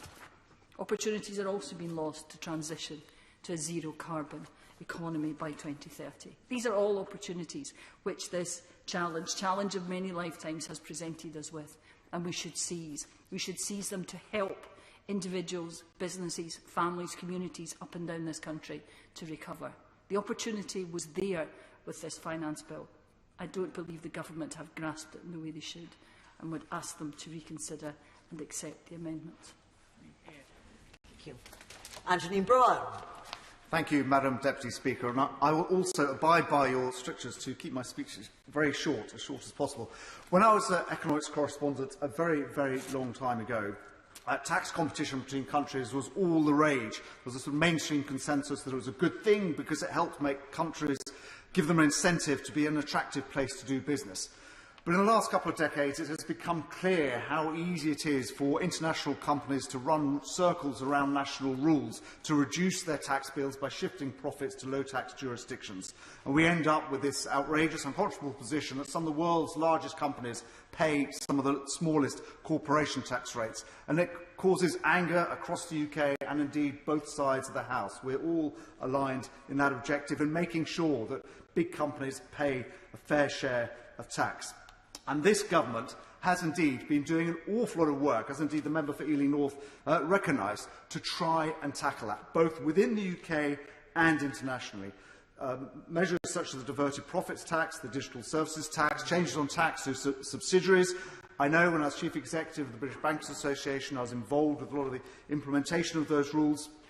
But then also internationally as well, because ideally with this, it's an international problem. You do need an international solution. The difficulty is, though, getting agreement between a very large number of different countries. And normally these sort of discussions go through the OECD, which is so big, it is very difficult to get agreement, and progress is absolutely glacial. And that is why, on things like the digital services tax, the UK has opted to act unilaterally before an international agreement can be agreed. But I very much welcome the fact that the initiative is now being led by the G7, because you're far more likely to get agreement from 7 major countries and then expand that out to the G20 and then the OECD. But as we've heard tonight, particularly from the Honourable Member for Wimbledon, these are complex negotiations. There are 2 pillars at the OECD. They are interlinked with each other, the scope of the tax and the level of the tax, if there's a global minimum rate of corporation tax. And as the Honourable Member for Devizes said, there's no point in agreeing a global level of corporation tax if all you're doing is taxing companies in California. The 2 parts of the negotiations are intertwined.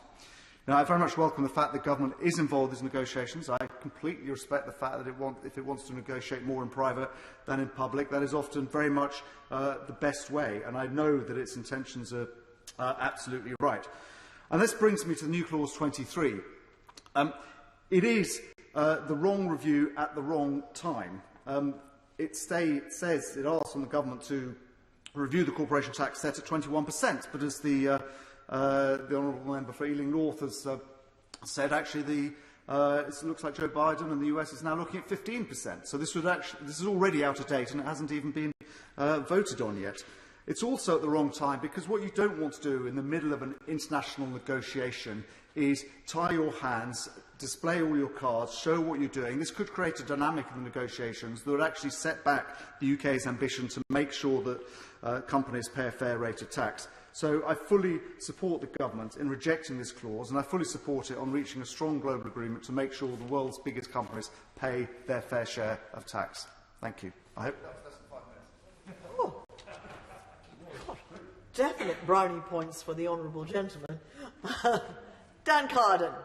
Thank you, Madam Deputy Speaker. It's great to follow so many passionate and powerful speeches from my own side in this debate, and I am really perplexed at the situation ministers on the front bench have got themselves into, seem to be exposed by the US President on their real agenda when it comes to taxation. Because in recent years and in the last year, the pandemic hasn't just shone a light on the deep inequalities in our society. It's driven and deepen those inequalities like never before.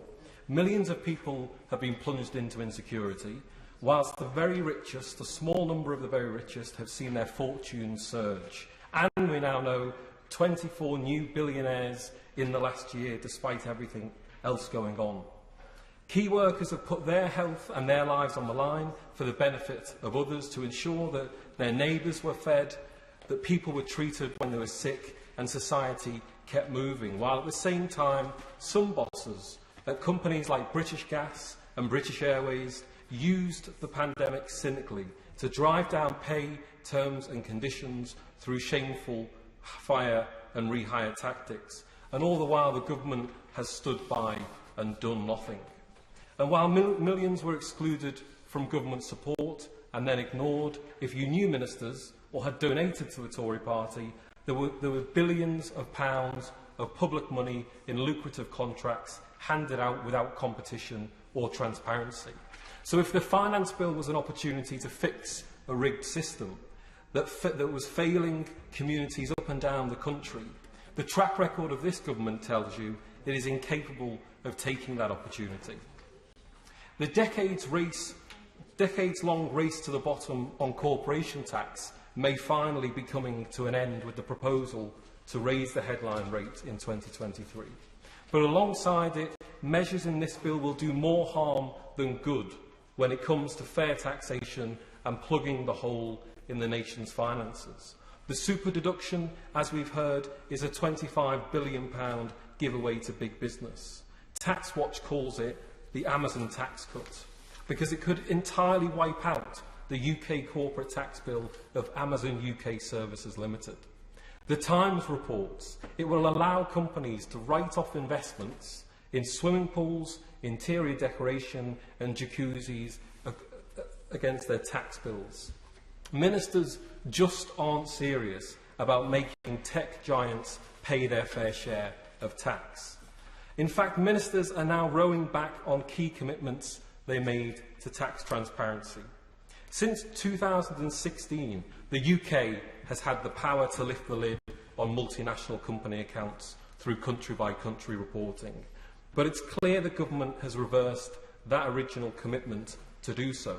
And instead, ministers are now actively blocking the OECD from publishing the data at an international level, signalling what the Tax Justice Network called a dangerous regression into tax havenry.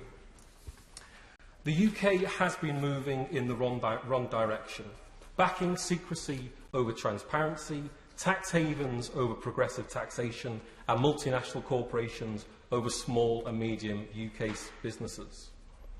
An agenda that no doubt delighted President Trump, but the election of President Biden now means the US has done an about-turn, and it's time ministers caught up. The US is now leading on international tax reforms that the UK has been sabotaging for years. Tax reforms that would stop multinationals hiding profits overseas and establish a global minimum tax rate of up to 21%. Reforms that would raise billions from tech giants, that would stop Amazon, Apple, Google, Alphabet and Facebook from shifting their profits from the country they were made in to tax havens.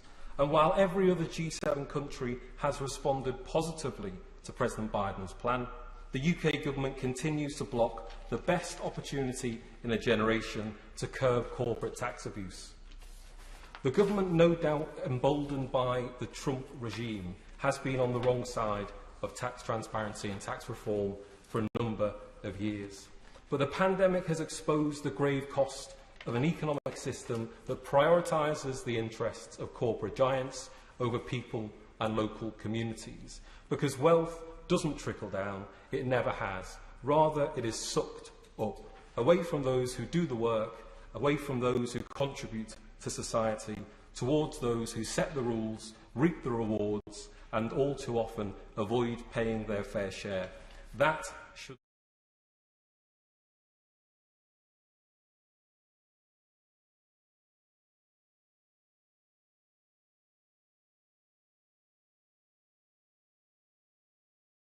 the majority of which has been debt. And this year we've borrowed a staggering 17% of GDP. As we emerge from the pandemic, it's imperative that we begin to plan how that debt will be repaid and the deficit reduced. One of the tools at our disposal is to raise levels of taxation, and it's right that any increases should fall on the broadest shoulders. Whilst many SMEs in my constituency have struggled this year, some of the UK's biggest businesses have made significant profits. Madam Deputy Speaker, it's only these large, often international companies, those with profits of over £250,000 a year, that will be required to pay the highest rate of corporation tax as stipulated by Clause 6 of this bill. And it's not only the UK that is reconsidering business taxation. Current global efforts to update corporation tax frameworks in response to modern challenges are ongoing, and we've seen reports today of these international negotiations and the positive steps that are being taken to address the current practice of some multinational companies to shift profits to low tax jurisdictions. And I absolutely support the efforts to end this practice. But I have to oppose new Clause 23, which would compel the government to publish a review within 6 months of the impact on corporation taxation revenues of a global minimum rate. Since these matters are still subject to international negotiation, any assessments mandated by this amendment would be purely speculative and a complete waste of resources. Madam Deputy Speaker, taxation is not a penalty and it shouldn't be an ideology. Tax policy is a tool, a mechanism that we can use to make sure that the state can afford to pay for the infrastructure and services that citizens expect. Taxation levels must balance the requirements for these services with the rights of individuals and businesses to have as much agency as possible over their own financial resources. There's no absolute right or wrong level of taxation, and tax rates should change with the times and the challenges that we face. The opposition has spent the last year calling for more taxpayers' money to be spent on supporting businesses, supporting welfare, supporting health, and they have often rightly framed this demand in moral terms, highlighting the impact of the pandemic on those who've been hardest hit. But all resources are limited, even the state's, and just as public spending has a moral dimension, so does public debt. It's morally wrong to leave difficult decisions for future generations, to rack up eye-watering interest payments for our children and grandchildren, and to risk the security of our economy. That's why we must have a plan for reducing our debts, and increasing corporation tax for the largest businesses is an important part of this. Madam Deputy Speaker, I said that taxation policy is a tool, a mechanism for raising money, but it can also be a catalyst for growth and investment. And with the introduction of the super deduction and free ports that will be discussed in the next grouping, I'm confident that this unamended finance bill will kickstart our recovery and help businesses across the country to build back better. Sara Sultana. Thank you, Madam Deputy Speaker. Madam Deputy Speaker, I remember when the pandemic first hit and the Chancellor said that we would all be in it together. Well, the reality hasn't turned out that way. It's been the story of the many and the few. For the many, it has meant food bank use rocketing. It's up 33% a year ago. Universal credit, that's doubled in my constituency. Child poverty, now more than 1 in 3 children in Coventry South. That's nearly 7,000 kids in my constituency alone, and nearly 4.5 million across the country. But while the majority have struggled with failing wages, unemployment and rents that they can't afford, for a wealthy few, it's been a bonanza. Last week, the Sunday Times Rich List revealed a record growth in UK billionaires, 171 in total. Their wealth now stands at £600 billion. That's up nearly 25%. Amazon, which has raked in record revenues across Europe this year, £38 billion, paid nothing in corporation tax. Madam Deputy Speaker, this isn't just a broken economic model. It's not just unfair and unequal, it's rigged. It's redistribution, but not in the way that we might traditionally understand. It's taken from the many and given it to the few. And that's what's happening when we see that food bank use is up 35% and billionaire wealth is up 25%. But this Conservative government doesn't refuse to tackle that. It also aids and abets it. There's nothing in this finance bill to tackle the tax loophole that means that income earned through wealth, overwhelmingly owned by the rich, is taxed at a lower rate than income earned through work. There's nothing in this finance bill to fairly tax the obscene profits companies like Amazon have made during the pandemic, with a refusal by the government to embrace a windfall tax. There's nothing in this finance bill to provide the investment we need in HMRC to tackle tax avoidance and tax evasion from the super rich and big businesses. Instead, the government is standing by as the tax gap stands in excess of £35 billion. But what there is in this bill is £15 million more in annual cuts to government departments, a super deductions tax cut on capital spending that the rich are already reported to be using to purchase jacuzzis. And to top it all off, Madam Deputy Speaker, there's the Tory government's refusal to embrace plans to tackle global tax avoidance. These plans, put forward by the US, could stop the likes of Amazon, Google and Facebook from dodging tax, from refusing to pay their fair share, and it could end the race to the bottom on corporate tax rates. Even at a moderate rate of 21%, it could raise £13.5 billion for the UK Treasury, according to Tax Justice UK. But, Madam Deputy Speaker, we shouldn't really be surprised by the government, as it's on the side of big business and the super rich. Because for a decade, they've been cutting taxes while cutting the budgets of schools and hospitals across the country. They're also funded by 1/3 of UK billionaires. And of course, Madam Deputy Speaker, they're led by the super rich too. Not just an old Etonian Prime Minister who complains that his salary of £150,000 isn't enough, but a Chancellor who went from an elite private school to Oxford to investment banking before becoming the wealthiest Member of Parliament in this House and using his power to cut the services of the working class. Madam Deputy Speaker, instead of this rigged and rotten system, we could make the super rich pay their fair share and fund our public services and end poverty for all.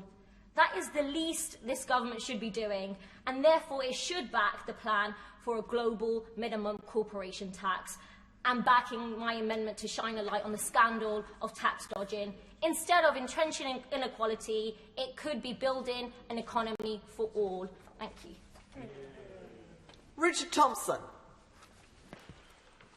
Thank you, Madam Deputy Speaker. I rise to speak in favour of new clause 12, tabled in my name and those of my Scottish National Party colleagues. Now, we've previously welcomed the planned future increase in corporation tax rates. We also very much welcome, as have other speakers in the debate so far, the news which was reported in the Financial Times today that agreement looks to be close amongst the G7 nations, or at least some of them, on agreeing minimum rates of corporate taxation. And I, like other speakers, will take this opportunity to praise and put on the record my admiration for the Biden administration in bringing this situation about. And I believe it's absolutely imperative that the UK government rises to this moment and seizes this opportunity to embrace the emerging consensus that there is on global taxation and ending the race to the bottom on corporate tax rates. For a global minimum tax rate for companies will reduce the opportunities for companies to minimise their tax liabilities by funneling revenues through other jurisdictions. So that will help to make sure that more taxation gets paid in the jurisdictions where those revenues have been earned.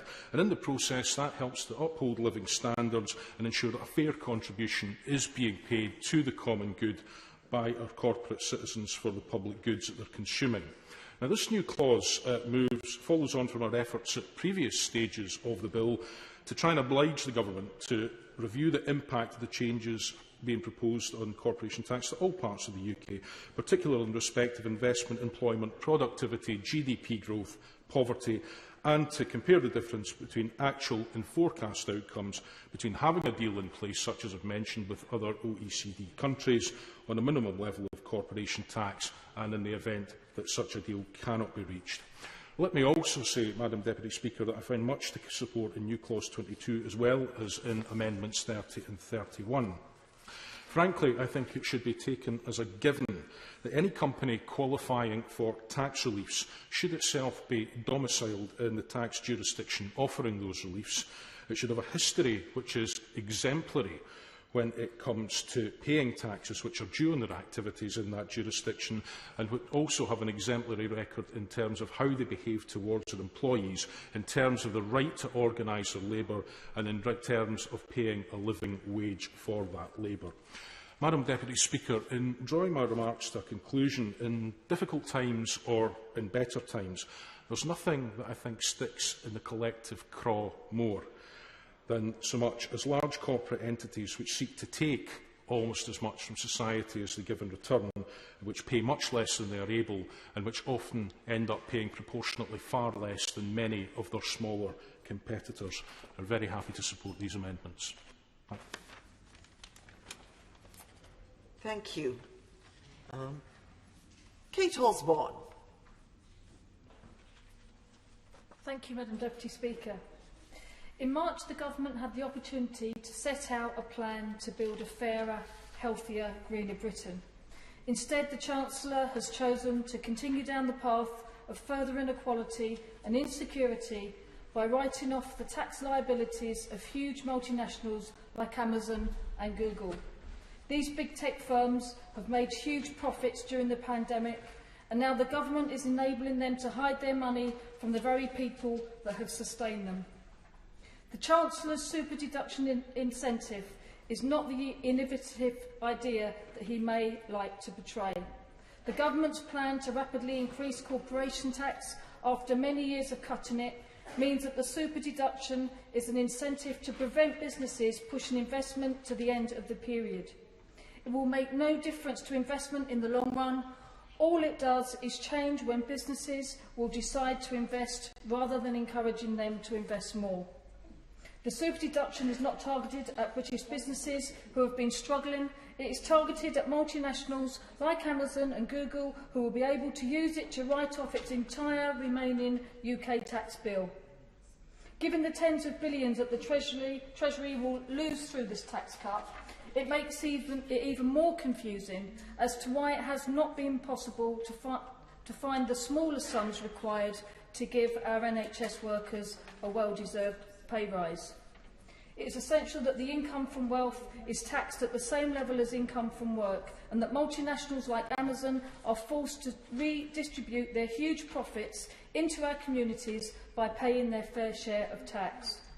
Multinationals paying their tax doesn't just result in more spending on our public services. It means British firms who pay tax here won't be undercut by companies like Amazon, who are able to shift profits overseas to take advantage of very low rates of corporation tax elsewhere. The online shopping boom that sprung from the COVID lockdowns has led to Amazon creating more than 1,300 jobs in Gateshead. And whilst job creation in my constituency is welcome, reports of Amazon fulfilment centres with shocking employment practices have been reported in the UK and across the globe. Do the Government really believe that all large corporations should be entitled to tax breaks, regardless of how well or how bad they treat their employees? And I join Unite the Union in demanding that workers at Amazon have the right to join a trade union without fear of reprisal. Nothing angers the British public more than multinationals like Amazon and Google and others paying ultra-low levels of tax.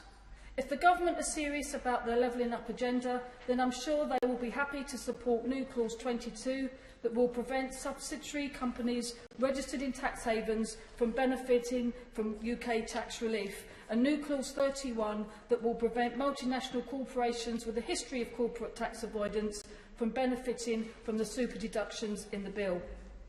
After a year in which many big tech firms have done well, we need to do better and move beyond our outdated global tax system.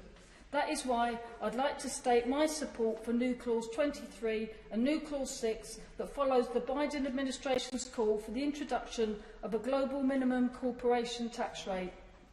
The amendments specify a minimum rate of 21% over the next 2 years, rising to 25% in 2023. Tax Justice UK estimate that if the rate is set at 21%, it will mean approximately 13.5 billion each year coming back to Britain. A globally set minimum corporation tax rate doesn't just mean more money being made available to fund our public services. It will also prevent countries undercutting each other and depriving themselves of tax revenues at a time when every country needs to repair its economy. A universal minimum rate of corporation tax will also bring an end to tax havens and avoidance more widely. The UK is hosting the G7 meeting in June, and as it stands, the UK government is the only one among the G7 that is unwilling to challenge global corporate tax avoidance.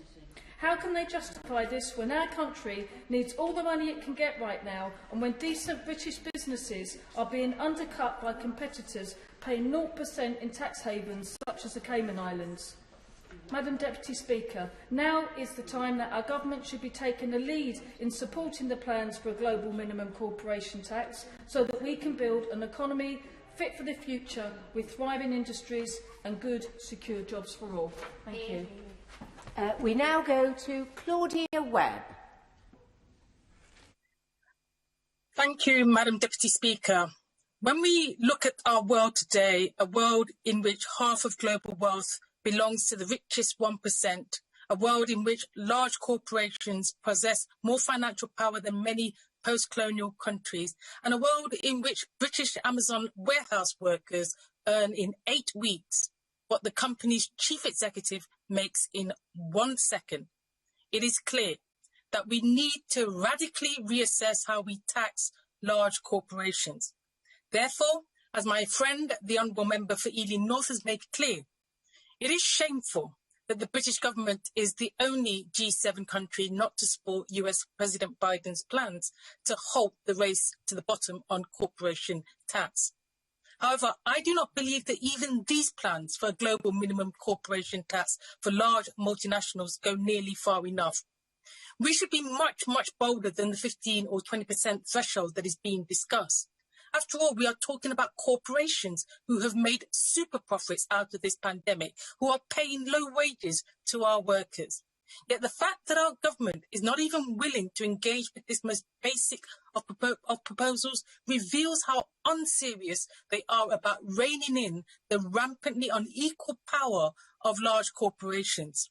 We know that tech giants currently pay a negligible amount of tax. A report by Fair Tax Marks found that for the Silicon Six of Facebook, Apple, Amazon, Netflix, Google and Microsoft, the gap between the expected headline rates of tax and the actual tax paid between 2010 and 2019 was 123 billion. This is as unsustainable as it is unjust. It's important to bear in mind that billionaires exist when and where workers are exploited, as has been cruelly demonstrated by the testimony of Amazon workers who have bravely and painfully disclosed the conditions they are forced to work under. Rather than blocking the international efforts to address this crisis, the government must properly tax large corporations and invest to build a radically fairer country. That means not only rejoining the international plan led by President Biden, but also making the case that the minimum threshold be increased. Because it's important to remember that in the period post-World War II, the top rate of corporation tax was actually as high as 52% for large companies. And after all, this was introduced by a Conservative Chancellor. Yet in the 1980s, this was reduced to 30%. Since 2010, the Conservatives have cut corporation tax from 28% to 19%, one of the lowest amongst relatively rich countries. This shows that they would rather raise funds by squeezing the British people than reduce the corporate profits of wealthy shareholders. The super deduction in this legislation is wasteful and open to abuse. So are we going to see, as has been reported by the Times and others, tax breaks handed out for investing in swimming pools and jacuzzis as opposed to targeting support at British businesses who have been struggling during the pandemic? Or even as opposed to targeting investment to end child poverty? Currently, 1 in 2 children in my constituency are living in poverty. That's 42% of children that could be saved. Child poverty is a political choice, and this legislation is the proof of this. Or even as opposed to targeting investment to end the starvation wage that workers in Leicester's garment industry receive, whilst making clothes to fund the super bonuses of retail brands like Boohoo and others. Quite simply, the super deductions will allow multinationals like Amazon to write off their tax liabilities. As we recover from the coronavirus, we must learn the lessons from the 2008 financial crash. The 99%, the many, must never again be forced to bail out the super rich. The government must recognise that in our country of deep and unequal wealth, the ultra-rich and large corporations should be asked to contribute their fair share. Corporation tax is a tax on profits, not people. That means more profits in the pockets of wealthy shareholders and less in those of nurses and other essential frontline workers.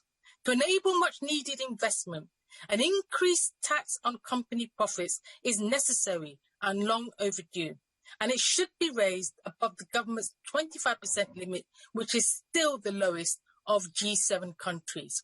Above all, it is vital that we enter the debate around taxing the super ultra-rich and large corporations with much more ambition, as it is one of the most powerful weapons in the government's arsenal to combat the rampant inequality that defines our era. Thank you, Madam Deputy Speaker. We now go to Jim Shannon. Thank you, Madam Deputy Speaker.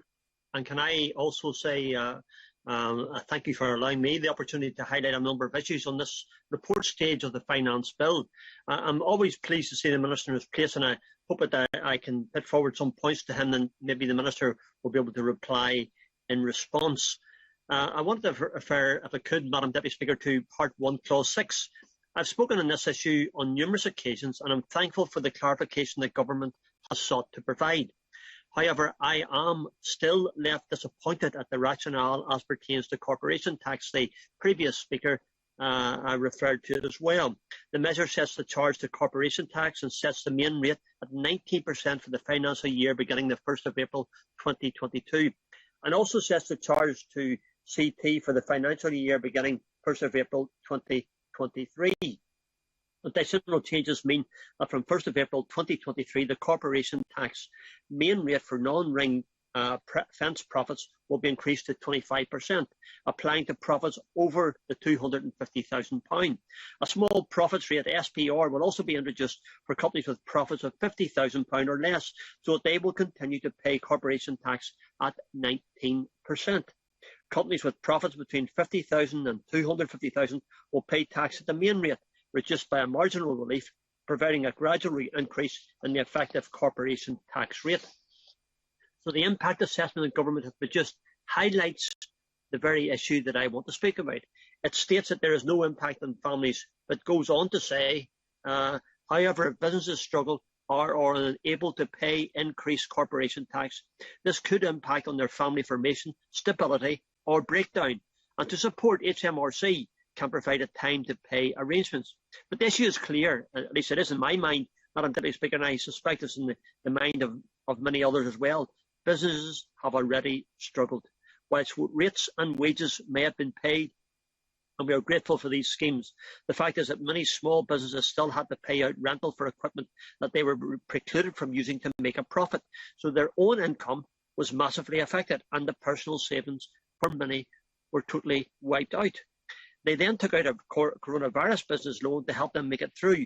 We're beginning to come to the other side, and thank the Lord for that, where they are seeking to rebuild, but instead of a meaningful reduction, there is merely a stay of execution in corporation tax. This will affect many businesses and, by extension, many homes and many families. It seems that this could well see the end of many of our small businesses, and whilst this is sad on a personal level, it is devastating on an economic level when we remember that small and medium-sized businesses are the backbone of our economy. The Conservative government, the Minister and government have been committed to helping small businesses. So all those small and medium businesses across the whole of the United Kingdom, but they certainly are the backbone of my constituency of Strangford. So I've said it before in this chamber and repeat it again. There is no point in carrying businesses thus far only to allow them to flounder now before any repayment is made. So government has admitted that there will be a reduced incentive to incorporate businesses that would usually be seeking to take this step. And all of this has an effect on the long-term income of our economy. And I know government wants a stronger economy. We all do. And I believe we need some help. Northern Ireland is well placed to be a central hub for business. We have much to offer, and yet people can go south of the border to a lower corporation tax and greater incentives. I have, along with my colleagues in the DUP, often argued for a reduction in corporation tax to attract businesses to Northern Ireland. And I do believe that this again repels investors. I urge the Minister to look at this issue again. I can understand that he has historically wanted a UK-wide corporation tax. However, I want a UK-wide customs market, and that is not the case. Ask the local small grocer who can't even get in his dog treats to sell because of Northern Ireland Protocol. There are differences made by this insidious protocol that affect our corporations and small businesses alike, and it is clear that if the Minister insists on one size fits all, this must be applied at every aspect of manufacture, of delivery, and of course of retail. The Northern Ireland Assembly is currently establishing a working group regarding the consequences of creating our own corporation tax ban and the effect that this would have on our block grant. Again, maybe the Minister might be able to highlight where those discussions have taken so far. There is, I believe, an opportunity here for the Minister to step in and do the right thing for UK with a view to the long term, and that is what I am requesting, even at this very, very late stage. The UK is stronger together. I believe the UK of Great Britain and Northern Ireland will always be stronger together. It has become the mantra of our government, and one which I agree with. However, this needs to be more than words. Action must follow the words and show our strengths. And a reasonable rate of corporation tax across the board is, I believe, a step to strengthen the union and not causing more division. Madam Deputy Speaker, thank you so much. Minister Jessie Norman.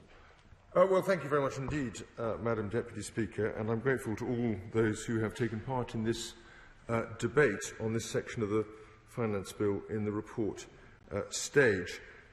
Let me pick up several of the issues that have been raised, starting with the super deduction. You will be aware, Madam Deputy Speaker, as I think some members of the opposite benches are not, that this has been described by the CBI as a real catalyst for firms, by the British Chambers of Commerce as particularly welcome the massive super deduction investment incentive. And they're absolutely right to do that. And it is a terrible shame that the Labour Party has decided to try to tarnish the super deduction, a measure from which many capital-intensive businesses around this country, and especially in the north, the northwest, the northeast and the Midlands, will benefit.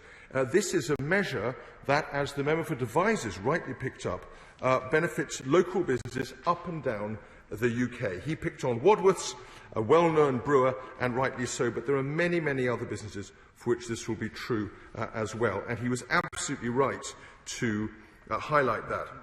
Let me come on to questions of wider taxation, if I may. There seems an astonishing level of ignorance on the opposite bench, Madam Deputy Speaker. They seem to be unaware that the tax gap, that is the difference between the amount of tax actually collected and the amount of tax that could potentially be collected, is at its lowest rate in our recorded history at the moment, at 4.7%. And it may be of some interest to point out to them, for them they can reflect on this, that in 2005-06, under the Labour Party government, it was at 7.5%.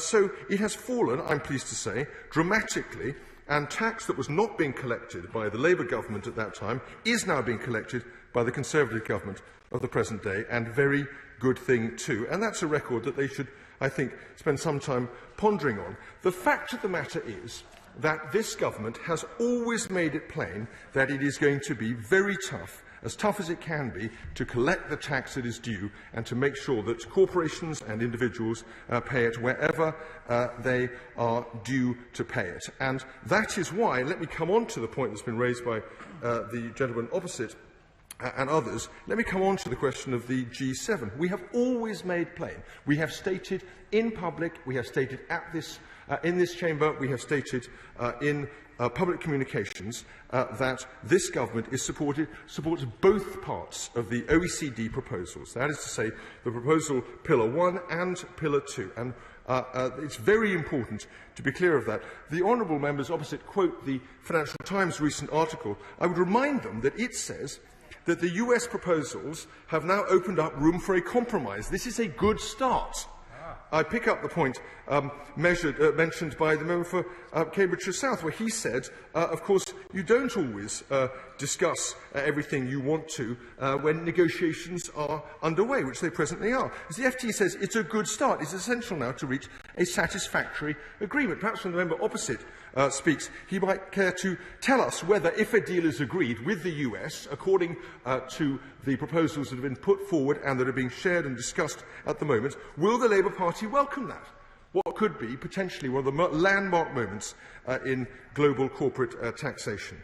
So that is what we are doing. And in so doing, we are merely following up a tradition and a pattern of leadership that this government has exercised over many years, in fact. Let me just pick up some points. Leadership on base erosion and profit shifting. Leadership in the G20 for a comprehensive global solution based on the two pillars we've described. Leadership now in the presidency that we have of the G7. And before that, the diverted profit tax, the corporate interest tax restrictions, the requirements for large businesses to publish their tax strategy. Even last year, the digital services tax. In this present bill, a plastic packaging tax. We are constantly innovating in order to seek to improve the quality, the payment of taxation, and to ensure that it is paid in the due amount by those who are due to do so. And that is what this bill does, and therefore that is why I commend these measures to this House. Shadow Minister James Murray. Thank you, Madam Deputy Speaker, and I thank so many members today for their contributions to this debate that is focused on the importance of fairness in the tax system, of supporting British businesses, and of the need for the government to step up and help strike a global deal to stop tax avoidance. We heard from the honourable member for Barking, who spoke with great experience about how the UK should be a prominent voice leading the charge to support President Biden's proposals. She said that deliberately allowing tax-avoiding large multinationals to benefit from the super deductions is unbelievably foolish. The member for Hayes and Harlington spoke around the unfairness of certain firms getting a super deduction, whilst we also heard passionately from the members for Liverpool Walton, Coventry South, Jarrow and Leicester East about their and the public's disbelief that the UK appears to be blocking the best opportunity in a generation to strike a deal on global tax avoidance, especially with the UK hosting the G7 summit in June.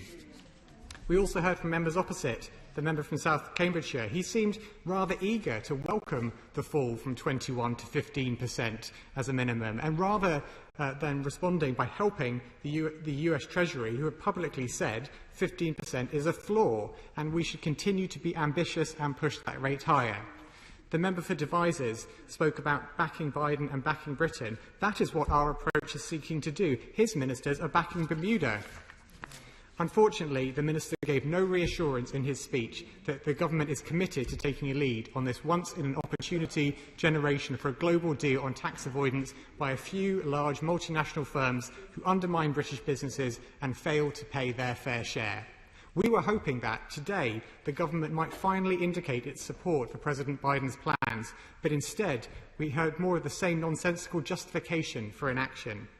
Through the vote on our new clause, we will push them to review and be transparent about the impact that a global minimum corporate tax rate no lower than 21% would have. We were also hoping that the Minister might have indicated his support for a very simple amendment that would stop Amazon and a few other tech giants from benefiting from the tax break the Chancellor announced at the budget.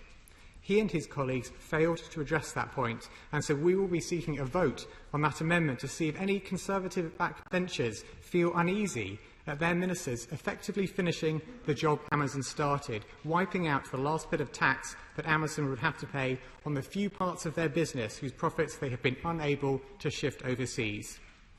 Madam Deputy Speaker, this debate has exposed the failure of this bill and this government to be on the side of the British people and of British businesses trying to get back on their feet. Ministers have resisted stepping up to the challenge of stopping a few large multinational firms not paying their fair share of tax. We would urge any members opposite who are uncomfortable with the position their government has taken to join us in voting for new Clause 23 and Amendment 29. The question is that new Clause 23 be read a second time. As many as are of that opinion say aye. Aye. Of the contrary, no. No. Division, clear the lobby.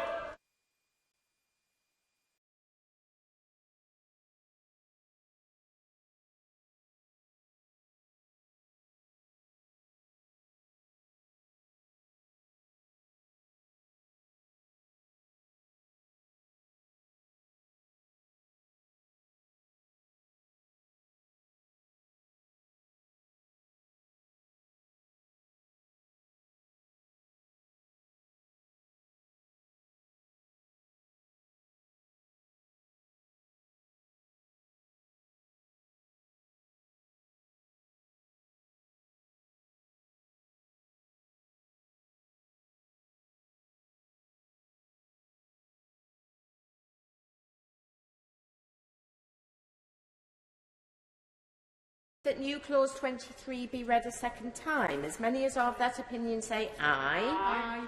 To the contrary, no. No. Tell us for the ayes Liz Twister and Jess Morden. Tell us for the noes Maria Caulfield and David Rutley.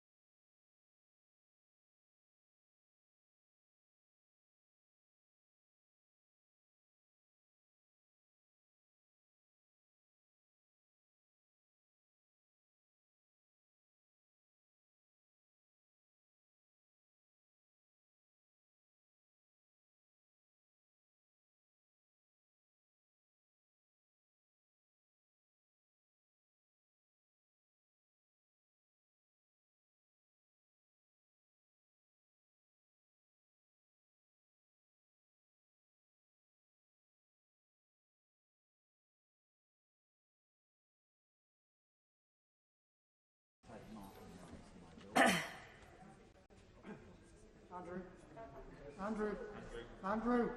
Lock the doors.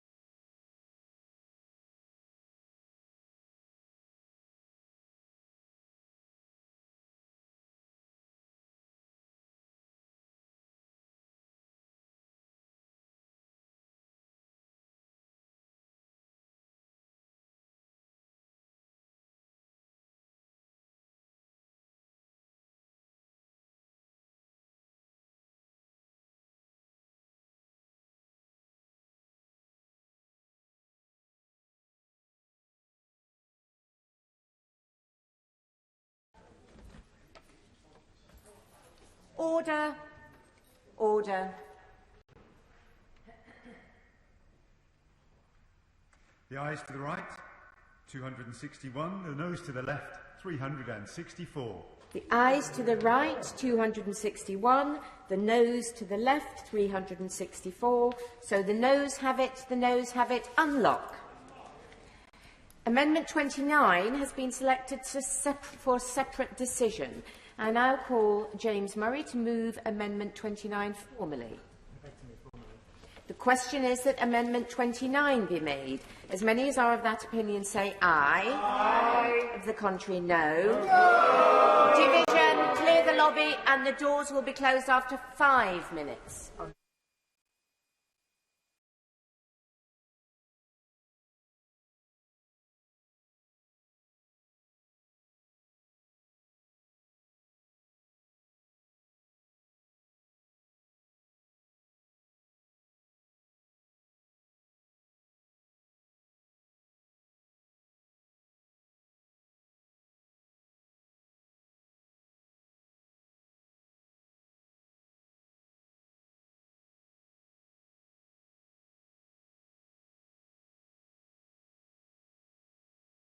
Question is that Amendment 29 be made. As many as are of that opinion say aye. Aye. Of the contrary, no. No. Tellers for the ayes, Liz Twist and Jess Morden. Tellers for the noes, Maria Caulfield and David Rutley.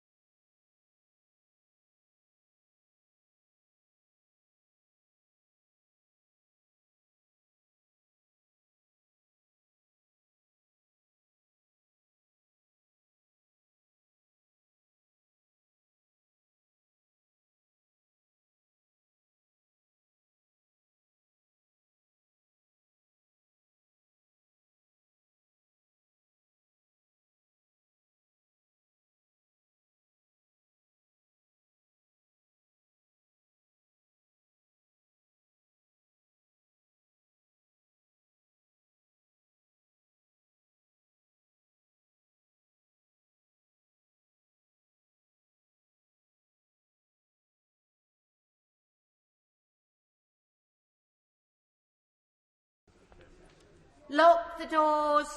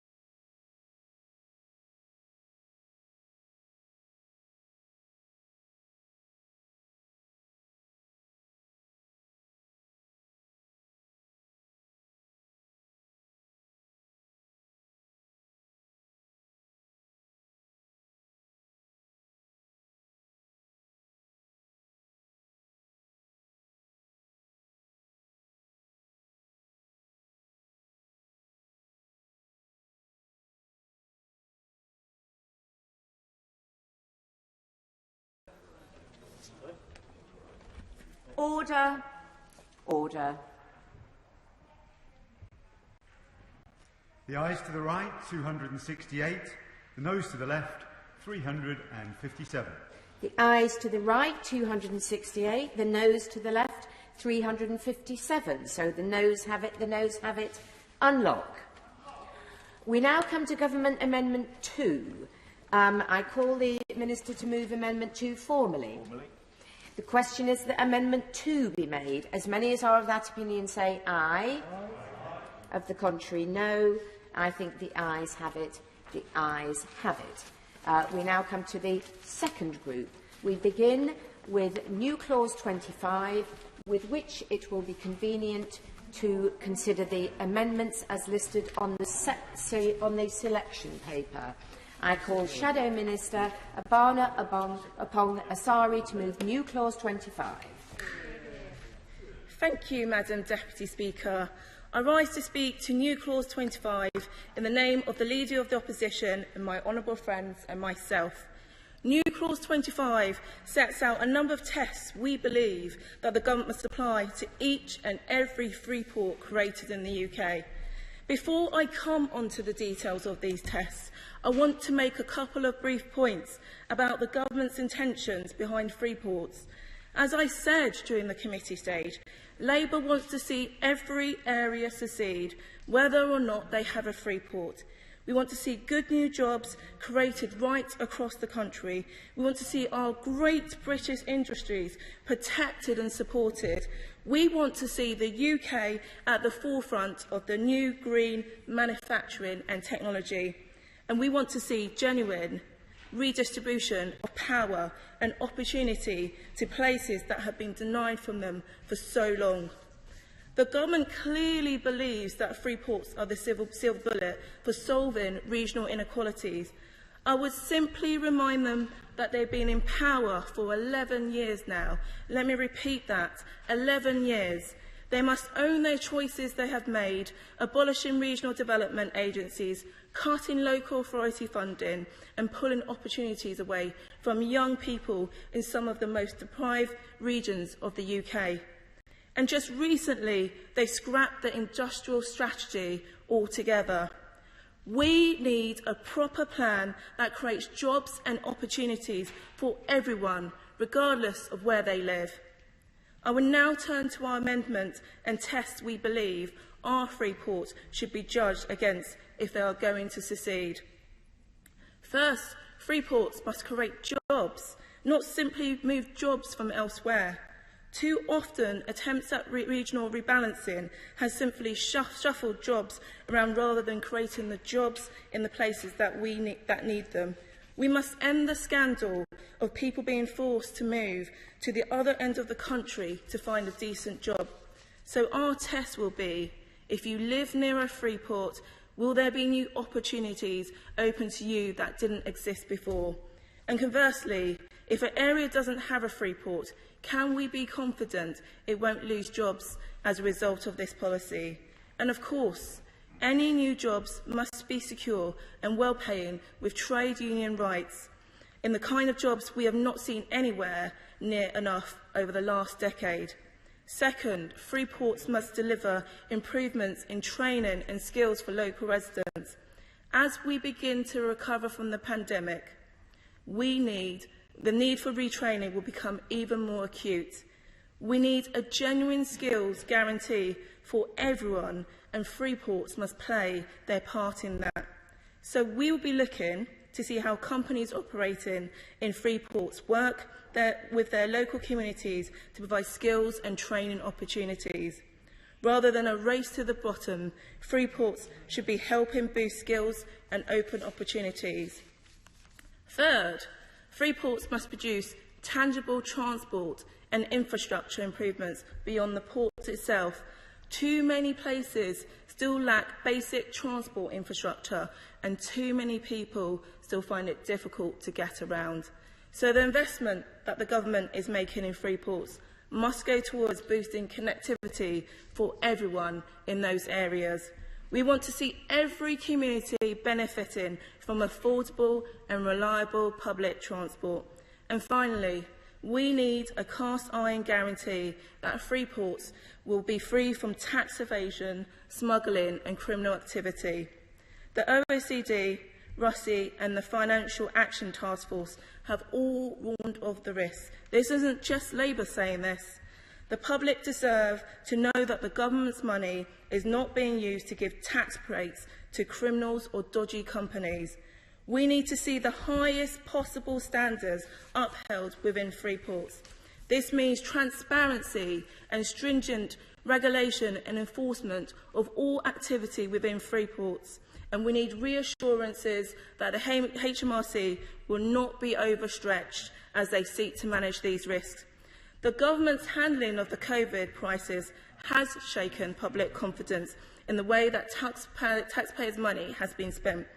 Crony contracts have been handed to Tory party donors. Public money has been put at risk during the Green Seal scandal, and there is no sign that ministers understand the importance of managing public money carefully. Free ports must not be the repeat of this. We need a reassurance that every pound of the government spending on free ports will be used carefully and not be wasted. So, Madam Deputy Speaker, these tests set out ambitions for free ports and for the future of our economy more broadly. We believe that people who work in free ports and those who live near them deserve nothing less. If the government shares our ambitions, they should commit to meeting these tests and should support our amendment today. Thank you, Madam Deputy Speaker. Reporting on the impact of new arrangements on each free port. The question is that new clause 25 be read a second time. We were having a little difficulty getting hold of the speaker at number 2, so I'm going to go to Richard Thomas and then come back to David Simmons. Richard Thomas. Thank you, Madam Deputy Speaker. I rise to support new clause 25, and it's a pleasure to follow the Honourable Lady for Erith and Thamesmead, and I'd like to echo much of what she'd said in her own remarks. Free ports, we've had them before in the UK as recently as 2012, and it's something that our EU partners still have, with 72 free zones right across the EU territory. Now, some previous contributors in these debates have taken an excessively, I think, dim view of free ports. Now, I'd like to think a more balanced view, but I still think we're absolutely right to proceed cautiously, and that's why I'm happy to support the measures in new clause 25, because given the incentives on business rates that are on offer, the potential national insurance exemptions, the exemptions on customs duties, it's absolutely vital to make sure that economic activity is attracted to free ports, isn't simply being displaced from elsewhere, and that the activity is new and it is adding value and it is resulting in economic output which is greater than would otherwise have been the case. And therefore, when we're measuring that impact, it's also important to make sure that the government doesn't get to measure it, mark its own exam paper by choosing its measures of success after the fact.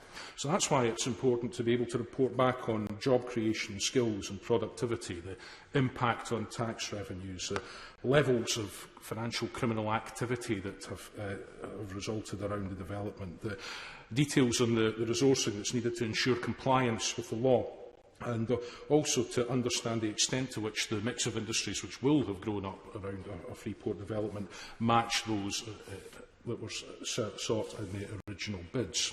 Now, the Scottish Government has sought to build on the free port model with a green port version of it, which embraces all the potential benefits of free ports while ensuring that the principles of fair work are enshrined at their heart, with the principles of fair work and fair pay through a real living wage, and also putting environmental concerns to the fore through placing carbon reduction at the heart of these developments. Now, these proposals for green ports from the Scottish Government already have widespread buy-in from business and industry and investors in Scotland. And the Scottish Government stands ready, armed with the fresh mandate that it received from the Scottish people earlier this month, to press ahead as soon as the UK Government is willing to do so. At the conclusion, Madam Deputy Speaker, of the committee stage, the Minister gave, I hope he won't mind me saying, describing it in this way, gave a somewhat editorialised account of the development of free ports and green ports in Scotland. Now, we could back and forth round about that, but I'd much rather move forward just as the Scottish Government would, and I hope that the Minister would like to do that too and will commit to working as quickly as is possible with the Scottish Government to bringing green ports to fruition in Scotland. Thank you. We now go to David Simmons. Thank you, Madam Deputy Speaker. My constituency in Ruislip, Northern Penrith, is not one of those that has a prospect of playing host to a free port or indeed being very close to one, but it is a subject of interest to my constituents for a number of reasons. And I wanted to set out briefly what those are and why I think it is so important that the government is pressing ahead in this direction. My constituents are part of Outer London, part of the country which for many years, for many generations, has had an enormous economic pull factor, including for people like myself. I grew up in the South Wales valleys, and following the disappearance of a lot of the heavy industry that was there, and despite a huge amount of effort by both the Westminster government and significant investment by what was then the European Economic Community into developing things like roads, it was a place that has taken a very long time to see a significant financial and economic regeneration. And whilst I do remain sceptical, as many in the House are, about the tax situation of free ports in general, it seems very clear that they are a fantastic opportunity to play a big part in the economic regeneration, the levelling up of parts of our country that have really struggled. And as a Conservative politician, it seems to me very clear that a policy that is about ensuring people have access to work, a policy that is part of a wider agenda that's about raising people's earnings, a way of addressing things from child poverty to health inequalities that still blight some parts of our country, and a policy that is very much about setting principles of what we want to see as our economy develops, rather than taking a laissez-faire approach, but saying we want to see the wealth not simply created, but we want to see it spread and shared, is absolutely the right way forward. And free ports can be a significant part of achieving that. And I think it is absolutely right, as we've heard from a number of members, that we do have a balanced approach to their use. I think the port of Tilbury was the last of the UK free ports, but they are in common use throughout the world. And the feedback clearly is very mixed about their economic impact, but it is very consistent that they do act as a draw, as a focus for a local economy that helps to contribute to creating jobs, creating opportunities, and we need as a country to do that in places that have simply not had the opportunity for that in the recent past. And for my constituents who have significant concerns about the pressure, for example, on land to be released for housing in order to provide homes for the people who are currently being drawn in large numbers into our capital. They're contributing to significant housing waiting lists, to very significantly rising house prices, sometimes meaning that the children of people who've grown up and live locally are simply not able to settle in that area. They see a direct benefit as well to the whole of the country having that opportunity for economic levelling up. So I see this as something very much that is a direct benefit to my constituents. It's important to the medium to long-term future of our country, and it is absolutely an inherent and appropriate part of the regeneration and levelling up strategy that we have for the whole of the United Kingdom. And I absolutely 100% support this direction of travel, and I commend it to the House. Dr. Jamie Wallace. Thank you, Madam Deputy Speaker. It's a pleasure to contribute to today's debate on free ports and voice my continued support for this commitment, and to speak against the adoption of new Clause 25, which, for me, typifies the stark contrast that exists between the sides of this House when it comes to delivering for the British people, with this side supporting a government focused on delivery and the other persistent in just yet more division and delay. As colleagues have already said, free ports will be central to the levelling up agenda, attracting new businesses, jobs, creating opportunity and investment right across areas in Britain. This policy is key to regenerating communities across the UK, and I hope that may include my own constituency of Bridgend. Following the closure of the Ford factory in Bridgend, the establishment of a free port in the Port Talbot and Bridgend area could mean a great deal to my constituents and the whole of South Wales, with the creation of up to 15,000 jobs. And it is for these reasons my constituents would expect me to back the government tonight. I am sure that honourable members opposite do not want to delay investment associated with the measures outlined in clauses 109 to 111. By implementing them, we will be helping to unlock employment in areas previously left behind and allowing them the opportunity to prosper. Placing additional reporting requirements on free ports outlined in new clause 25 will place unnecessary, onerous processes with little to no benefit over and above what has already been put in place, but just cause further delay. I must add as well that in Wales, where we know from the oral questions to the Secretary of State for Wales in this House last week, the Welsh Labour government have dragged their feet time and again and refused to collaborate on this issue with ministers here. The result is that whilst bids have been received and locations identified in England, we still don't know what, if any, support a free port in Wales will get from the Welsh Government. Madam Deputy Speaker, we were elected to deliver and to get on with the job of making a success of post-Brexit Britain. Clauses 109 to 111 of this bill achieve just that, and I will therefore be supporting the Government this evening. Number 5 has withdrawn, so we go straight to Andrew Jones. Thank you, Madam Deputy Speaker. Slightly unexpectedly there. Thank you very much indeed. I have to say the competition for having a free port from colleagues around the House before the decisions showed how widely welcomed this policy was. And then you could see as well the colleague delight when their areas were successful. I think it's clear that free ports are part of a broader levelling up agenda, and that levelling up agenda is right at the heart of this government's policy, and it has significant public approval. So I've certainly found that whilst knocking on the doors of Hartlepool, for example, I found support for initiatives to boost the economy of that area. I do not represent a free port area in Harrogate and Knaresborough, but there is clear support, and it is therefore surprising that the party opposite is not more aligned behind that.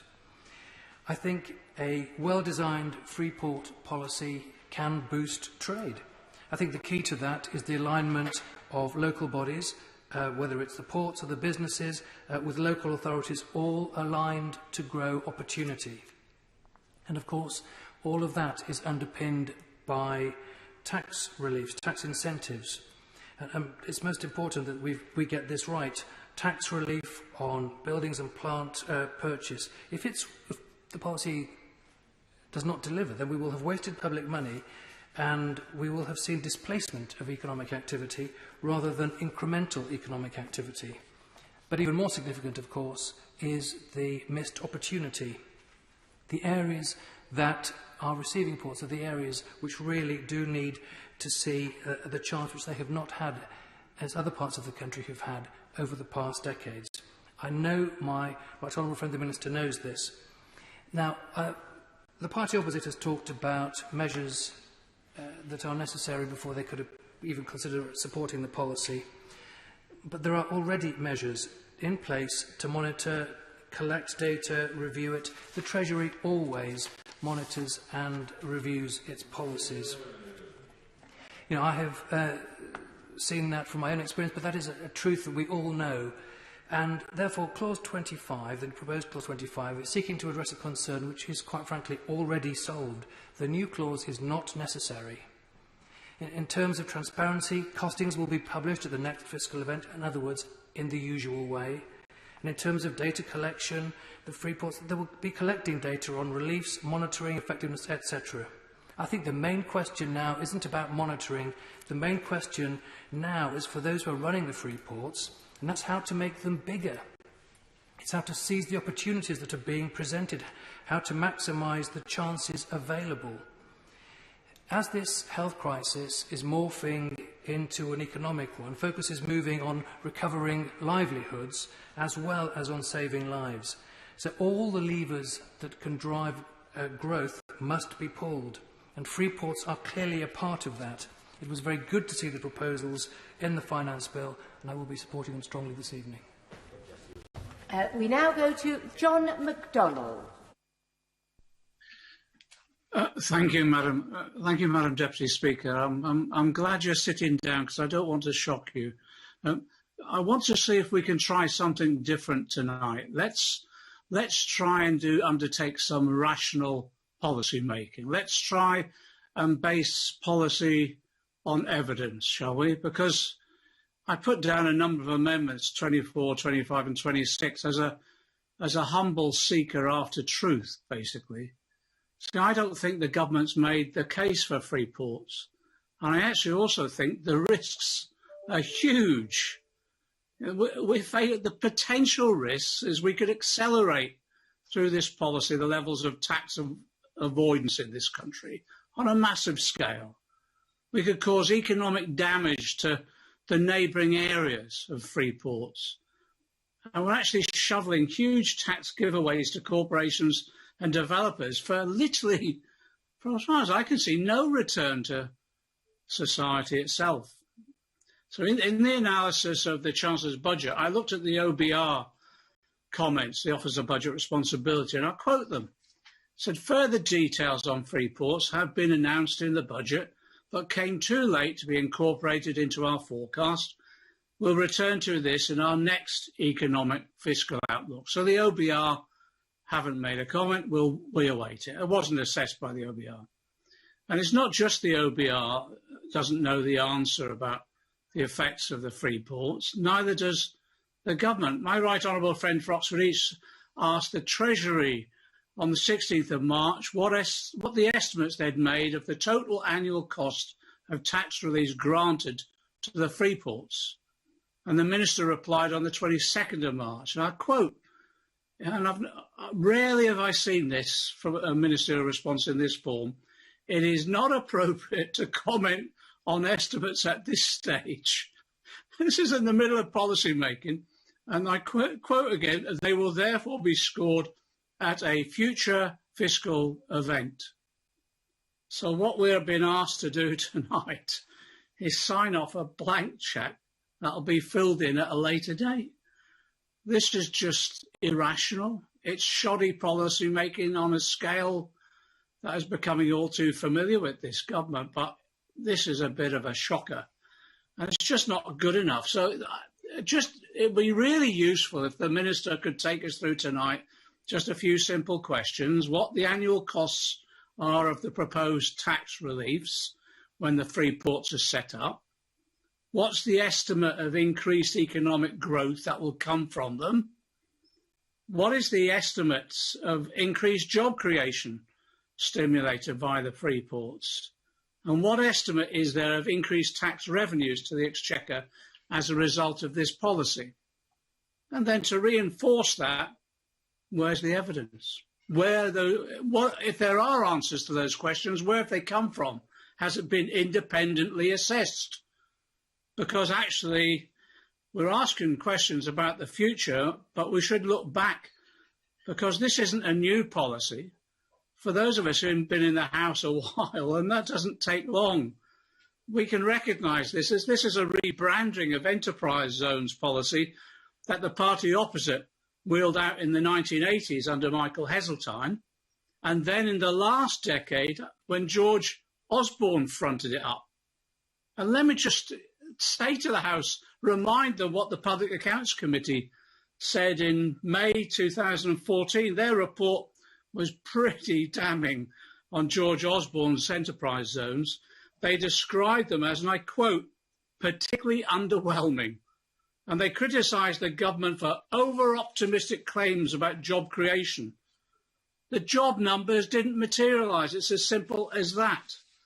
And the Centre for Cities think tank found that the jobs that were created were, and I quote, overwhelmingly low-skilled and therefore low-paid. I think they weren't just a disaster. They raised people's hopes and shattered them in many areas around the country. That in many ways led to some of the disillusionment with politics overall and government overall.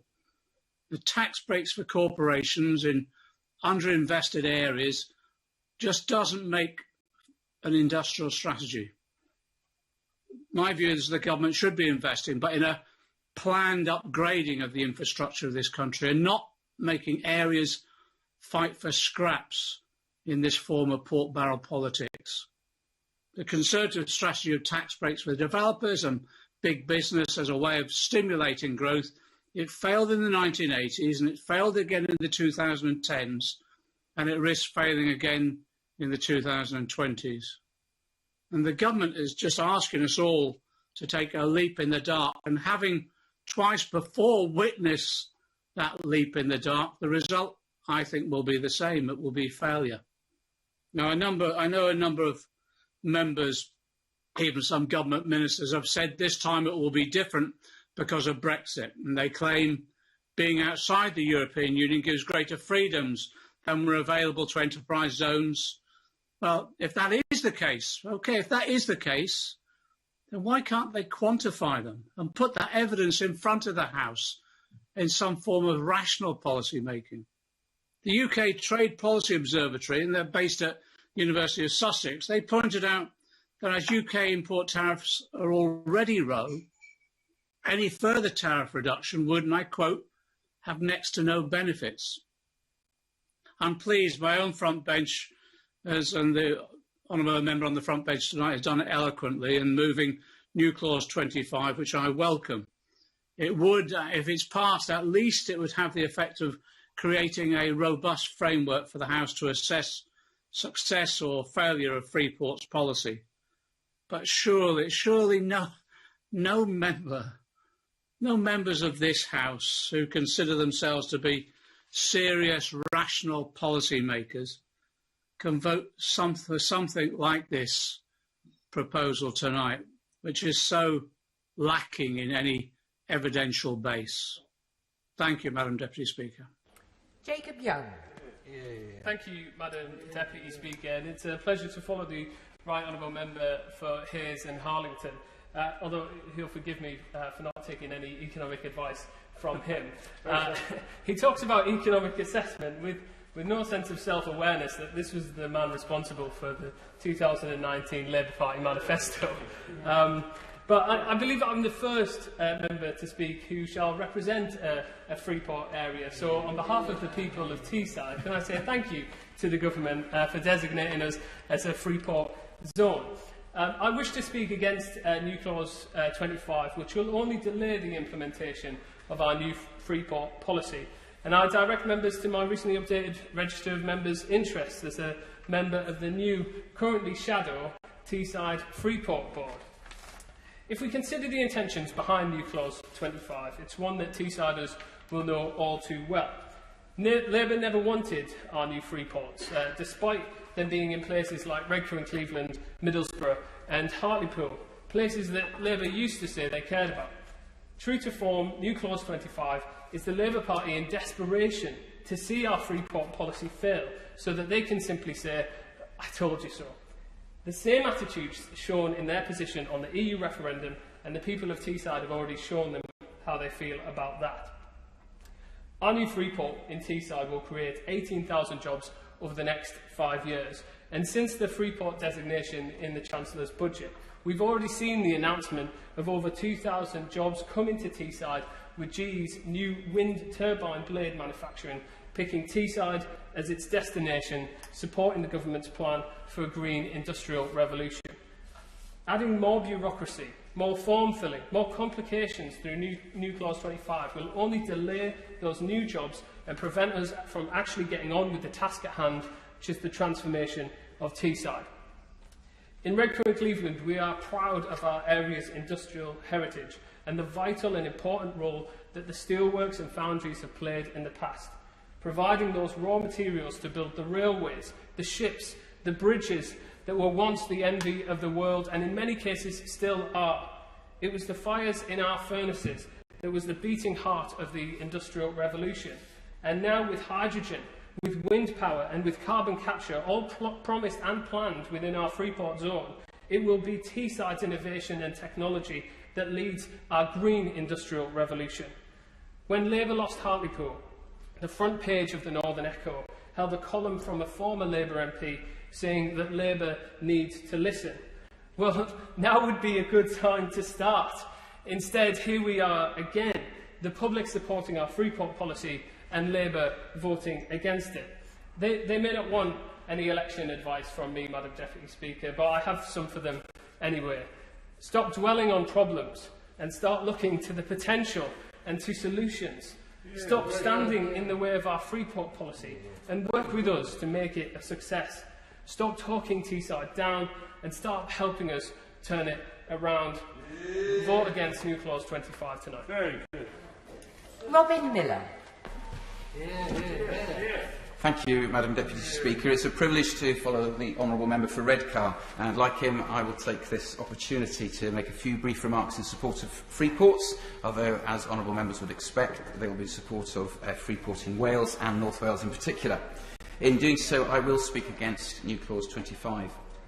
Madam Deputy Speaker, free ports and free economic zones are a common feature of international trade, with dozens utilised by our closest allies. Not only have they propelled many of the world's previously impoverished nations to prosperity, but there are well-established international frameworks for their operation. Indeed, the OECD Code of Conduct for Clean Free Trade Zones, for example, to which this government has already pledged compliance. Madam Deputy Speaker, the measures set out in New Clause 25 are simply unnecessary, and the additional costs, such as the paperwork proposed, will only reduce the attractiveness of Britain's ports. Make no mistake, the ultimate bearer of extra costs will not be multinational business, but it will be the workers of this country who will miss out on prosperity from export-driven work. Madam Deputy Speaker, Wales occupies a vital position in UK trade. If we consider just the Republic of Ireland, in 2019, 2/3 of goods carried from the Republic of Ireland came via Wales, and 4/5 of goods carried to the Republic of Ireland went via Wales. I would also note, Madam Deputy Speaker, that Holyhead is on the international trade routes that links Dublin to Moscow. Such is the strategic importance of the location and role of Wales, and in particular North Wales. So it is essential that we create an environment there that is attractive to investment and private finance. According to the British Venture Capital Association, Wales has one of the lowest average investments from venture capital in the UK, accounting for just 3.3% of all funding over the period 2016 to 2018. A Freeport, then, offers a structured environment for investment. Whether that's linked with the advanced manufacturing cluster of North East Wales, Wales's hottest economic growth spot, or the green energy projects and innovation found on Ynys Môn, or the leading telecoms research at the University College of North Wales, the structured reliefs and incentives of a Freeport offer businesses and investors a clear and attractive proposition and are a clear demonstration of government's commitment to the area. because this finance bill makes clear this government's aim of growth, development and levelling up for Wales. It also presents an exciting opportunity for cooperation and collaboration with the Welsh Government. With their assistance on the additional reliefs possible, for example around planning laws that are within their control, there is an opportunity not only to deliver a free port in Wales, but create one of the most attractive free port models for investment in the UK. Madam Deputy Speaker, in conclusion, our United Kingdom is an island nation and a trading nation. Our prosperity has always come from across the seas. Free ports are an essential step towards stronger trade and export in a global Britain, and this finance bill will deliver this. In Wales, we know that although we are outward-looking, our strength comes from within. For centuries, we have exported our goods and resources around the globe. North Wales slate has roofed the world, and copper from the Great Orme in Aberconwy forged Bronze Age implements from Brittany to the Baltic. A free port in Wales, in North Wales, is an opportunity then to ensure our connection to a global economy, to bring investment and growth that will bring jobs and secure our tradition of global export for another generation. Madam Deputy Speaker, I will be voting against new clause 25. Number 11 is withdrawn, so Minister Jessie Norman. Thank you very much indeed, Madam Deputy Speaker, and I thank all members who have commented or spoken in this debate on free ports. As the House will know, free ports are a very important part of the government's policy to level up the British economy and to bring investment and trade and jobs to parts of the country which in many cases have not had the economic vibrancy that we as a nation would have wished. And it symbolises and reinforces the opportunities provided by this country's status as an outward-looking trading nation open to the world. The excitement, as colleagues have already made clear, the excitement from free ports is tangible. My friend, the member for Harrogate and Knaresborough, was absolutely right to highlight the competition and the excitement, the energy that process of competition had developed. And that is itself a very important sign of the government's intent in areas that have been, I'm afraid to say, in far too many cases, ignored and patronised by the Labour Party. Yeah. My honourable friend, the member for Redcar, was absolutely right. What was the headline? Labour needs to listen. Now, he says, would be a good time to start. How right he was. Now, if I may go on just very briefly to talk about the finance bill in relation to this, what the bill does is to enable the creation of free port tax sites. This is we're at the early stages of the measure. Enabling the creation of free port tax sites where businesses can benefit from tax relief, including a stamp duty land tax relief, an enhanced structures and building allowance, enhanced capital allowance for plant and machinery. But it's important to see that this, in turn, these measures are being combined with simpler import procedures, duty benefits in customs sites to help businesses trade, planning changes in order to accelerate much-needed development, additional spending in infrastructure, a Freeport regulatory engagement network to try to bring regulators and firms together in order to test new technologies safely and effectively. And that makes a comprehensive package designed to boost trade, attract inward investment and drive productive activity, and thereby to level up communities. Now, as the House will know, the Government's engaged very extensively with ports, with local authorities, industry experts, including through a consultation on the wider programme, in order to ensure that the whole policy is maximally effective. It is astonishing that the Labour Party should oppose this policy. I cannot believe that members opposite really want to deprive successful free ports, such as those that have been announced in East Midlands Airport, Felixstowe and Harwich, Humber, Liverpool City Region, Plymouth, Solent, Thames and Teesside, of having tax sites, something that could ultimately harm their ability to attract inward investment and create jobs. How are they going to explain that to the voters of Teesside, the voters of Liverpool City Region, the voters of the Humber, let alone those other places that is the decision they've taken? But then I reflected, Madam Deputy Speaker, on the Labour attitude towards the super deduction. a deduction specifically focused on capital-intensive businesses, many of which are in the North and in the Midlands, and therefore will benefit, a crucial part in and of itself of levelling up. And I think those two joint failures on the part of the party opposite should be linked together to understand their full import. If I may just proceed very quickly, of course, the government has sought to build in protections wherever possible, transparency in terms of how a decision-making note that how the sustainable economic growth and regeneration that we are seeking are being prioritised, a robust bid assessment process and the like. It's important to say that before funding is allocated and tax sites are designated, each free port will need to pass a specific business case process. It includes assessing how effectively those tax sites can be monitored for compliance with the tax rules, and legislation will contain mechanisms to prevent or combat illegitimate claims for those reliefs. So those protections are in place.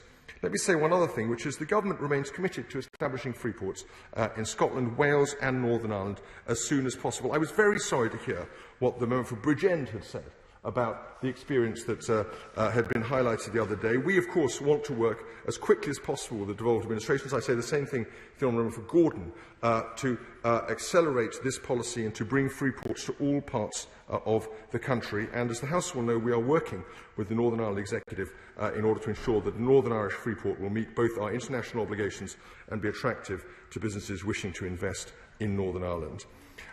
Madam Deputy Speaker, I am confident that honourable members opposite do not want to delay the investment associated with these clauses. That implementation of that investment will help to unlock employment and stimulate growth in areas which have too often been left behind, and I therefore urge the House to reject those amendments and new clause. Shadow Minister Abana Apong Asarin. Thank you, Madam Deputy Speaker. Can I thank all members who have spoken for their contributions? In particular, I want to thank my honourable friends for Hayes and Harleton, who raised a number of concerns about how free ports will operate, including on tax avoidance and the potential damage to nearby areas. Members opposite who spoke in this debate are obviously more optimistic about the potential impacts of free ports on the communities they represent. I just want to refer back to a comment made by the Honourable Member for Redcar. No one is talking Teesside down. I just want us to be very clear. We want to make sure that everyone will succeed, whether or not they have a free port. Why is that a bad thing? We believe that our new clause and the tests contained with it set out a reasonable way to assess the impacts of free ports on their local areas and the country as a whole. We on this side are ambitious for our country, but we need to see clear evidence that free ports are going to be effective in meeting the challenges we face. Therefore, I call on members to support our new clause because it's the right thing to do. Thank you, Madam Deputy Speaker. The question is that new clause 25 be read a second time. As many as are of that opinion say aye. Aye. Of the contrary, no. No. Division, clear the lobby.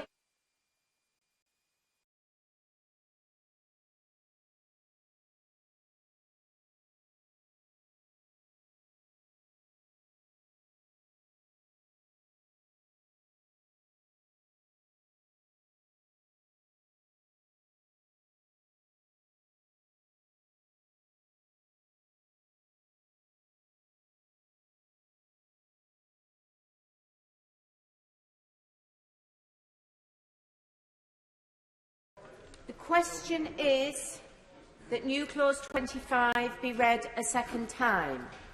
As many as are of that opinion say aye. Aye. Of the contrary, no. No. Tell us for the ayes, Liz Twist and Jess Morden. Tell us for the noes, Maria Caulfield and David Rutley.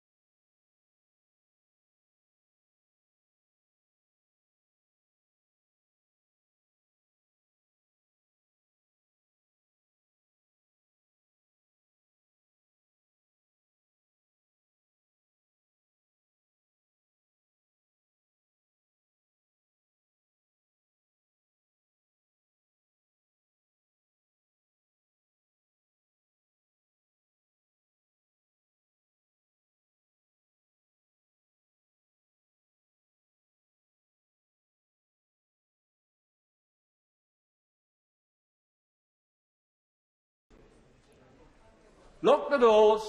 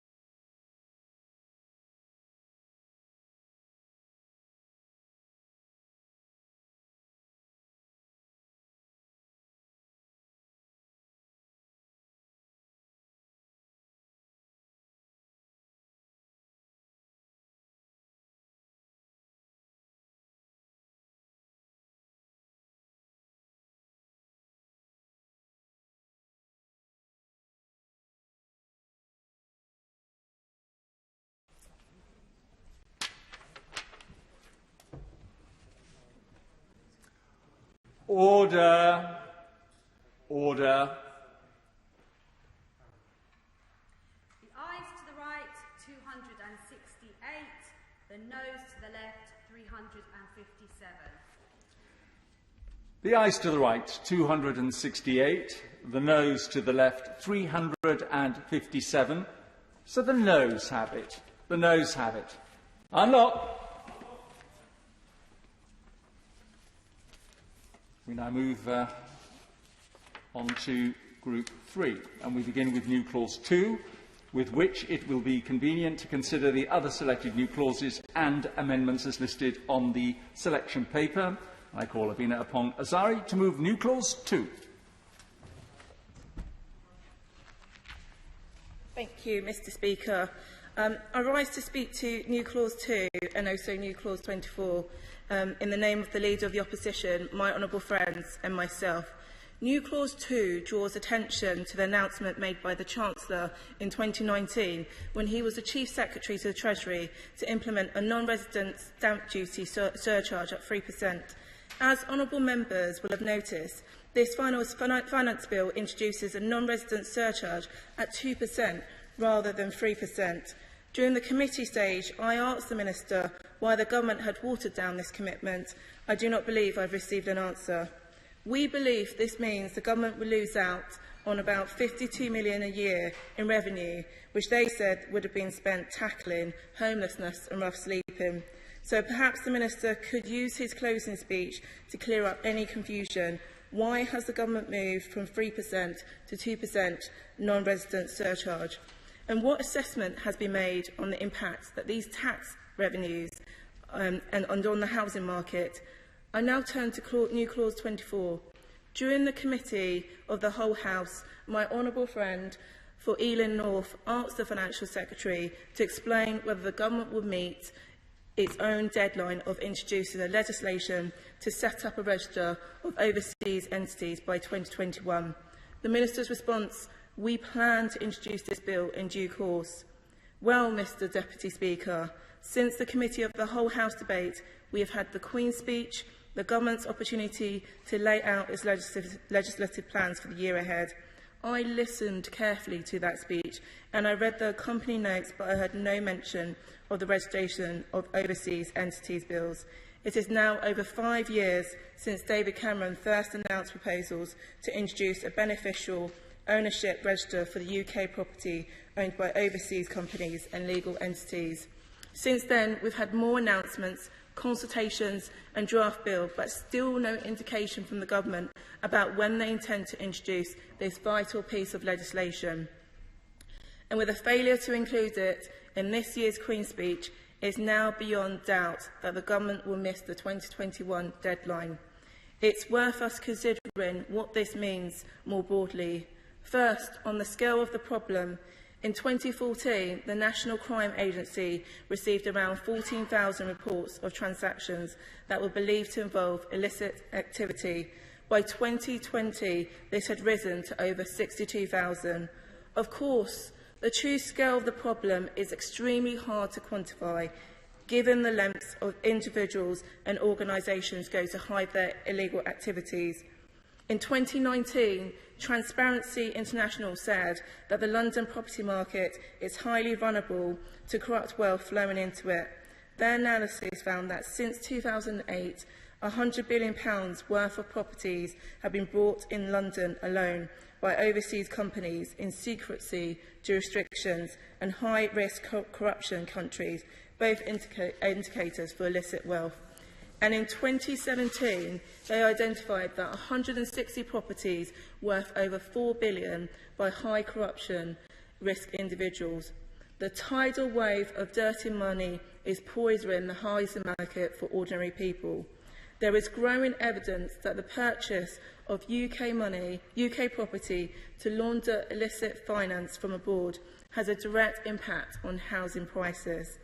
As Transparency International UK, among others, have shown, attempts to clamp down in corruption around the world have led to a rise in properties here in illicit finance flows into the UK market to avoid detection in its home country.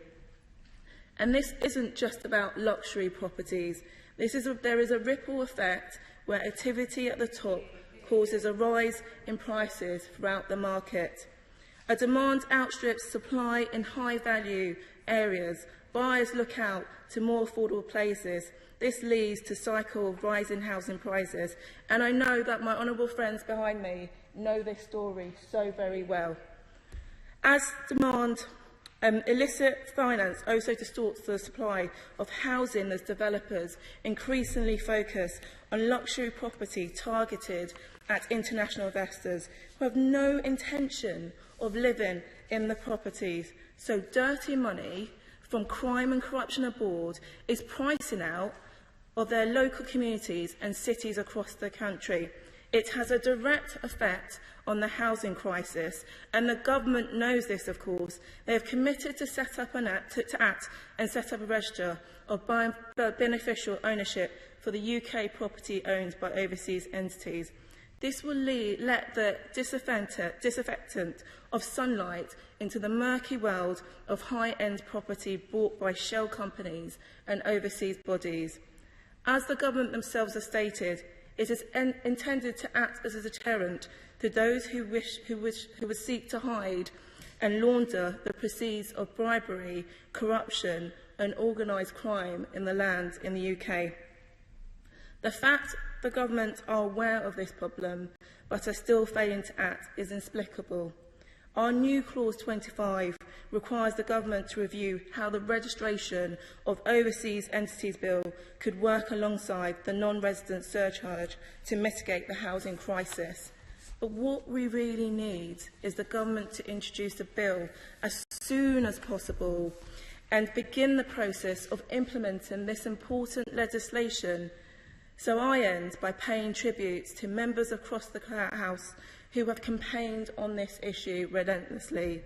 I know they will share our disappointment that the government is still not taking the action we all agree is needed. I urge the government to correct the wrong and get on with doing what they have committed to do. Thank you, Mr Deputy Speaker. David Davis. Thank you, Mr Deputy Speaker. I rise to speak the amendments and new clauses tabled in my name and the names of other honourable and right honourable members. They are Amendments 32 to 34 and new clause 31. Now, the government's historic IR35 policies, dated from long before the Minister on the bench was in his office, far from rationalising the collection of tax from contractors, have created and now unwittingly extended a wild west of umbrella companies which operate without regulation and where malpractice is rife. This malpractice has seen contractors forced to operate through non-compliant umbrella companies that maximise their own profits by using sleight-of-hand tactics. This includes misrepresenting tax thresholds, skimming off pension contributions and other payments such as the apprenticeship levy, forcing contractors to opt out of their rights as agency workers and withholding billions in holiday pay that is legally due. Now, the government's policy to date has triggered the increased proliferation of mini umbrella companies. BBC's Radio 4 File on 4 found 48,000 of these companies have been created in the past 5 years. The fact that policies in this area are flawed is proven beyond doubt by the fact that HMRC are having to deregister 22,000 of these umbrella companies. 22,000. The frauds involved here cost the taxpayer hundreds of millions of pounds every year in lost tax. But as well as that, the boom of these non-compliant companies is that legitimate umbrella firms are being actually run out of business by them. The illegitimate umbrella companies, making most of their profits through appropriating funds through tax scams, withholding holiday pay, skimming from apprenticeship levies and the like, are driving those honest firms out of business. There exist, Mr. Deputy Speaker, comparison websites which contractors will look at and see what they, which umbrella company they can do best with. And of course, the ones that look best to them are the ones who make their money out of illegitimate mechanisms. I give way to the Honourable Lady. I thank the Honourable Member for giving way, and would he agree with me that some well overdue changes to Companies House approaches would be very welcome, and the government is taking an awful long time to get round to it? I have a lot of sympathy with what the Honourable Lady says. There are many ways to attack this. I'll mention one or two of them. Some of them are the proposals I have here, which build in some changes to that effect. But there are many ways to make sure that these scams can't happen.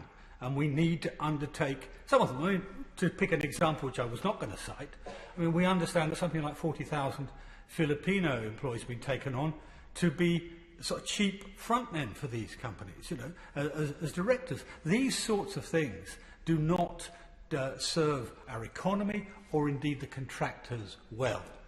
The Honourable Gentleman is looking at me. Does he want to intervene as well? Yeah. Thank the Right Honourable Gentleman for giving way, but isn't there also a responsibility on government as client to actually insert into clauses with main contractors that if they are found to be having these practices within their supply chain, that in fact they won't be considered for future contracts. Yeah. Government can actually do this quite rapidly, quite apart from HMRC catching up with what's going on. Yeah. Of course he's right. The first phase of IR35 was about government contractors for government, and this whole Wild West, as I've described it, actually was created serving public services. So he is of course right. But to come back to my point about the illegitimate contractors forcing out of business the legitimate ones, is quite understandable that ordinary contractors will be attracted to a scheme which seems to offer them best terms as contractors. Yet, of course, they'll be unaware when they do that they risk unwittingly entering into unintentional tax avoidance schemes, which is one of the problems that troubles me most. And these contractors, remember, are not fat cats, they're not big bankers, they're not city slickers.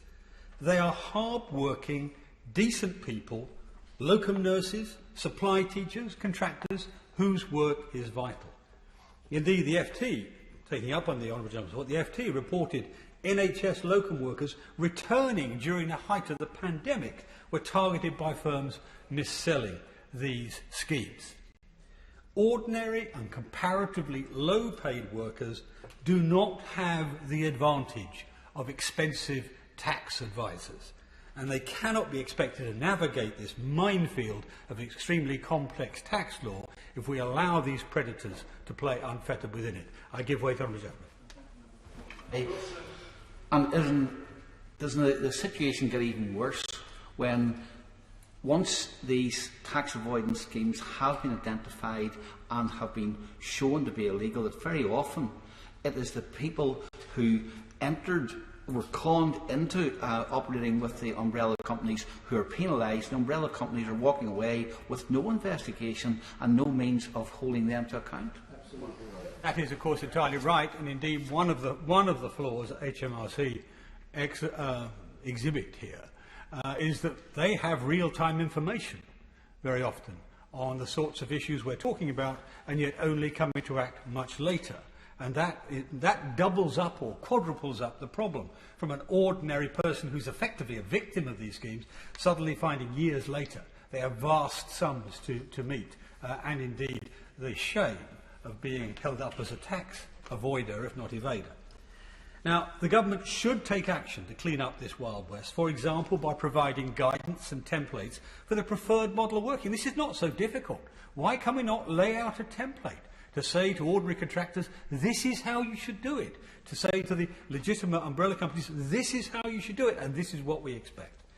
Now, lacking that, my amendments on the order paper give government and parliament 3 clear and simple options. New clause 31, ideally the government would take note and enact new clause 31, and this would review, and it doesn't require law to do this would review the whole operation of umbrella companies and off-payroll working. And for me, this is the de minimis position. But my preferred option is that the government should then introduce regulation into this problematic sector to clear up some of the most egregious and mis-selling and malpractice. This should require, and this deals with the Companies Act point to some extent, but this is the simplest way of doing it. This should require umbrella companies to meet 5 strict requirements. They should pay all holiday pay due, maintain all employment rights, ban kickbacks to third parties, end the skimming off of excess profits through sleight-of-hand tactics, and finally, of course, ensure the worker himself has no material interest in the umbrella company. That deals with the main issues. It doesn't deal with the propriety issues, if you like, of the Companies Act, but it deals with the main, most socially damaging aspects of this Wild West we have now. And if properly enacted, any company operating in contravention of these strict conditions will be liable for the unpaid tax. So it's not left solely to the contractor, who has become the victim of these schemes. Finally, and this is not my favoured option, but finally, if this can't be made to work, then frankly, what Amendment 34 says, is we should ban, simply outlaw the umbrella companies. It's an imperfect solution because some umbrella companies do a decent and proper job. But if we can't clean up the Wild West, then we should eradicate the Wild West. It is as simple as that. Now, it's clear, what is clear above all is that whilst that's not a great outcome, that's much better than the existing outcome. We cannot keep this failed status quo. The Treasury and HMRC's confused approach to the whole sector enabled the shameful loan charge scandal. There's thousands of people in financial ruin, families torn apart, and 7 people so trapped they tragically ended their own lives. Failure to act today on the mis-selling and illegitimate operation of umbrella schemes risks a scandal, another scandal, on a similar scale. That cannot be allowed to happen. We have a duty to act.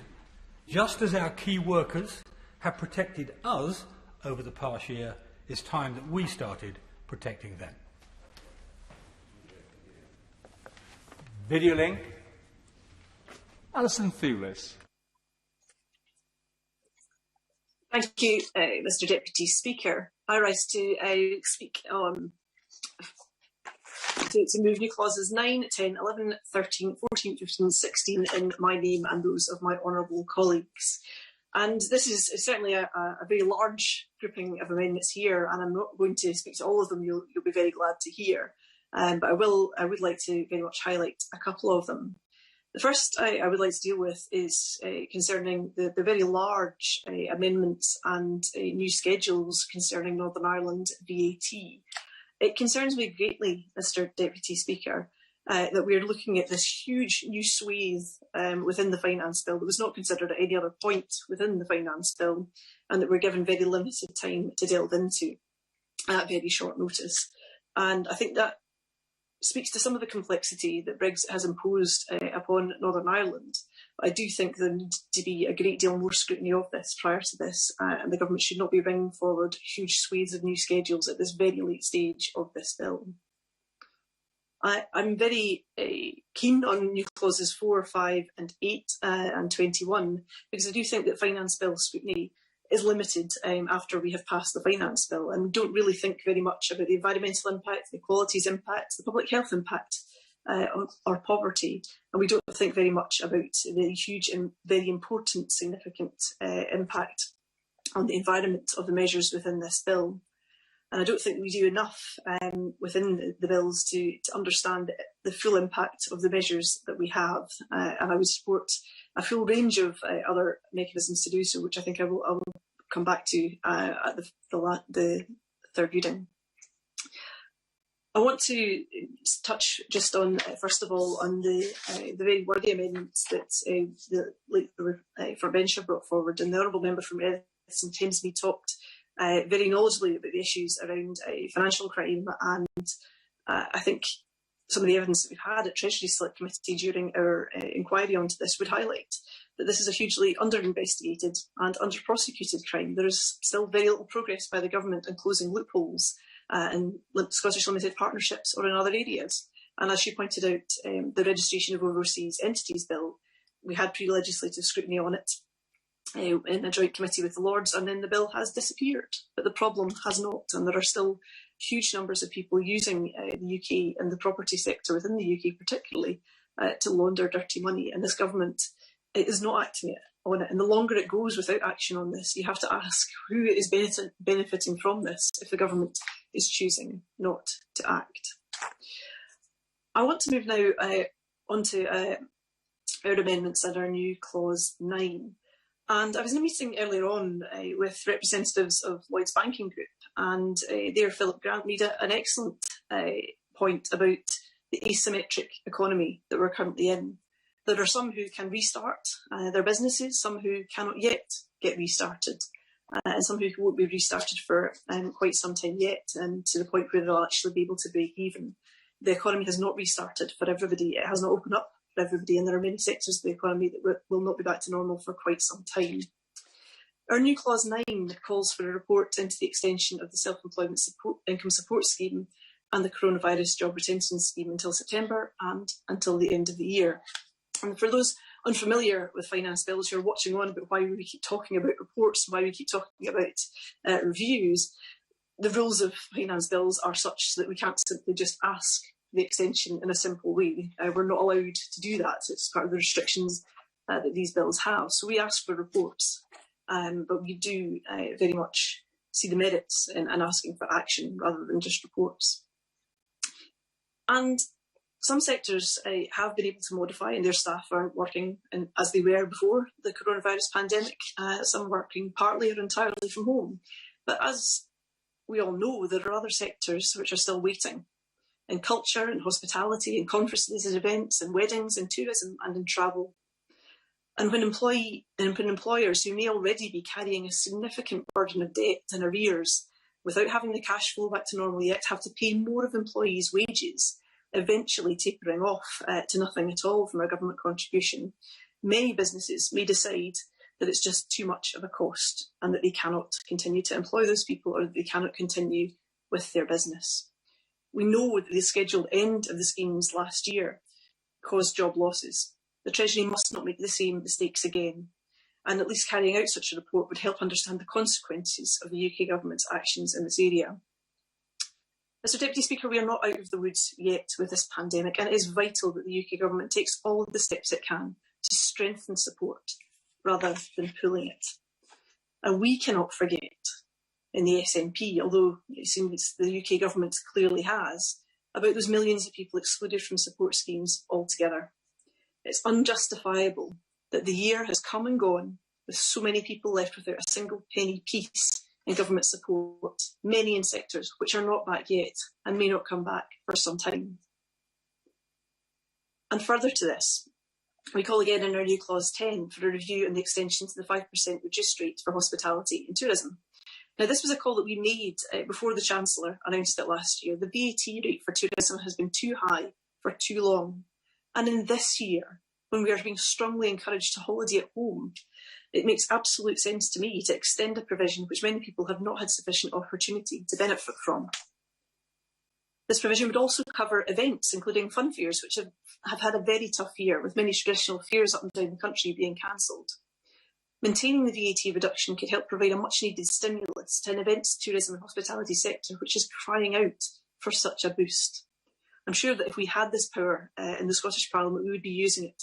So I encourage the Minister to act, or to devolve the power and let us get on with the job. Moving to our new clause 13 on stimulus, we agree with the principle of boosting it like Biden. And we feel that one of the mistakes of the crash, and it's not just us that feel that one of the mistakes of the crash, this is widely written on, that the crash was used to set us on a course of austerity. Now, this had a huge and devastating impact on all of our constituents, and we need to know from the UK government what impact future austerity plans that they might have compared to investment. While this government has the levers in their hands, they should be clear that the impact of action or inaction will have. Our new Clause 14 returns to some of the issues that we have with the technicalities of the plastic packaging tax. We're trying to be helpful to the UK government here, and genuinely, against all previous experience, I hope that they will at least listen to these concerns and make provisions which will maximise both the recyclate and the tax take. Mr Deputy Speaker, not all plastics are equal, and the government should recognise that in the provisions that they put forward. Some lend themselves to being recycled more and could go up to 100% recycled content. Some are very far away from that. We should not treat them all the same, when some are so clearly much further ahead. On our new Clause 16, we have been concerned for some time about problem gambling, and my colleague from Inverclyde has campaigned on this issue doggedly, along with the APPG on gambling-related harm. It would be useful, therefore, to understand the impact of Section 104 in the future on the volume of gambling, and whether further fiscal measures are required to tackle the harm that people get into. Lastly, to touch on some of the issues that the Honourable Member for Holland Price and Howden raised around the loan charge and other related amendments, this issue continues to be a running sore for many, and I ask the UK Government to consider the merits of the amendments and what more can be done to support people. Stopping the malpractice of umbrella companies would be another step in closing loopholes and protecting those who may either be tempted to or be coerced into signing up to such schemes in the future. Those promoting such schemes always seem to be a step ahead of it, and this government shouldn't let them get further steps ahead and become a dot on the horizon. Mr Deputy Speaker, there are many amendments within this section that I would like to speak to, many which have significant merit that the government should consider. And I would finish, I guess, in saying that the flaws of this process are that many of these amendments will not even be considered or voted on tonight. But I would urge the government to take up those that they can. Thank you. Sir Ian Duncan-Smith. Mr Deputy Speaker, I rise to support the amendments standing in my right honourable friend's name and mine and others of my colleagues. Let me just start, Mr Deputy Speaker, by making it very clear, as my right honourable friend did, wherever he is, so well earlier on, which is that we have a problem here, and I'm surprised that the government doesn't really want to recognise that there is an issue here and is avoiding it. The umbrella companies and their unacceptable practices have now become very clear. Contractors being forced into schemes, being forced by recruitment agencies to use these umbrella companies, which they may not wish to do and may be concerned about. Some contractors being forced to use umbrella companies and opting out of the conduct of employment regulations is often mandatory, which removes the rights they had as agency workers, the kickbacks, the problems over holiday pay, the skimming of the assignment rate, and the mini umbrella companies. Some contractors sign up to use these specific companies, believing them to be compliant, but then discover they are employed by one with a different name, owned by a director, say, in the Philippines. And I think File 4, my right honourable friend mentioned earlier on, has raised this particular issue. And the problem is that the worse the level of malpractice in this process, the greater the rewards and kickbacks for the agencies, reducing, of course, the revenue for the Treasury.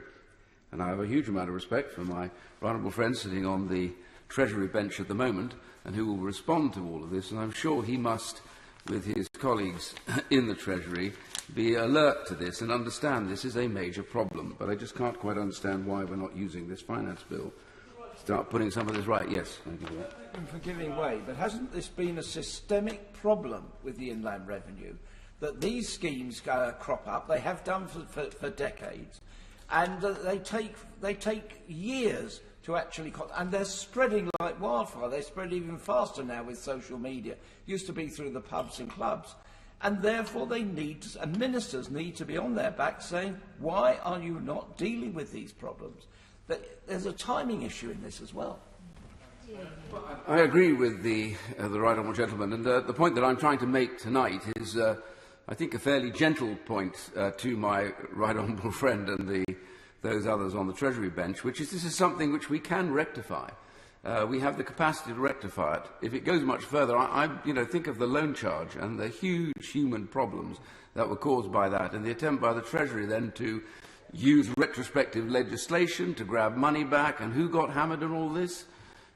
Exactly, not the organisations that were doing it, but the individuals that were led to believe they were in the right setup. And it's always going to be them that gets hammered, and I thought the purpose of government was to protect the vulnerable and deal with those who are abusing them. I give way to my friend. I'm very grateful to my right honourable friend for giving way, and it really is enormously frustrating for those of us who time and again have made representations to Treasury ministers on behalf of victims of the loan charge, only to be knocked back by ripostes relating to tax avoidance schemes. And now, when people who've suffered from the loan charge are urging colleagues on this side of the House, and no doubt on the other side as well, to take steps to ensure that people aren't trapped in these schemes in the future, the government don't want to give them that added layer of protection, so they seem to be wanting to hit them in both directions. I'm grateful to my honourable friend, and I won't risk repeating what he has said, but it is a reality that I was one of those that gave evidence to the review of the loan charge set up, because it was quite clear that it was causing huge problems for many decent people in my constituency, but I'm sure it was the same on all sides of the House. I don't for one moment pretend it was a loan to some of us. So I recommend to my right honourable friend some of those amendments and the new clauses that we have been speaking about. I won't go through all of them, but I will want to make the point here, which is, number one, Amendment 33, which allows an umbrella not to be an intermediary and still operate, provides the following strict conditions were met. And my right honourable friend laid out those particular 5 conditions which are really critical, and I recommend those to him. I'm not going to repeat them because we'll just go on doing that all night. And Amendment 34, I just want to deal with this a little bit more detail. The important thing about Amendment 34, I think, in reality, all inside IR35 workers could easily be paid via recruitment agency payroll. That is the key bit here. And umbrella companies are a benefit to recruiters, not to workers.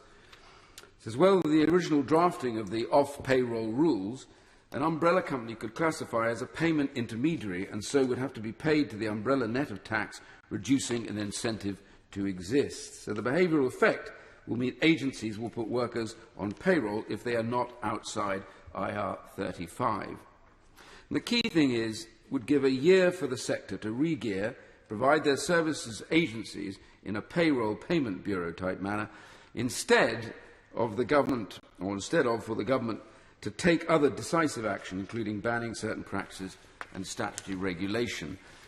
Trying to be reasonable about this to the government, but I do think that this is really, really important. And I want to make the point, and I'm going to conclude really on this, which is, overall, if you look at the purpose of these amendments and new clauses in this area, I think they set out what the problem is. The people that will get hurt by all of this in the end, when the Treasury finally decides to do something about it, will be the people that were the victims of this, not those who set these schemes up. And I just want to say that there are 5 points here which I think are critical. The whole purpose is to stop overnight aggressive tax avoidance schemes induced and encouraged by some unscrupulous agencies, stop overnight the exploitation of contractors, forced into schemes which adopt malpractice to skim monies from contractors, stop overnight the kickbacks being used which encourage malpractice, and contain sunset clauses to ensure the sector has until 6th of April 2022 to prepare for the changes and make agencies and clients liable for any malpractice, thereby removing the incentive to encourage it. These are just very simple, basic points. We're not asking for a revolution. We're asking for sense. And I know exactly where this is going, because in 29 years I've seen this time and again. Don't move now, later on blame somebody else, and back comes the Treasury to say we'll now get that money back. And I think the loan charge, and I come back to this final conclusion, is the biggest example of where, when this goes wrong, it is those that have suffered that end up paying the penalty, not those who skimmed off the top and are now living somewhere outside of the reach of Her Majesty's Treasury. I simply say to my right honourable friend, in due deference, please, please give the consideration to this, at least have a proper review so that we may engage this in due course and settle it. Mike Hillier. Thank you, Mr Deputy Speaker. And I rise, first of all, as far I should have drawn my attention, the members' attention to my entry in the Register of Members' Interest. But I rise to support my colleagues on the front bench and new clause 24 about the surcharge on overseas buyers, the extra stamp duty that is charged. Although we're seeing a 2% uplift, it's not what was originally promised. And even that, I would say, is still not enough to prevent people speculating, particularly in my constituency and in London, on the expensive London housing market and overheating that housing market. I came across this level of investment in my early days. I've been here now 16 years, when I discovered that whole blocks of new developments were being bought up overnight, and I couldn't work out who was doing this. I then I managed to wiggle my way onto the distribution list of some of these estate agents who advertise properties in Hong Kong or Dubai, and they're sold over a weekend. These are homes that are not homes for local people. Often they're bought up actually by finance companies, they're then sold on, or they're sometimes bought by those finance companies that are overseas. And the original plan for the extra stamp duty surcharge was to try and curtail that to some extent, but I don't think it's enough. And it means that we're seeing foreign investors buying homes, and those homes are becoming commodities. They're buying them and they're advertised with yield, so that it's simply about increasing the rent. And as my honourable friend at the front bench highlighted, the Shadow Minister, it's £52 million at least and counting in revenue lost to the Exchequer at a time when we need it more than ever. And often the excuse is, well, the developers need the money because they can't operate without that cash flow model. Well, I think they'd adapt pretty quickly. And I tell you that in my constituency, I know that there are blocks that local people have kept their eye on, wanting to try and get to buy, only to find they've already been sold en masse overseas. And that stamp duty increase would help a little bit. But couple that with the stamp duty holiday, which obviously has been very helpful to many people. But all of that contributes to fuelling demand for housing, while the government is not increasing supply. And those rising house prices just put home ownership out of the reach of so many of my constituents and people up and down the country. It's having a major dampening impact on people's lives, livelihoods, and I think long-term for the economy. It's doing nothing for private renters and nothing for those in desperate need of affordable housing. And just in the last week alone, now that we've been able to go out and do our normal roving surgeries on doorsteps, I'm just going to give just the examples I've met in the last week, Mr Deputy Speaker. People like Faisal, who works in the NHS. He has 3 children in a 2-bedroom council flat, and he has been bidding to move to a bigger property for 10 years. But such is the demand in my constituency that if you are in housing need, you don't get to move. And if you're homeless, you get stuck in a hostel room now for years, whereas only 3 or 4, 5 years ago or so, it was about 6 months. And Jane, not her real name, and her husband, lives with 2 large teenage boys in a 2-bedroom flat. I've known her for some years, and I've seen her at surgery, and I happened to be on her doorstep the other day. And she made sure that I saw how big her boys have now come. And she's come to see me since they were toddlers. And yet she still can't get rehoused. And this is no criticism of my council in Hackney, which is doing a fantastic job trying to build and building social affordable housing, but it can't keep pace with the demand. And in the last week alone, just in the last week alone, 2 women I have knocked on the doors of who are sharing beds with respectively with their 12 and 13-year-old sons. And I think one of the saddest cases is an NHS porter who I met the other week, just 10 days ago, less than 10 days ago, sharing a room in a private rented home with his 16-year-old daughter. He works. He can't qualify for affordable housing, even if he wants to, because he has no recourse to public funds, despite propping up our NHS in one of the most challenging years in its history.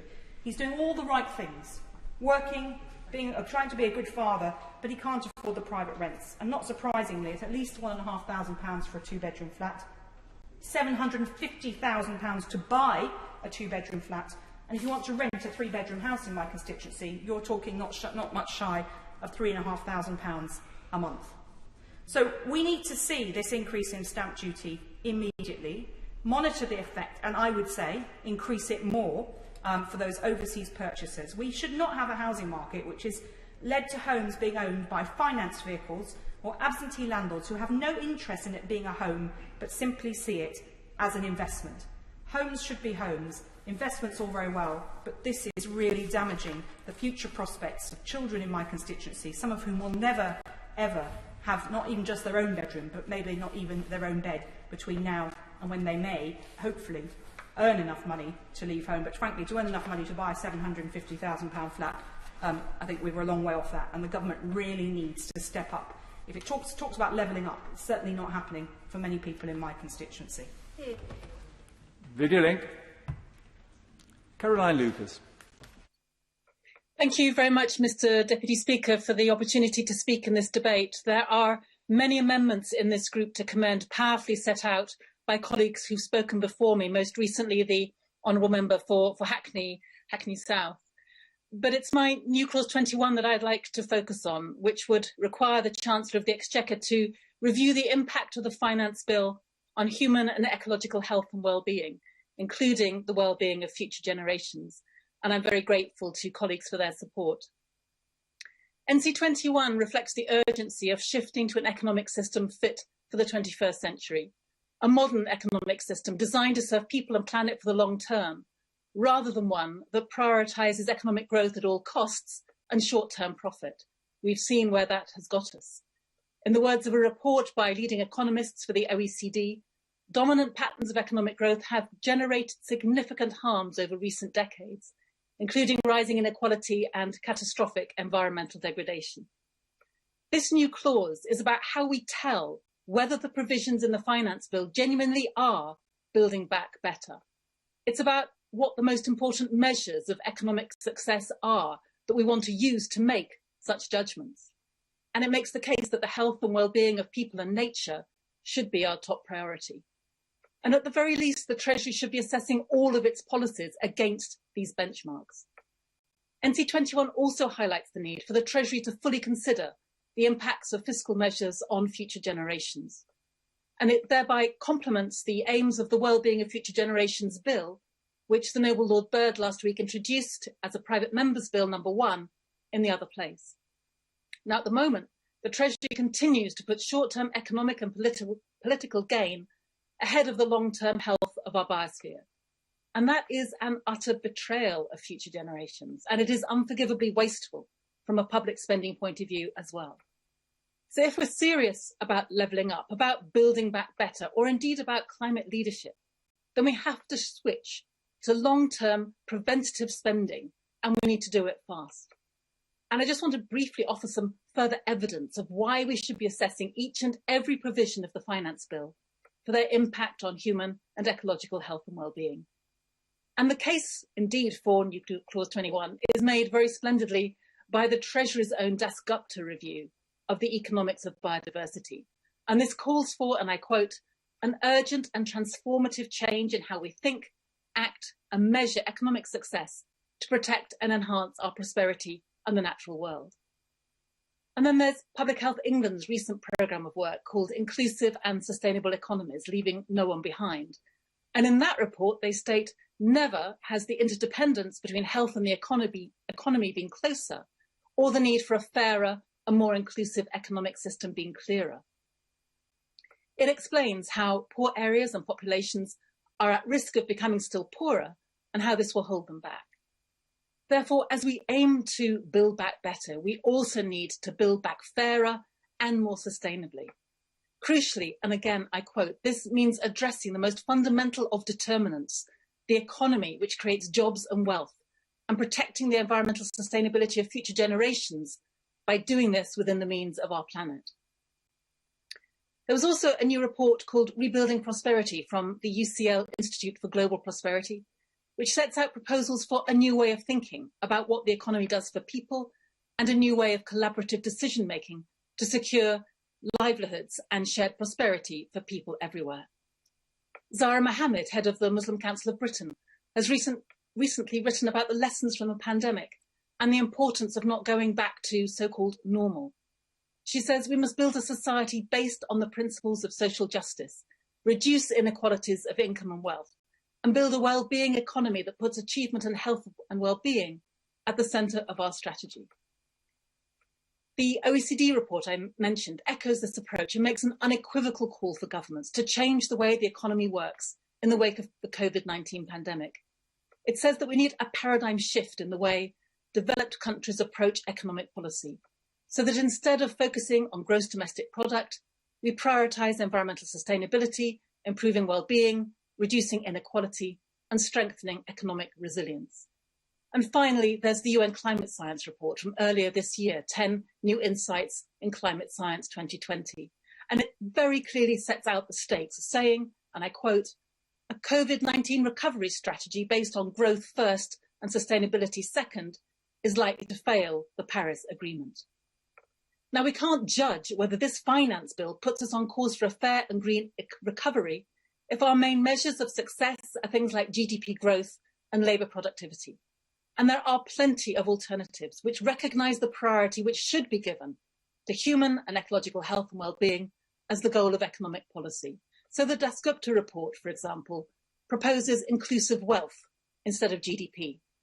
The New Zealand Treasury, famous for the world's first well-being budget, uses a living standards framework, operationalised for budgetary and spending decisions across government. Other countries in the Wellbeing Economy Government Alliance are embracing similar alternatives, and the Carnegie UK Trust proposes what they call GWE, Gross Domestic Wellbeing. So, Mr. Deputy Speaker, robust alternatives do exist. None of them are perfect, but none are anywhere near as flawed as using GDP growth as your main measure of economic success. So the time for the Treasury to change is now. The UK, through the G7 and COP26, should be leading the world towards a well-being economy. One modest step should be adopting New Clause 21. This recognises, as again the Treasury's own Dasgupta review states, that the solution starts with understanding and accepting a simple truth. Our economies are embedded within nature, not external to it. And to conclude in Professor Dasgupta's words, we must change our measures of economic success to guide us onto a more sustainable path. Thank you. Very much. Andrew Jones. Thank you, Mr. Deputy Speaker.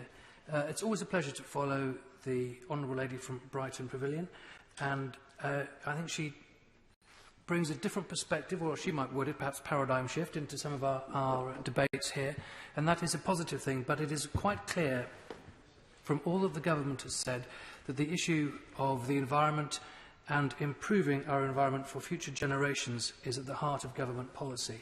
But I'm not going to comment upon that. I'm going to comment upon one of the measures in the finance bill that I received, I think, more correspondence about than others, and that was the issue of stamp duty. In advance of the budget, it was to ask for an extension to the stamp duty cut, and after the budget, it was to welcome it. And if we pass the measures, which obviously we're going to, on stamp duties in this bill, we will have had a stamp duty cut in place for over a year. And we have definitely seen a boost in housing transactions. In March this year, there were over 173,000 transactions. I've taken that number from the non-adjusted monthly data published by the HMRC, and that is the highest monthly total in their report, which details monthly levels right back to 2005. So the £500,000 nil rate band until the end of June has therefore proved effective. My concern actually is that it's proved perhaps so effective that the market is in danger of overheating, and we're seeing quite a bit of inflation, and that obviously would need monitoring.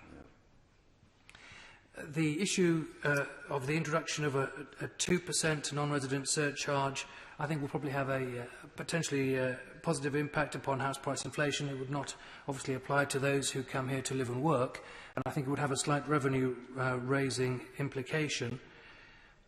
And the clause that has been put forward by the opposition calls for that policy to be evaluated, particularly at different levels of surcharge. Well, as I said earlier, all Treasury policies are evaluated regularly. I know that from my own time there, and we have, of course, got the general commitment to transparency. I don't believe, therefore, that this clause is necessary. If we just focus upon housing, it is simply too hard for people in many parts of our country to get onto the property ladder. I welcome the 95% mortgage guarantee scheme that came into effect last month, but we also need to remember that it's not just one side of the argument that actually will move it forward. We obviously are seeing a period of significant house building. It is the combination of boosting supply and facilitating demand that makes it easier for people to start on home ownership. And judging by my inbox, that remains what people want, though I recognise the point made by the Honourable Lady from Hackney about how people in social housing also need to have a greater supply of that as well. I thought she made her points very powerfully. I'd just like, if I may, Mr Deputy Speaker, make a couple of comments upon the speeches from my right honourable friends, the member for Halton Price and Howden and for Chingford, on umbrella companies and IR35. I think it has been right to address the issue of off-payroll employment. I don't think it's good for either the employee, when that's what they truly are, or for the employer. It is also worth remembering that we have to separate the issue of disguised employment from when contractors are truly adding value. They provide a flexibility in our workforce. For many companies, they bring expertise when it is needed, and they bring experience from solving problems in other businesses. And that flexibility has been an ingredient in our economic growth. But I thought that the points made about umbrella companies by my right honourable friends were important. There are problems to solve here, particularly the difference between the originators of the schemes and those who sign up to them in good faith. So I have no doubt that we have a problem to solve. I'm not sure that the issue of the umbrella company is a part of this bill, a finance bill. It's more of an employment issue, I think, perhaps, than a finance one. But I look forward to hearing more from the government in due course on that. And I think, as my honourable friends have said, the in due course is sooner rather than later. There are lots of other matters, of course, within this bill, as we should expect, but it was the issue of housing that I wanted to comment upon. And I support the measures to promote home ownership. It has been falling for the last few years, and yet it is an aspiration for so many, and I'm pleased to see efforts taken to turn that trend around. Link. Debbie Abrahams. Thank you, Mr Deputy Speaker.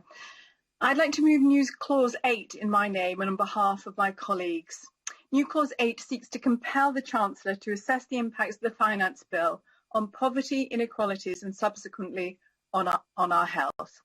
Under this new clause, the Chancellor must review the public health and poverty effects of the provisions of this Act and lay a report of that review before the House within 6 months of the passing of the Act. The review must consider, firstly, the effects of the provisions of the Act on the levels of relative and absolute poverty in the UK. Secondly, the effects of the provisions of this Act on socioeconomic inequalities and on population groups with protected characteristics as defined by the 2010 Equality Act. Thirdly, the effects of the provisions of this Act must consider the impact on life expectancy and healthy life expectancy in the UK. And finally, the implications for the public finances of the public health effects of the provisions of the Act. Mr Deputy Speaker, you will recall in February last year, Professor Sir Michael Marmot published his review into health equity in England 10 years on from his initial study. In this, you revealed that instead of narrowing health inequalities, including how long we're going to live and how long we're going to live in good health, have got worse. Most significantly, his analysis showed that unlike the majority of the high-income countries, our life expectancy was flatlining. For the poorest 10% of the country, it was actually declining, and women were particularly badly affected. He showed that place matters. Living in a deprived area in the northeast was worse health-wise than living in an equivalently deprived area in London. Sir Michael also emphasised that it is predominantly the socioeconomic conditions that people are exposed to that will determine their health status and how long they will live. Analysing the abundant evidence available, he attributed the shorter lives of people living in poorer areas like my Oldham constituency here in the northwest, the disproportional government cuts to local public services, to support and to their income that they've experienced since 2010. And shortly after Sir Michael published this report, COVID hit. As the recent National Audit Office report outlined, it was always a question of when, not if, there was going to be a pandemic. And like many of us, Sir Michael has tried to point out the government's hubris in not only their pandemic management, but also in understanding why we have such a high and unequal COVID death toll. The highest death toll in Europe, the 5th highest in the world. In Sir Michael's COVID review last December, he summarised the 4 key pre-pandemic factors that have driven this high and unequal COVID death toll. Firstly, pre-existing and widening inequalities in social and economic conditions, and in particular in power, money and resources. These inequalities in life have led to inequalities in health. Secondly, our diversive governance and political culture, not just before but during the pandemic. Thirdly, the government austerity over the last 10 plus years, including cuts in social security and local authority budgets. And finally, our pre-existing declining poor health.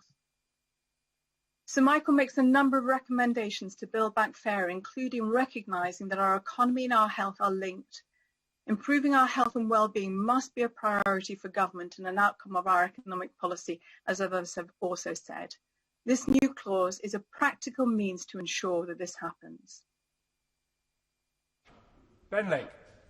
Mr Deputy Speaker, it's a pleasure to follow the Honourable Lady from Malden East and Saddleworth, and I would agree with her on the importance of the government ascertaining the way in which measures in this bill may have a differential impact on different areas of the country depending on different socio-economic and health conditions. But I rise to speak to proving Amendments 27 and 28 tabled in my name, which would encourage the government to bring much-needed transparency and strategic thinking to the reliefs proposed by clauses 15 and 19 in this bill. Now, these amendments reflect Plaid Cymru's constructive approach to this bill and our priorities of building Wales's economy and delivering on our net zero commitments. But, Mr Deputy Speaker, you'll be very pleased to hear that I have no intention of detaining the House for very long this evening, for I simply wish to reiterate some of the points that I made in the committee stage of this bill. But before doing so, I would like to commend the amendments put forward by the Right Honourable Member for Halton, Price and Howden, and indeed the speech by the Right Honourable Member for Chingford and Woodford Green on IR35 and umbrella companies, and very much hope that the government can take these into consideration with some urgency, actually. But Amendments 27 and 28 would require the government to analyse the impact of changes to the annual investment allowance and R&D tax credits on the UK economy, their geographical reach and their impact on efforts to mitigate climate change. They reflect a concern not only that existing tax reliefs are being used wastefully, but that we need to better support the levelling up agenda and the decarbonisation of our economy so that we can achieve our legally binding net zero targets. Now, I say this in the full knowledge that many other honourable members have spoken and indeed made these points far more eloquently than I could this evening. And I would particularly like to commend the amendments in the name of the Honourable Member for Brighton Pavilion that would go particularly some way in ensuring that any measures in this bill would have decarbonisation and our net zero commitments very much at the heart of their endeavours. More generally, Mr Deputy Speaker, the UK Government has a lacklustre record when it comes to the use of reliefs. Now, both the National Audit Office and the Public Accounts Committee have raised serious concerns in this regard, with the latter concluding that the Government does not fully know their cost, but has also failed to conduct due diligence to establish value for money, with some 204 reliefs currently uncosted. Now, when we consider that estimates for the 158 reliefs that have been costed suggest that they could cost the taxpayer as much as £159 billion a year, then I think we are, as parliamentarians, not only justified but indeed duty-bound to establish precisely how these reliefs will contribute to levelling up and decarbonisation efforts. And on that point, I just would like to commend the Right Honourable Member for Hackney South and Shoreditch and the work of her committee in this regard, which greatly enhances the quality of our scrutiny in this place. But with those words, Mr Deputy Speaker, I just hope that the Government will urgently take on board our amendments and those tabled by the Honourable Members that I have referred to improve the transparency and indeed the effectiveness of tax reliefs to furthering what I think are common goals of levelling up and tackling the net zero agenda. Diolch. Thank you very much. Peter Link, Sarah Olney. Thank you very much, Mr Deputy Speaker. I should like to move the amendment in my name, new clause 29. The pandemic has introduced new ways of working right across our economy, and we may need some time before we understand the full impact of these changes and the extent to which they represent permanent changes to how we work. Many of us, MPs included, have been fortunate enough to be able to utilise technology to continue our usual work and receive our full salary for it. Estimates put about 25% of the workforce in this category. I'm one of many who hope to see that some of the changes we've been forced to adopt are embedded in our normal ways of working as we move out of lockdown. On a national basis, it is possible that the use of digital meeting software may reduce the need for travel, both commuting and longer distance. It will also help workplaces become more accessible for those who experience obstacles, such as those with disabilities or those with caring responsibilities. But embedding emergency responses into everyday practice represents threats as well as opportunities, and especially to workers. This clause would require the government to review the effects of this Finance Act on certain categories of workers and to report to Parliament. The workers about which I'm particularly concerned are those employed on precarious contracts, in particular in the distribution sector. One of the impacts of the stay-at-home order has been an enormous increase in online shopping and home delivery, with a corresponding increase in delivery vans on our roads. The impact this is having on local congestion is a debate for another day, but tonight I want to draw attention to the contracts that many of these drivers are working under. A recent survey of 700 drivers working for Amazon showed that many of these workers are forced to drive dangerously to meet their targets, often foregoing mandatory breaks and even toilet stops in order to meet delivery requirements. The survey showed that the targets drivers have been given are considerably greater than they were before the pandemic. If we assume, as seems likely, that a greater proportion of our shopping will continue to be done online even after restrictions lift, then it is essential that we put in place robust legislation to protect the rights of those who carry out delivery and supply chain work, to ensure that not only are their rights to safe and healthy work protected, but also the safety of the communities they serve. My new clause calls on the government to report on the effects of this bill on workers in this sector. We cannot continue to allow critical supply chains to depend upon exhausted and overworked drivers. My concern extends to those on 0 hours and agency worker contracts, because the demands of the post-COVID economy will fall heaviest on the most vulnerable. Many of these workers will be unprotected from standard terms and conditions and may find themselves pressured into working longer hours in unsafe conditions. We cannot build our recovery from this pandemic on such unsustainable foundations. Economic growth needs to include everyone, and the government has a responsibility to ensure that every worker is protected. I'm also calling upon the government to review the wider implications of home working on different groups of home workers, so that we have the best possible understanding of the economic impact of this shift in working practices. Will home working become another mechanism for embedding inequality in our workplaces? Will enforced home working present a barrier to career progression? Will young people miss out on the mentoring and networking that are so crucial at the start of their working lives? It is really important that we measure the impact of this shift in working patterns so that we can consider the appropriate policy response. I'd also like to speak in support of Amendment 33, tabled by the member for Halton Price and Howden, clarifying the identity of intermediaries for the purpose of IR35 and loan charge calculations. The loan charge continues to cause many of my constituents a great deal of distress, and the proposals contained within this amendment go a long way to assisting with the legal clarification. It is a disgrace the extent to which HMRC take up cases against individuals at great expense and stress to those individuals in order for the law to be clarified. Greater detail within legislation would reduce the need for case law to provide clarification, which would assist individuals who sincerely wish to submit a correct tax return. I echo the Right Honourable Member for Halton Price and Howden in calling for greater regulation of umbrella companies and the way that they offer their services. All the loan charge casework I have taken up in my constituency relates to people who, in good faith, took professional advice in the organisation of the tax affairs and the submission of their tax returns.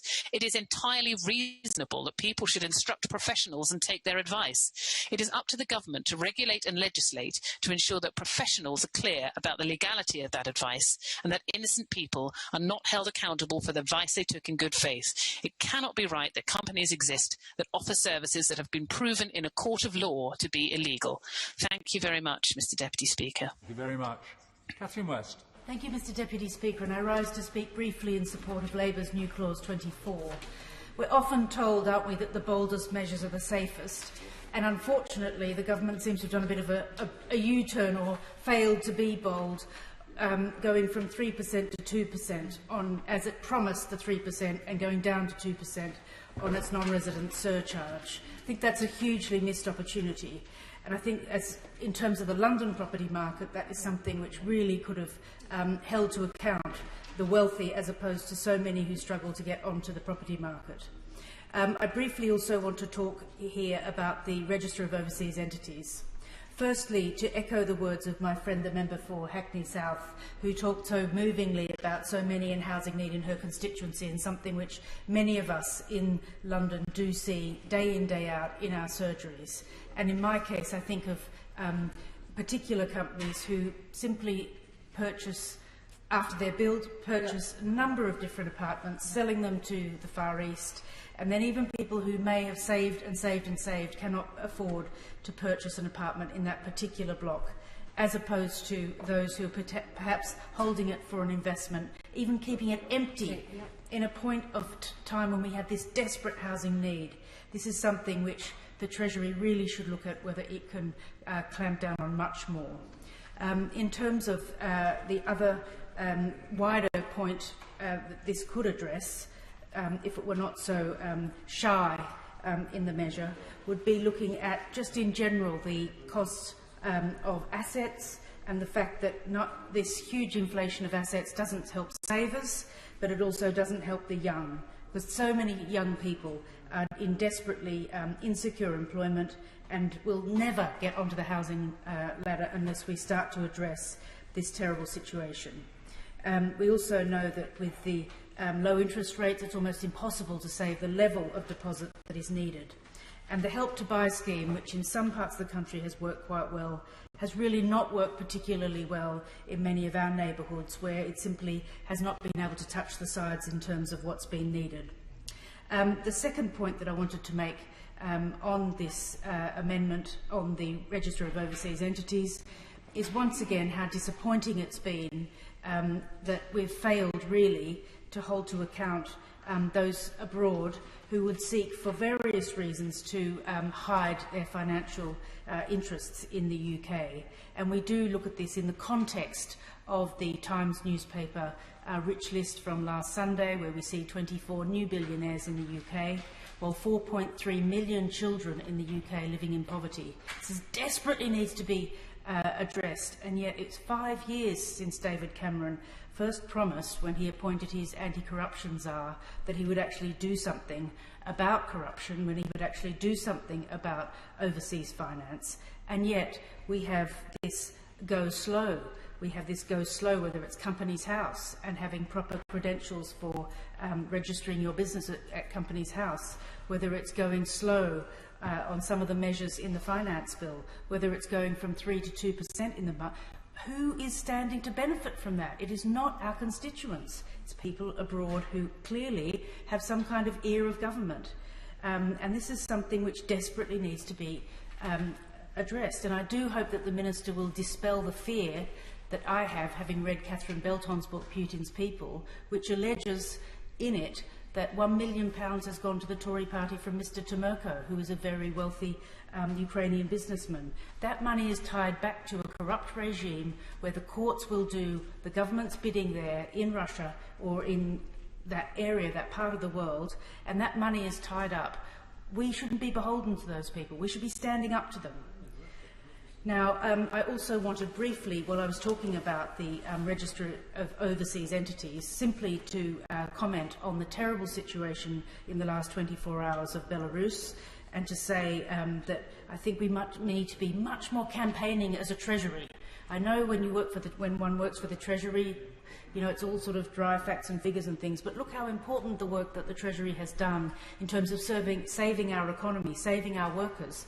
Well, now let's look at how revolutionary it could be in terms of holding to account some of the corrupt regimes which have their money tied up in London's economy. So could the Minister look at whether he can work together with the Foreign Office to bring forward sanctions against state-owned enterprises some of which continue to have UK subsidiaries like BNK UK, which is the UK arm of the Belarusian state oil company, and outline how the government can plan to stop the Belarusian government from using the London Stock Exchange to raise money and to sustain Mr. Lukashenko's grip on power.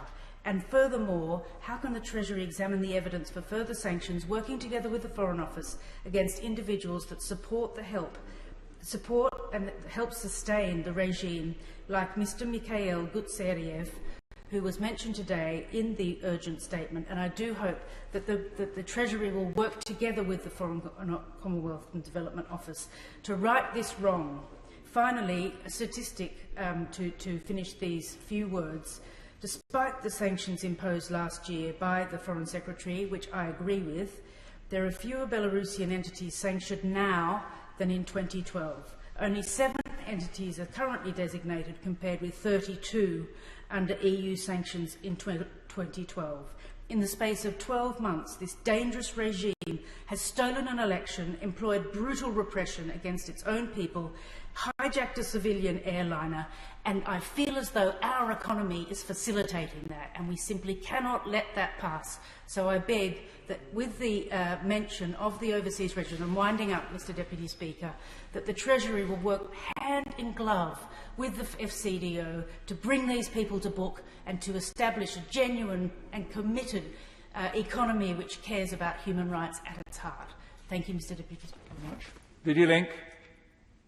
John MacDonald. Thank you, Mr. Deputy Speaker. We're at that stage in the bill process, almost like a wash-up, where we're all trying to make last-minute appeals to the government for action on a number of key issues, and all of the issues that have been raised so far by the member from Halton and Huyton. You apologise to the member if I got that right. I should know it by now after knowing him all these years.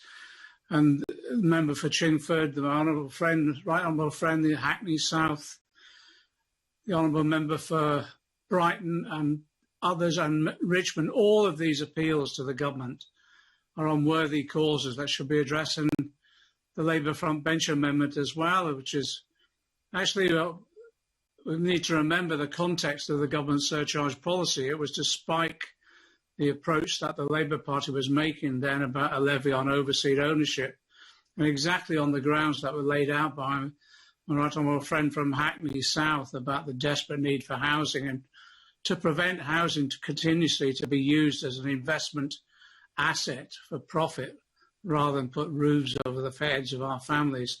All of these appeals I wholeheartedly support and welcome, but much with my Catholic upbringing, I believe in the powers of conversion. I somehow doubt if we've been able to convert the minister to sufficiently a level to actually accept the amendments to the legislation tonight. Well, I hope to be surprised. I doubt it, though.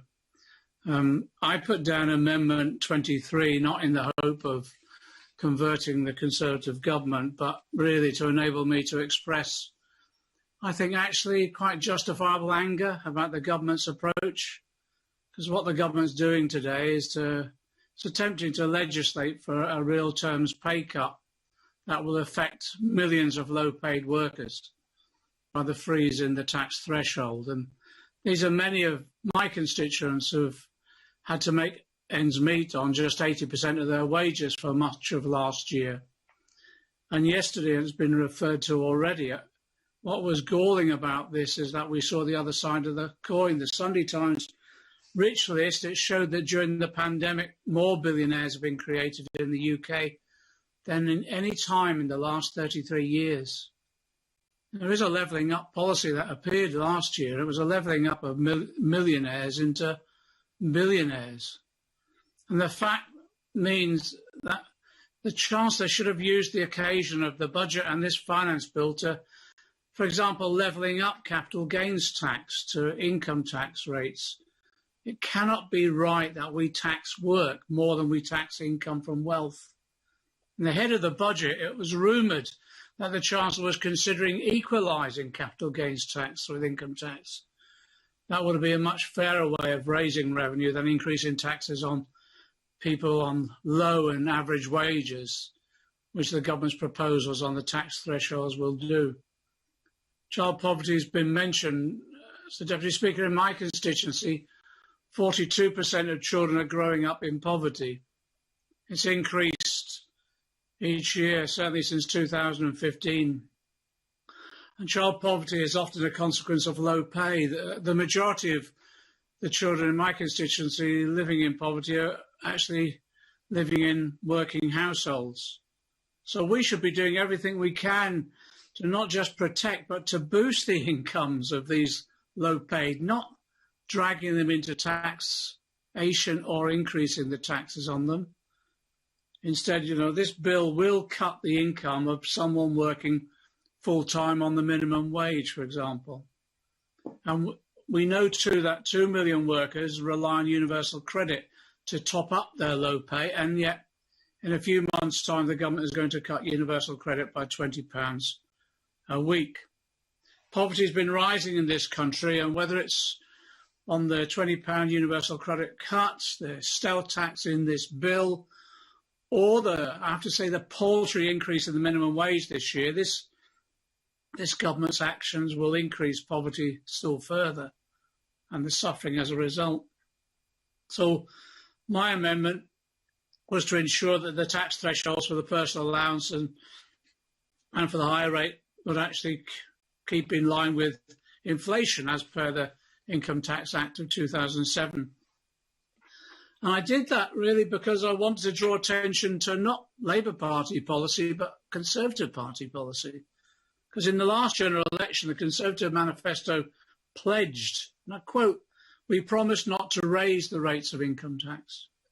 And their manifesto continued, and I quote, "This is a tax guarantee that we will protect the incomes of hard-working families across the next Parliament." I just hope that Conservative members can have the good grace to at least to acknowledge that Clause 5 of this bill breaches that pledge. Incomes aren't protected. More of people's incomes will be hit by income tax, and it's especially harsh on the millions of public sector workers who face from this government now a pay freeze, a 5% rise in council tax, and now this stealth tax rise in their income tax. We know that low earners are struggling to make ends meet as it is. They're heavily indebted. Some have been furloughed, losing 20% of their income for a year. So now they're being hit by a stealth tax and income tax by any fair reading. And they thought, really, it was ruled out by the Conservatives in their manifesto in the last election. My worry is low pay is endemic in our society now. And I just want to remind members opposite of another pledge many of them stood on in 2015, when the then Chancellor George Osborne promised a £9 minimum wage by 2020. It's 2021 and the minimum wage is still below that level. I think what infuriates me, particularly in this experience of the last year, is that we know that half of all care workers earn less than the real living wage, and that the majority of children in poverty are living in working households. The last thing any government should be doing now is raising taxes on low-paid workers, especially when a government that's broken its promises on raising wages. And with many low-paid workers not getting a pay rise, facing household debts they've amassed during lockdown, we shouldn't be taking more out of their income. And with high street retail needing an urgent stimulus, there cannot be a worse policy at a worse time than removing demand from the economy. So, yeah, at this late stage, like others, I'm appealing for the government to change course, but I doubt if the government will change its mind. But let me at least place on the record my disgust at the government and in this bill, in way it's forcing more very low paid people already living in poverty into further poverty and suffering. Thank you, Mr. Deputy Speaker. Very much. John MacDonald. Jesse Norman. Thank you very much indeed, Mr. Deputy Speaker. I'm grateful to all of those who spoke in this debate. As the Right Honourable Member for Hayes and Harlington just said, this has been something of a wash-up debate, I think it's fair to say. A bit of an omnibus group of measures pulled together and many different clauses, many different issues on which colleagues have wanted to speak, and that has made it wide-ranging. But if I may, I'm going to focus on some of the key themes that have come out across the various discussions we've had. Let me start with the lady for Erith and Thamesmead and the question of the non-resident surcharge, which was highlighted also by the lady for Hackney South and Shoreditch. They will be, or they may not be aware, that in 2019 the government carried out a public consultation on whether there should be a 1% non-resident surcharge, and then decided on the basis of that consultation that the surcharge should be levied at 2%, that is twice as high as was originally contemplated in the consultation.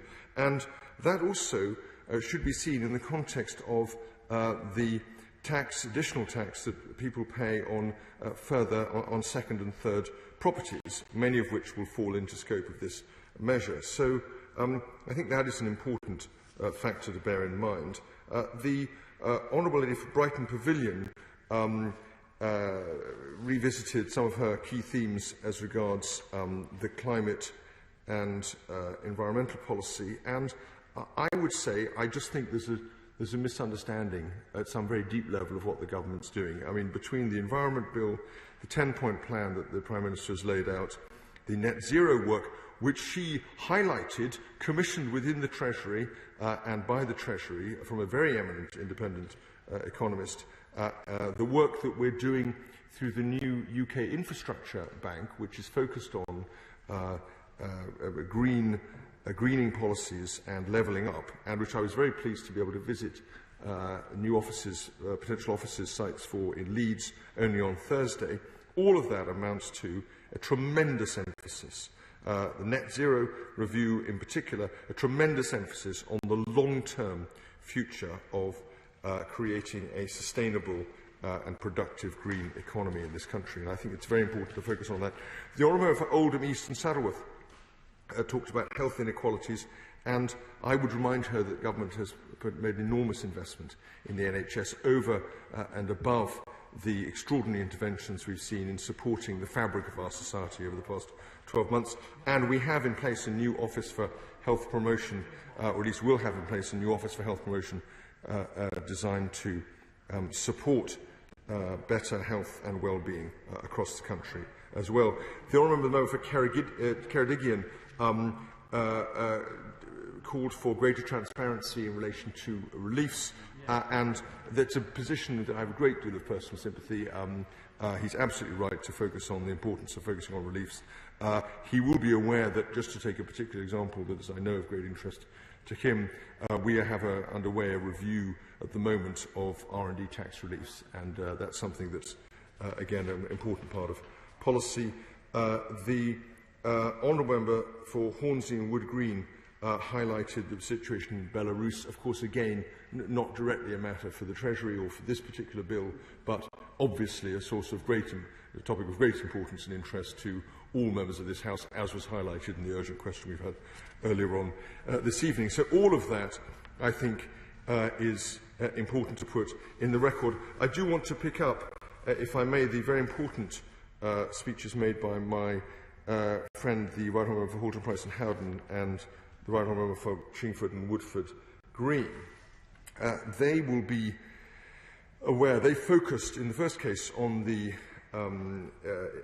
prevalence of umbrella companies, and it's important to say that there are legitimate reasons why an agency or an individual may wish to use an umbrella company, and to contemplate a series of measures which might include a ban on umbrella companies would be a tremendous burden on the legitimate umbrella companies. And my friend, the member for Horton, Price and Howden, mentioned this was not his preferred option, but it is important to point out that they can perform useful payroll functions for agency, they can provide choice for individuals, have multiple engagements, and it was notable that the low-income tax reform group pointed out recently that for freelance contractors who cannot work for their clients on a sole trader or a limited company basis, the option to be able to work through an umbrella can be very valuable. So there is value to these umbrella companies, but that is not to say that there is not also abuse, and the government is very much focused on that. The right honourable mentioned some of the measures that HMRC is taking to combat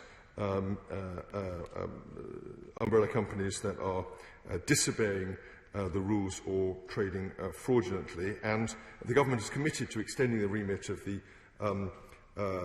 Employment Standards Agency in order to support the best practice in this area. Yes, of course. But I think the Minister ought to face up to the reality, is that many of those under these companies are not what we would describe in any normal parlance as contractors. They are people, for example, working on test and trace in their thousands, who should either be employed directly by Serco or should be employed directly by the agency they work for. Whole numbers of people in the health service as well, who are also under these, who again should be employed either by an agency or by the health service. That's where the scandal is, and that's what he really ought to be dealing with, and very promptly. Well, it's a very dynamic marketplace, as you'll be aware, and there are many different aspects to it that the government is seeking to engage with. One of the things that is quite important, which I don't think the Honourable Gentleman or others have noticed, is actually that the changes to IR35 the government made have, in some quarters, been widely welcomed. I mean, let me take an example, may not be the widest possible welcome, but it's quite noticeable, from the off-payroll advisory firm Kudos, which said in recent months the tide has turned, with thousands of businesses now aware of the fact that the IR35 reform is manageable, as it was manageable in the public sector some years before. And it's important, I think, to recognise that that is also the case. Now, there is no direct connection, contrary to the... yes, I will have you go ahead. Thank you, Minister, for giving way, Mr Deputy Speaker. I just have to challenge him on the IR35 as though it's somehow all fine. It's decimated sections of the tech and IT industry in my constituency, where these groups of people came together in order to deliver short contracts, and they were actually paying as much tax as the Exchequer is getting from them. There are figures I can provide if you would like to take this up further, but let's not pretend it's all fine. Well, there's no suggestion on my part that it's all fine. You can't make meaningful change to a market that is not performing as you would like, as one would like, and expect everything to be perfectly fine within weeks of the implementation of the measure. The point I'm making is that there are important players within that industry who recognise that, in the quote I've given, thousands of businesses are now aware that IR35 reform is manageable, and so it is. And there were people in the previous arrangements who were performing, as you will well know, very, in fact, like employees, often working side by side with them, but not paying that tax, and it was important for they to do so. And if she doubts that, she might want to reflect on the question of what the tax revenue raised from those people and from those organisations is used for. The answer is it's used to support the NHS, it's used to support our public services, it's used to support all of the other things that the government is trying to do to get this country through a difficult moment in our history. I'm delighted with it. Can I just make the point to him and ask him if he's clear about this particular point? He accepts that there are now some significant abuses in the way these umbrella companies, many of them, not all of them, operate, and does this need action by the Treasury to deal with this, or is he content that this just resolves itself as things stand? No, I think we've been clear that the government's been clear that there needs to be an extension of the EASI in this area, and that there may well continue to be operational measures that HMRC needs to continue to undertake. The Right Honourable Gentleman will be aware that this bill contains very considerable additional measures designed elsewhere in the tax system to curb promotion of tax avoidance schemes and to curb and to improve the disclosure of those schemes. And so we are absolutely not unaware of the importance of making sure that people across the board pay appropriate levels of tax, and for combating organisations that would attempt to derive an unfair advantage of the kind that he's described. It is also worth, I think, saying that none of this really falls within the context of a finance bill, and let alone the one that we have laid out in front of us. It's also, I think, worth saying that the HMRC has used real-time information in ways that were contemplated and discussed earlier on in the debate in order to try to be more forward-leaning in this area. So we recognise the concern. HMRC is highly active in it, but these umbrella companies in many cases do have a legitimate function, and it's important to recognise that. I think that's it, and therefore I'll move the clauses. Thank you very much, Steve.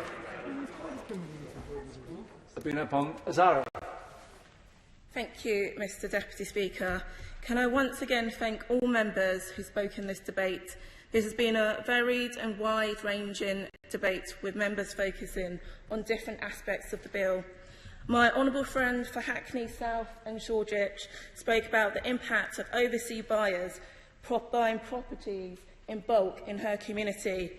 My honourable friend for Hornsey Wood Green spoke about the impact of dirty money is having on her local area and how other countries such as the USA are using sanctions to target corrupt individuals. Both are excellent champions for their constituents who are too often at the sharp end of the housing crisis. I'm afraid we're going to have to make haste. My honourable friends for Oldham East and Saddleworth spoke passionately about the impact of this bill on poverty and public health. She is absolutely right to draw on attention to the government's failure in this area. Finally, my honourable friend for Hayes and Harleton spoke about the measures in this bill that are hurting the lowest earners in our society. He has always been a champion for the lowest paid. Other honourable members, including the member for Hortman, Price and Howden, spoke about the exploitation of workers through umbrella companies. And as my honourable friend for Ealing North said earlier, we are extremely concerned about the government's approach to workers' rights, including their broken promise to include Employment's Bill in the Queen's speech. We also share members' concerns that people are being forced into umbrella companies and losing rights as a result. I urge the government to look carefully at this issue. I'd like to thank the Minister on his answer to my question on the non-resident stamp duty surcharge. I am aware of the consultation in 29 to seek the views of the decision of the 1%, which led to the 2% duty surcharge. But I'd also like to point out the Chancellor made an announcement in that same year when he was the Chief Secretary to the Treasury to implement a non-resident stamp duty surcharge at 3%. So this commitment has been watered down. I'm sure we'll be returning to this issue during future debates, and I thank members for the points they have raised today. I will end by returning to the issue of the register of overseas ownership. And as I said earlier, the government's failure to introduce this legislation is extremely disappointing. We will be pushing new Clause 24 on this issue to a vote, and I ask leave of the House to withdraw new Clause 2. Thank you, Mr Deputy Speaker.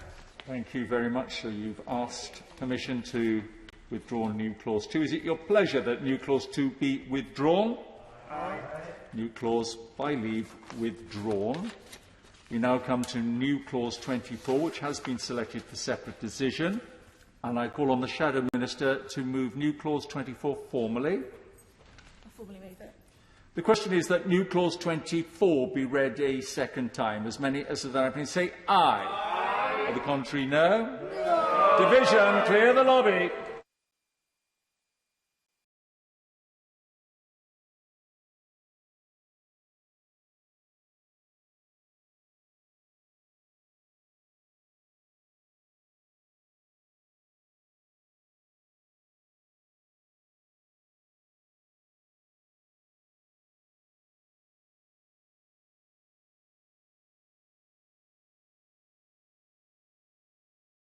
Order. The question is that new Clause 24 be read a second time. As many of the opinions say aye. Aye. On the contrary, no. No. Tell us for the ayes, Jessica Morden and Liz Twist. Tell us for the noes, Maria Caulfield and David Ratley.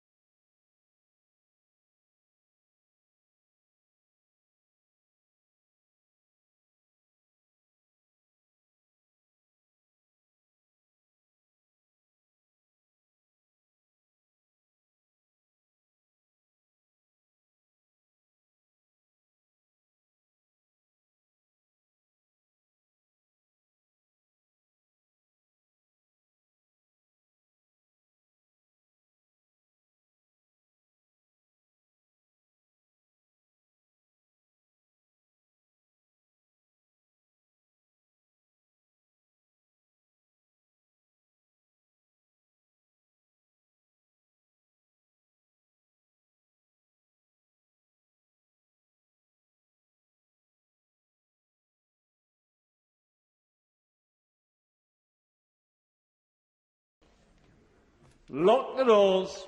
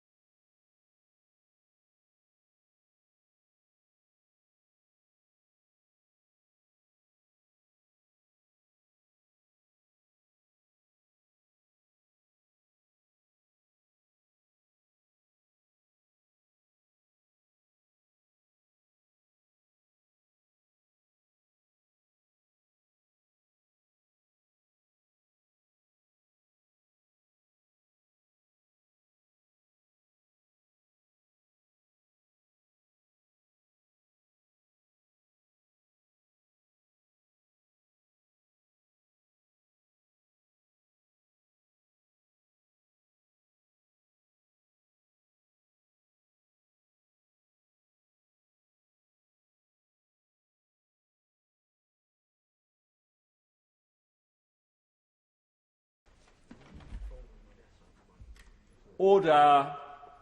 Order. The ayes to the right, 218. The noes to the left, 358. The ayes to the right, 218. The noes to the left, 358. So the noes have it. The noes have it. Unlock.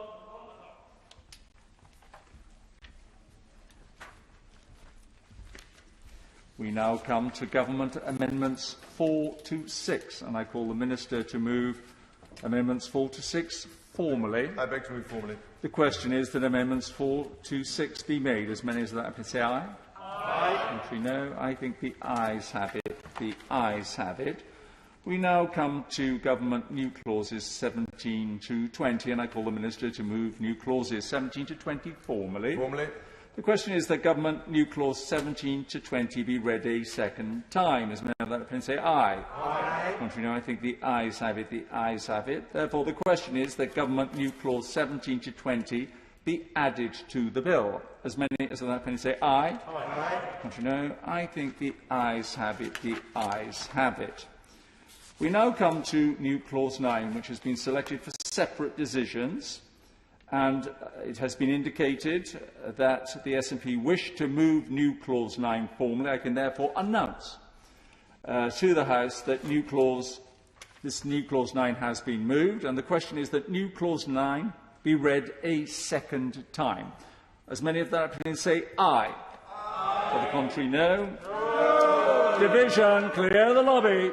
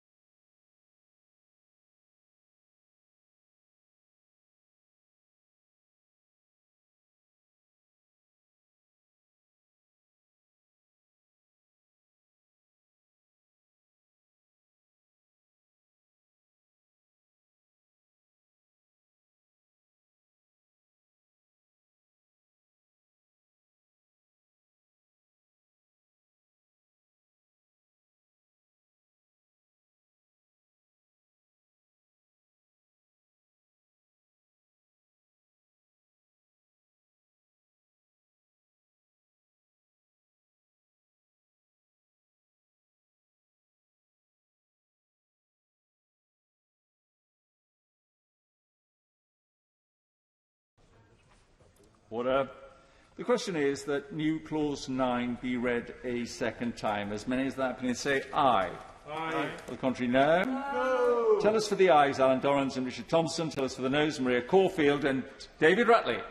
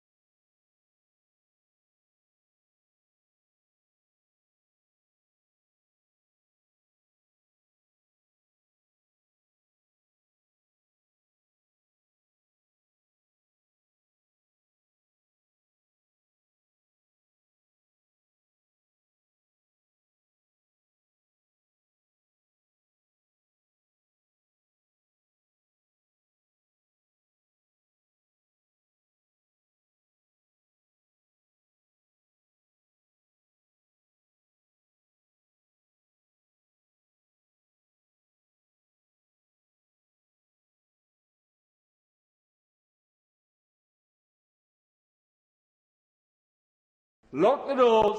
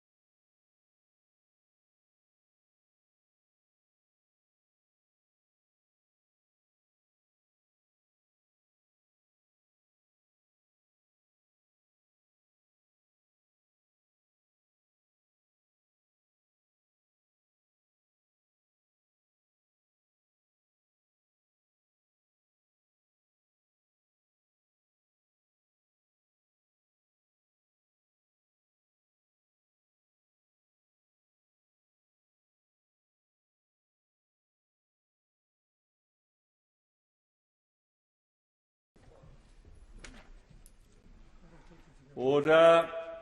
Order. The ayes to the right, 261. The noes to the left, 365. The ayes to the right, 261. The noes to the left, 365. So the noes have it. The noes have it. Unlock. We now come to Government New Schedule 1, and I call the Minister to move New Schedule 1 formally. Formally. The question is that New Schedule 1 be read a second time. As a member of that opinion, say aye. Aye. As we know, I think the ayes have it. The ayes have it. Therefore, the question is that Schedule 1 be added as a schedule to the bill. As many of that opinion say aye. Aye. Contrary, no. I think the ayes have it. The ayes have it. We now come to Government Amendments 3 and 7 to 22, and I call the Minister to move Amendments 3 and 7 to 22 formally. The question is that Amendments 3 and 7 to 22 be made. As many of that opinion say aye. Aye. Contrary, no. I think the ayes have it. The ayes have it. Consideration completed. Third reading? Now. The question is that the bill be now read the third time. Minister. Thank you very much indeed, Mr Deputy Speaker. I beg to move that this bill be read a third time. Let me, if I may, start by thanking honourable right honourable members who have contributed to the robust, but I would also say good-natured debates that we've had throughout this finance bill's passage over the past 2 months. It has been a speedy, but also, I think, a thoroughly effective process. Now, I know before I get into the bulk of my speech that the honourable member wants to put a question to me, so let me recognise him.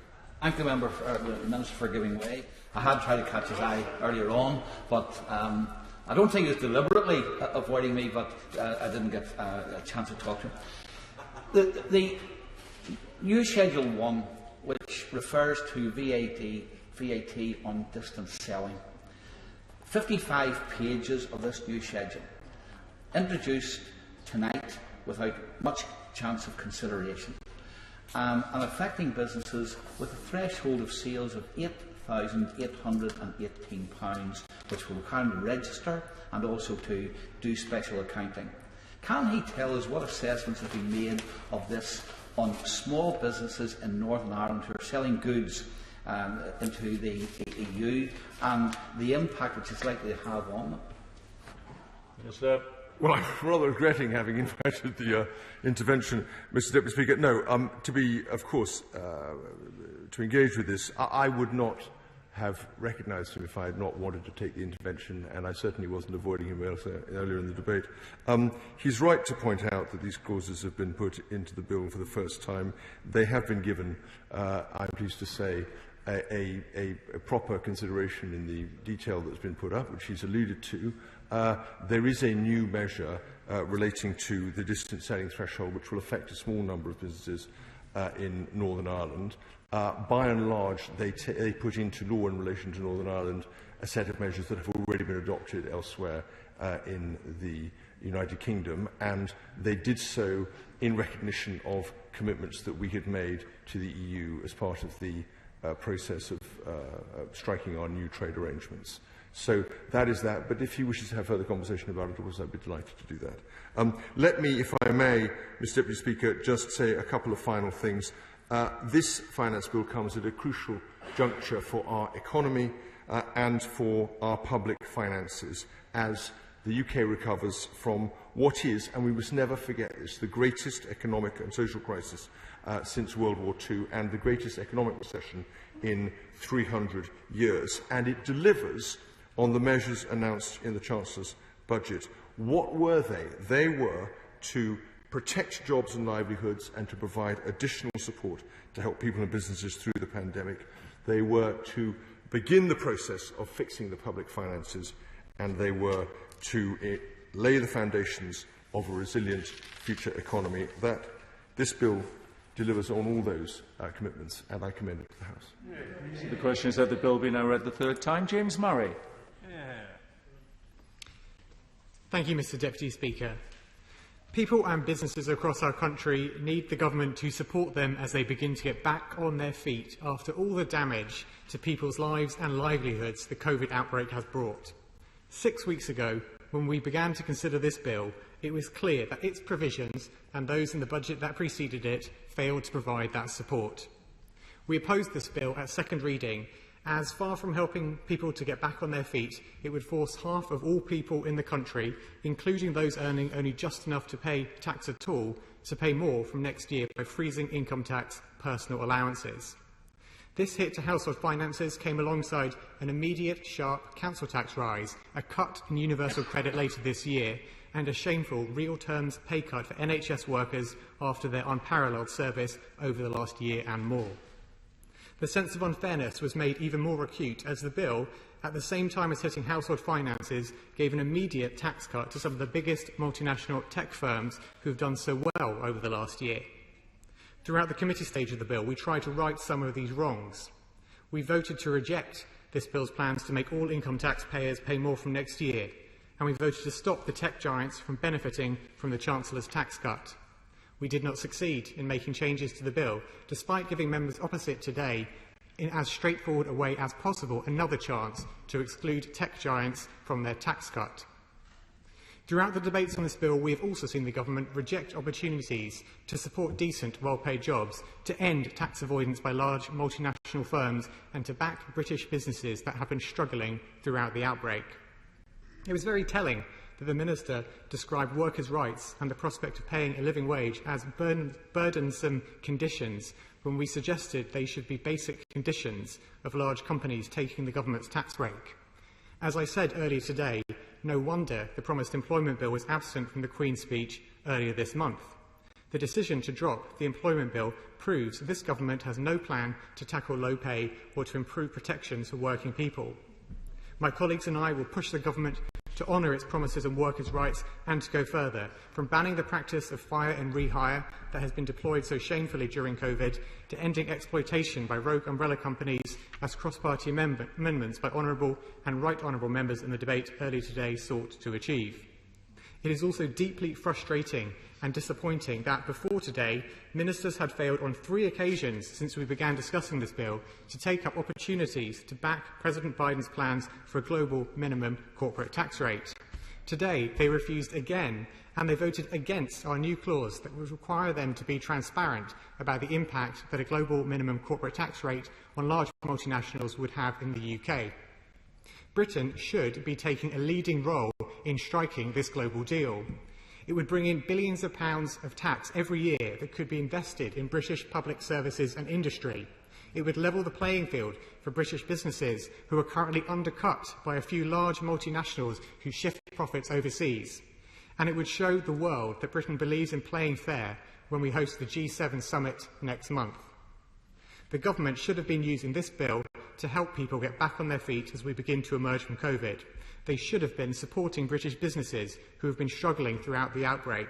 They should have begun building a country that lets neither workers be treated badly nor a few large multinationals avoid paying their tax.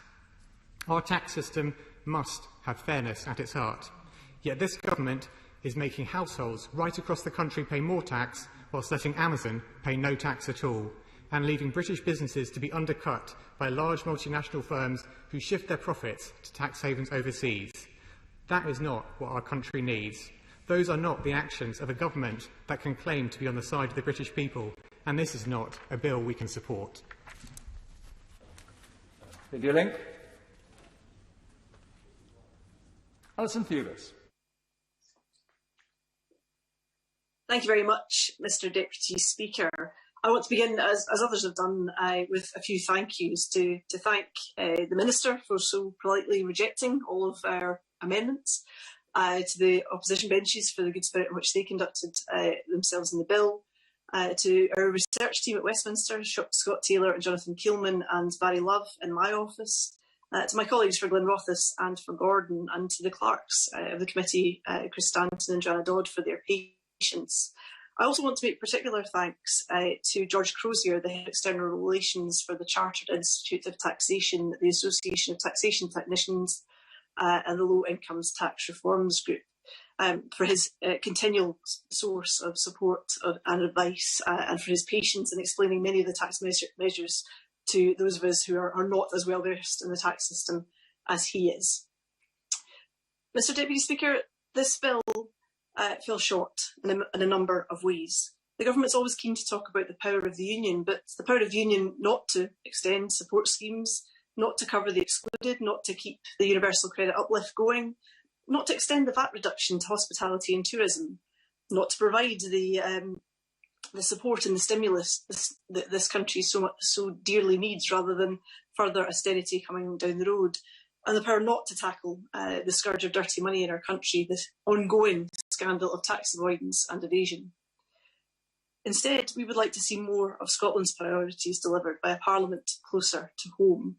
Priorities to build a sustainable green recovery, to provide that much needed stimulus, to give us the full range of levers over our economy so we can make a real difference to the lives of people who we are proud to have working and living in Scotland, wherever in the world they have come from. All of these things require Scotland to have the full powers of independence, and I very much hope, Mr Deputy Speaker, that it won't be too much longer before we have all of those controls in the Parliament in Scotland. Thank you. Thank you, Alison. And to be fair to Alison, she clearly did not know that we were coming to her as quickly as we did, as somebody had withdrawn before her. So the question is that the bill be now read the third time. As many as that opinion say aye. Aye. Of the contrary, no. No. Division. Clear the lobby.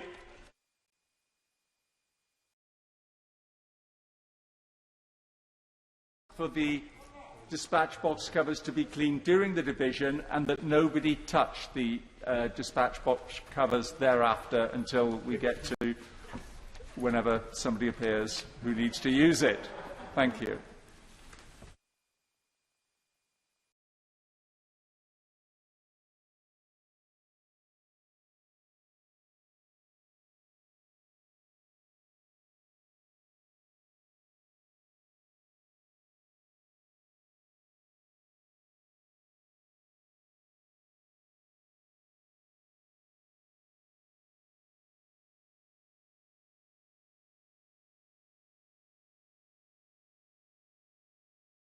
Order. Order. The question is that the bill be now read the third time. As many of that opinion say aye. Aye. The contrary, no. Tell us for the ayes, Maria Caulfield and David Rutley. Tell us for the noes, Liz Twist and Jessica Morden.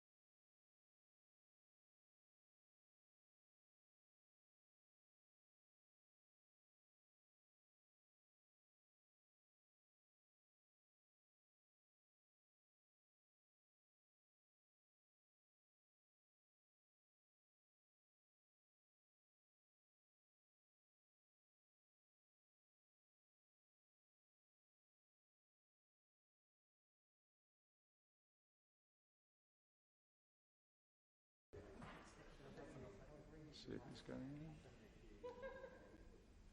Okay. Lock the doors.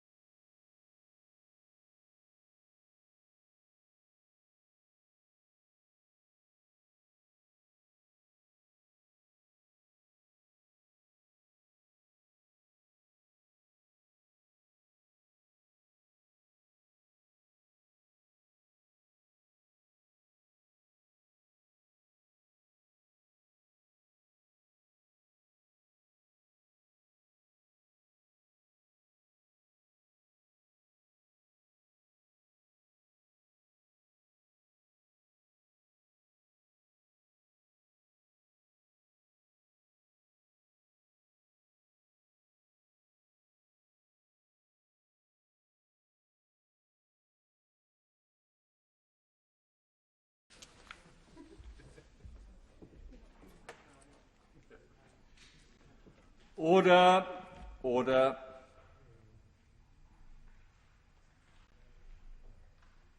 The ayes to the right, 365. The noes to the left, 261. The ayes to the right, 365. The noes to the left, 261. So the ayes have it. The ayes have it. Unlock. We now come to motion number 4 on the House of Commons Commission, and I call a minister to move the motion. I beg to move. The question is, as on the order paper, as many as that, please say aye. Aye. Contrary, no. I think the ayes have it. The ayes have it. We now come to motion number 5 on the Mobile Homes Minister to move. I beg to move. The question is, as on the order paper, as many as that, please say aye. Aye. Of the contrary, no. I think the ayes have it. The ayes have it. And we come now to motion number 6 on Energy Minister to move. I beg to move. The question is, as on the order papers, may I say aye? Aye. Contrary, no. I think the ayes have it. The ayes have it. I beg to move that this House do now adjourn. The question is that this House do now adjourn. Rob Butler. Thank you, Mr Deputy Speaker. I very much welcome the opportunity this adjournment debate presents to raise a matter of great importance to my constituents, the Aylesbury Spur of East West Rail. No, Mr Deputy Speaker, your ears have not deceived you. This is indeed a Member of Parliament from Buckinghamshire calling for a rail line in his constituency. Now, I recognise that this may come as something of a shock to the Minister, and perhaps even more so to the officials in his department. But, given the Transport Department's sterling record in telling my constituents that a behemoth of a railway in their local area is absolutely essential to the future of the country, I rise in a mood of cautious optimism that they will similarly be able to sing the praises of a far more modest proposal that truly will be appreciated by the people of Aylesbury and the surrounding area. Mr Deputy Speaker, I am no Dickens, and this is no tale of two cities, but it is a tale of two railways. There is the big, bad, scary one. The one that destroys ancient woodlands, that has an insatiable appetite to gobble up billions of pounds of taxpayers' cash, and which will make it harder, not easier, for us to be carbon neutral by 2050. Then there is the smaller, gentler, friendlier one. The one that will connect towns striving to succeed in the post-pandemic world, the one that can play a key role in an integrated local transport system with buses, cycling and walking that can support the next generation's heartfelt desires for a greener, more sustainable future. Mr Deputy Speaker, we could call the bad one HS2, and we could call the good one the Aylesbury Spur. That Aylesbury Spur is part of Phase 2 of the excellent plan to restore the old Varsity line, on which steam trains used to power between the two ancient university cities of Oxford and Cambridge. That line fell victim to the Beeching Axe in the late 1960s. Even then, many thought the decision made little sense. So there was, therefore, a good deal of enthusiasm when proposals were made for the new East-West rail line, complete with an integral Aylesbury Spur. You see, Mr Deputy Speaker, Aylesbury has historically had a bit of bad luck with the railways. The town was once very well connected. The Metropolitan Railway used to call it Aylesbury, but by 1963 the service was curtailed to Amersham. The Great Central Railway used to carry high-speed express trains through Aylesbury, including the Master Cutler, named in homage to my university city of Sheffield and its company of cutlers. These services too were removed by 1968, leaving just one direct rail link to London. So, Mr Deputy Speaker, in Aylesbury we have lost rail connections over the years, and I respectfully suggest it is now time to reverse that trend, and indeed that the Aylesbury Spur is crucial to the success of the town in the future. Because Aylesbury is almost unrecognisable from the traditional market town where I was born half a century ago. Even as the millennium approached, large estates such as Fairford-Lees and Berryfields were but fields. Now they are thriving communities, enabling people from near and far to purchase their own property. In the last 10 years alone, nearly 10,000 homes have been built in Aylesbury Vale, with a concomitant increase in population of more than 10%. However, all this development has come at an enormous cost. It is no exaggeration to say it has created a nightmare situation for residents.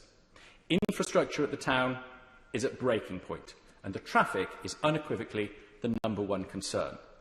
In fact, the Bucks Herald reported last year that Aylesbury has the 8th worst traffic congestion in the country. It was the only town in the top, or perhaps I should say bottom 10. Everywhere else was a city.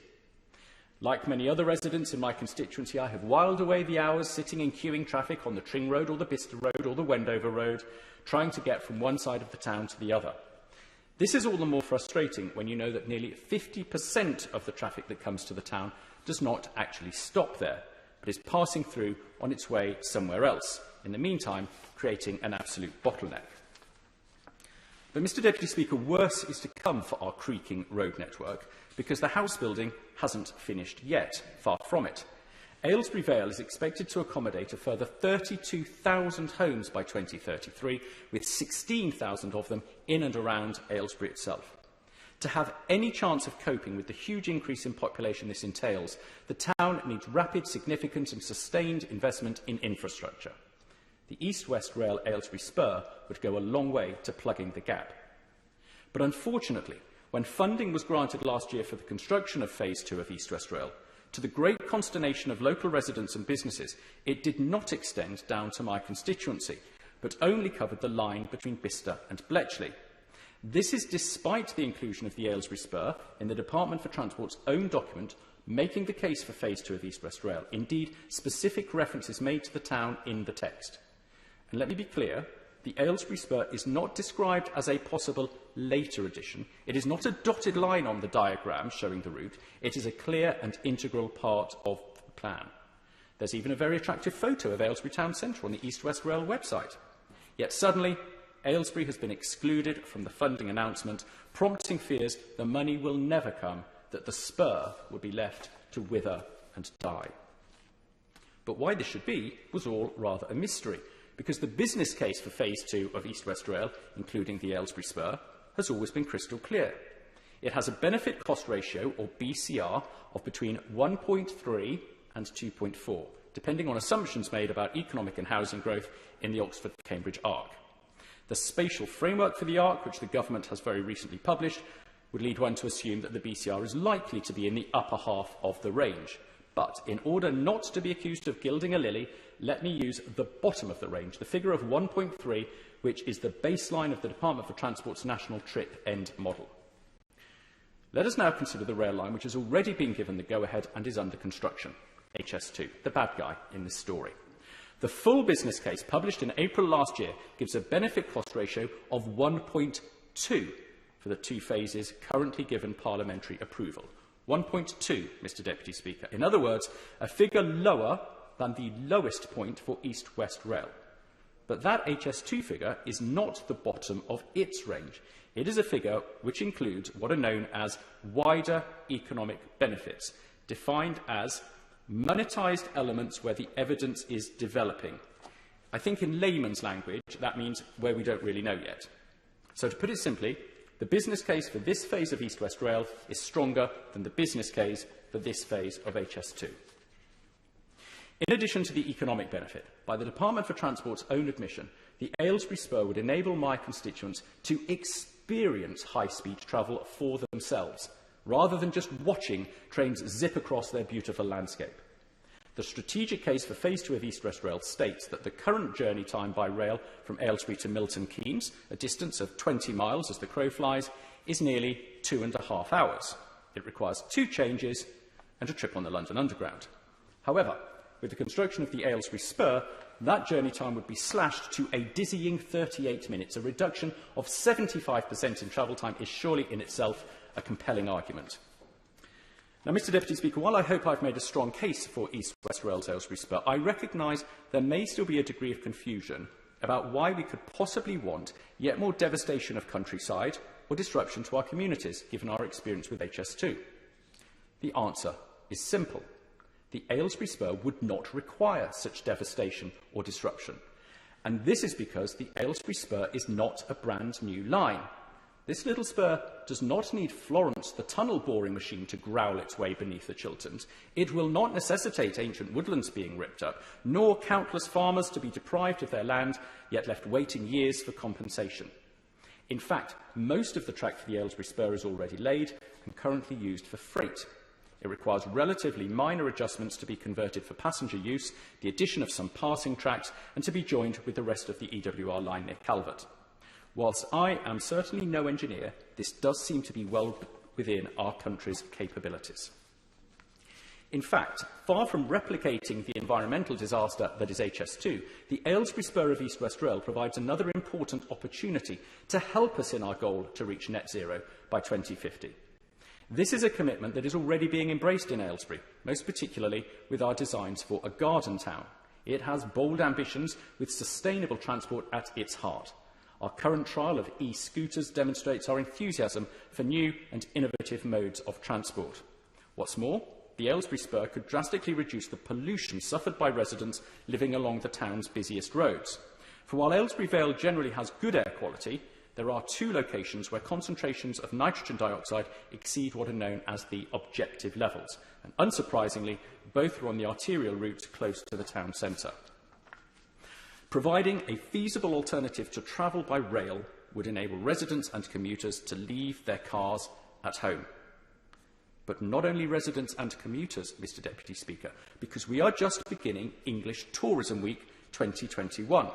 I want to see far more tourists coming to visit Aylesbury, to experience the heritage of our historic old town, to enjoy the marvellous performances by our local Unbound theatre company at the Queen's Park Arts Centre, to see the uniquely painted Tudor walls in our fine museum, to eat, drink and dance in the restaurants, the bars and the clubs that are springing back to life post-pandemic, to walk by the canal and wonder at the beauty of the Chiltern Hills on a tricycle tour. Mr Deputy Speaker, Aylesbury is bursting with attractions, and it is frankly selfish to keep them for ourselves.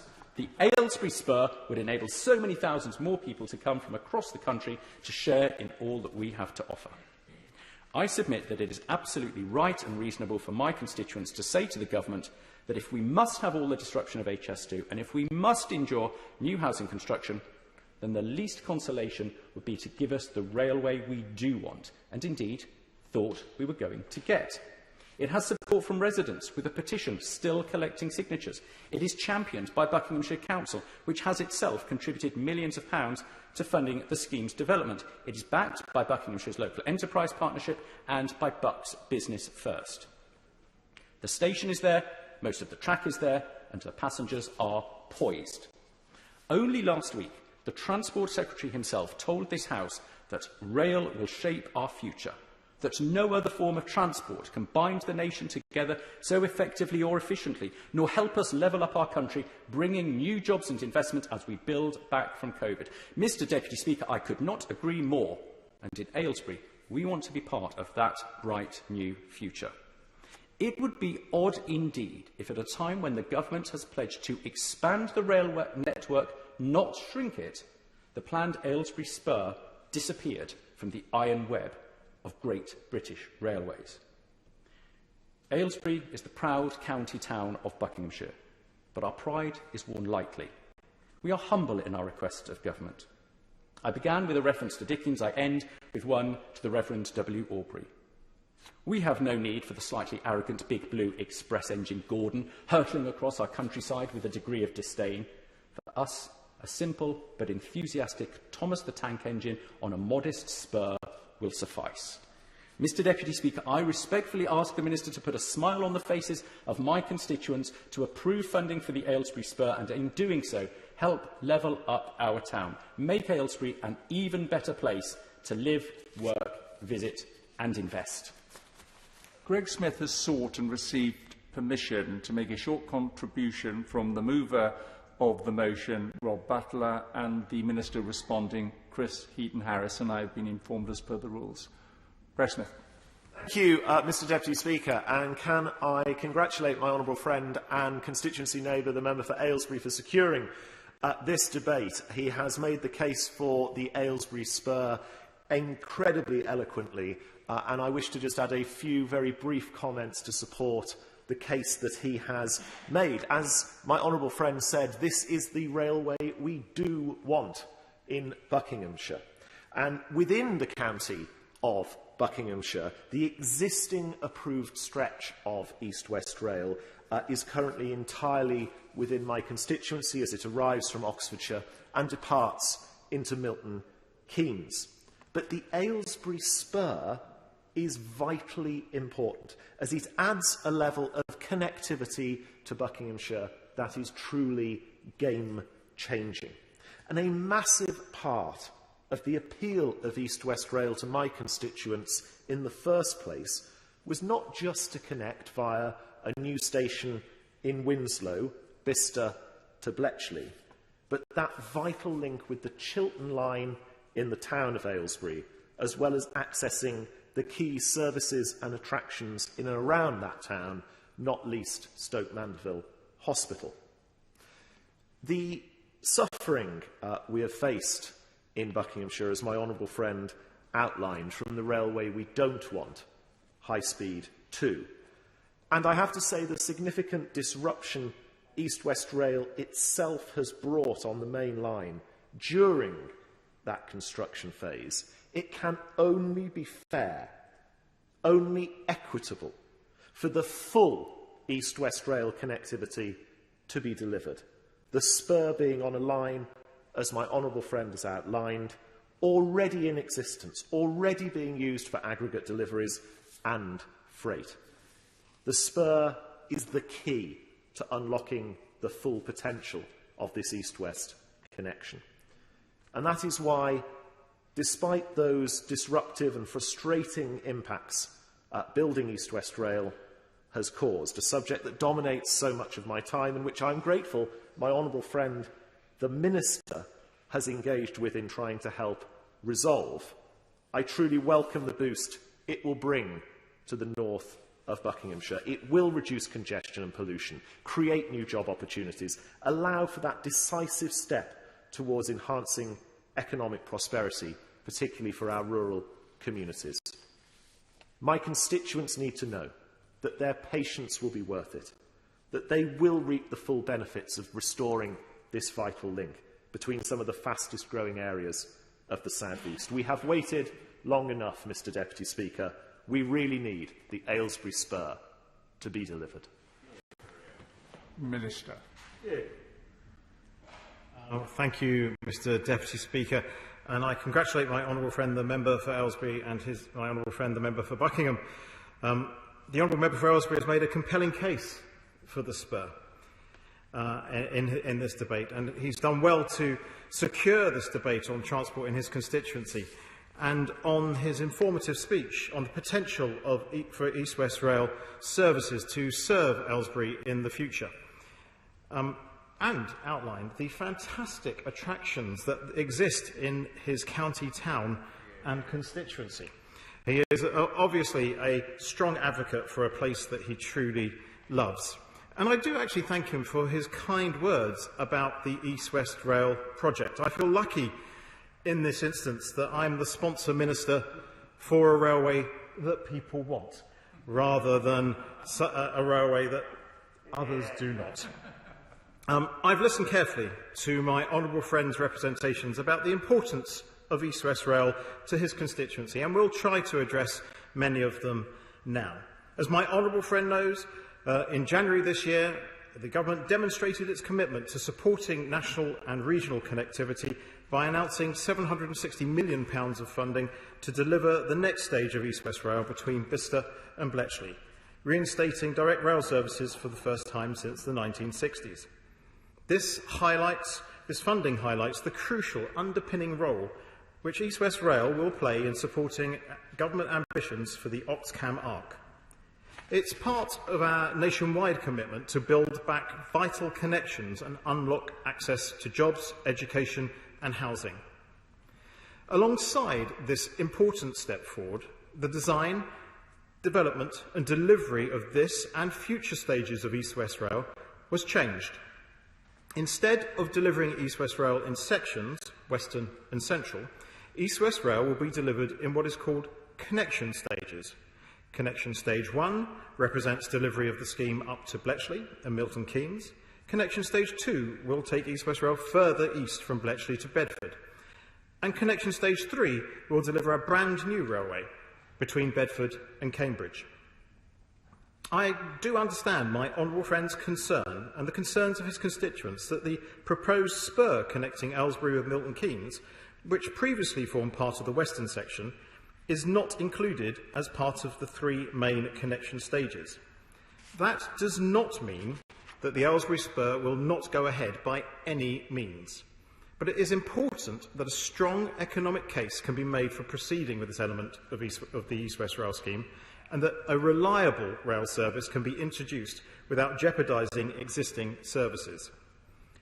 As we level up our economy, I look to my right honourable friend to marshal the support and resources of the organisations in his constituency. The government's response to the COVID-19 pandemic has placed a great strain on finances and led to many difficult decisions having to be made on the prioritisation of resources that meet the levelling up agenda. Through partnership funding and regional commitment, I believe that a much stronger case can be made to deliver East West Rail services to Aylesbury. And to match this regional commitment, my right honourable friend, the Secretary of State for Transport and I, have instructed our officials in the department to include financial provision for design and delivery of the Aylesbury Spur as part of the comprehensive spending review, which will take place later in this year. As my honourable friend will appreciate, there will be many competing demands from a wide variety of schemes as part of the process.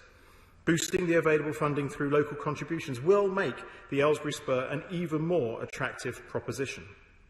And as Rail Minister, I will continue to ensure that the East West Rail Company are working hard with their own stakeholders to drive down costs and make the strongest possible case for the scheme to be delivered in full. If we can work together to find a way to deliver the Aylesbury Spur of East West Rail, it will build upon the investment already made by this government in my honourable friend's constituency. This includes funding for the Stocklake and Aylesbury Eastern link roads to support crucial housing development in the area. £170 million worth of funding has been awarded to Aylesbury's Housing Infrastructure Fund bid. And Aylesbury has benefited too from the Rural Mobility Fund. This demonstrates the government's commitment to investing in Buckinghamshire, both through infrastructure and public transport, in supporting their growth ambitions. As my honourable friend may be aware, East West Rail Company is currently undertaking a non-statutory consultation on the future direction of the scheme, and I would urge my honourable friend and his constituents to respond to this too.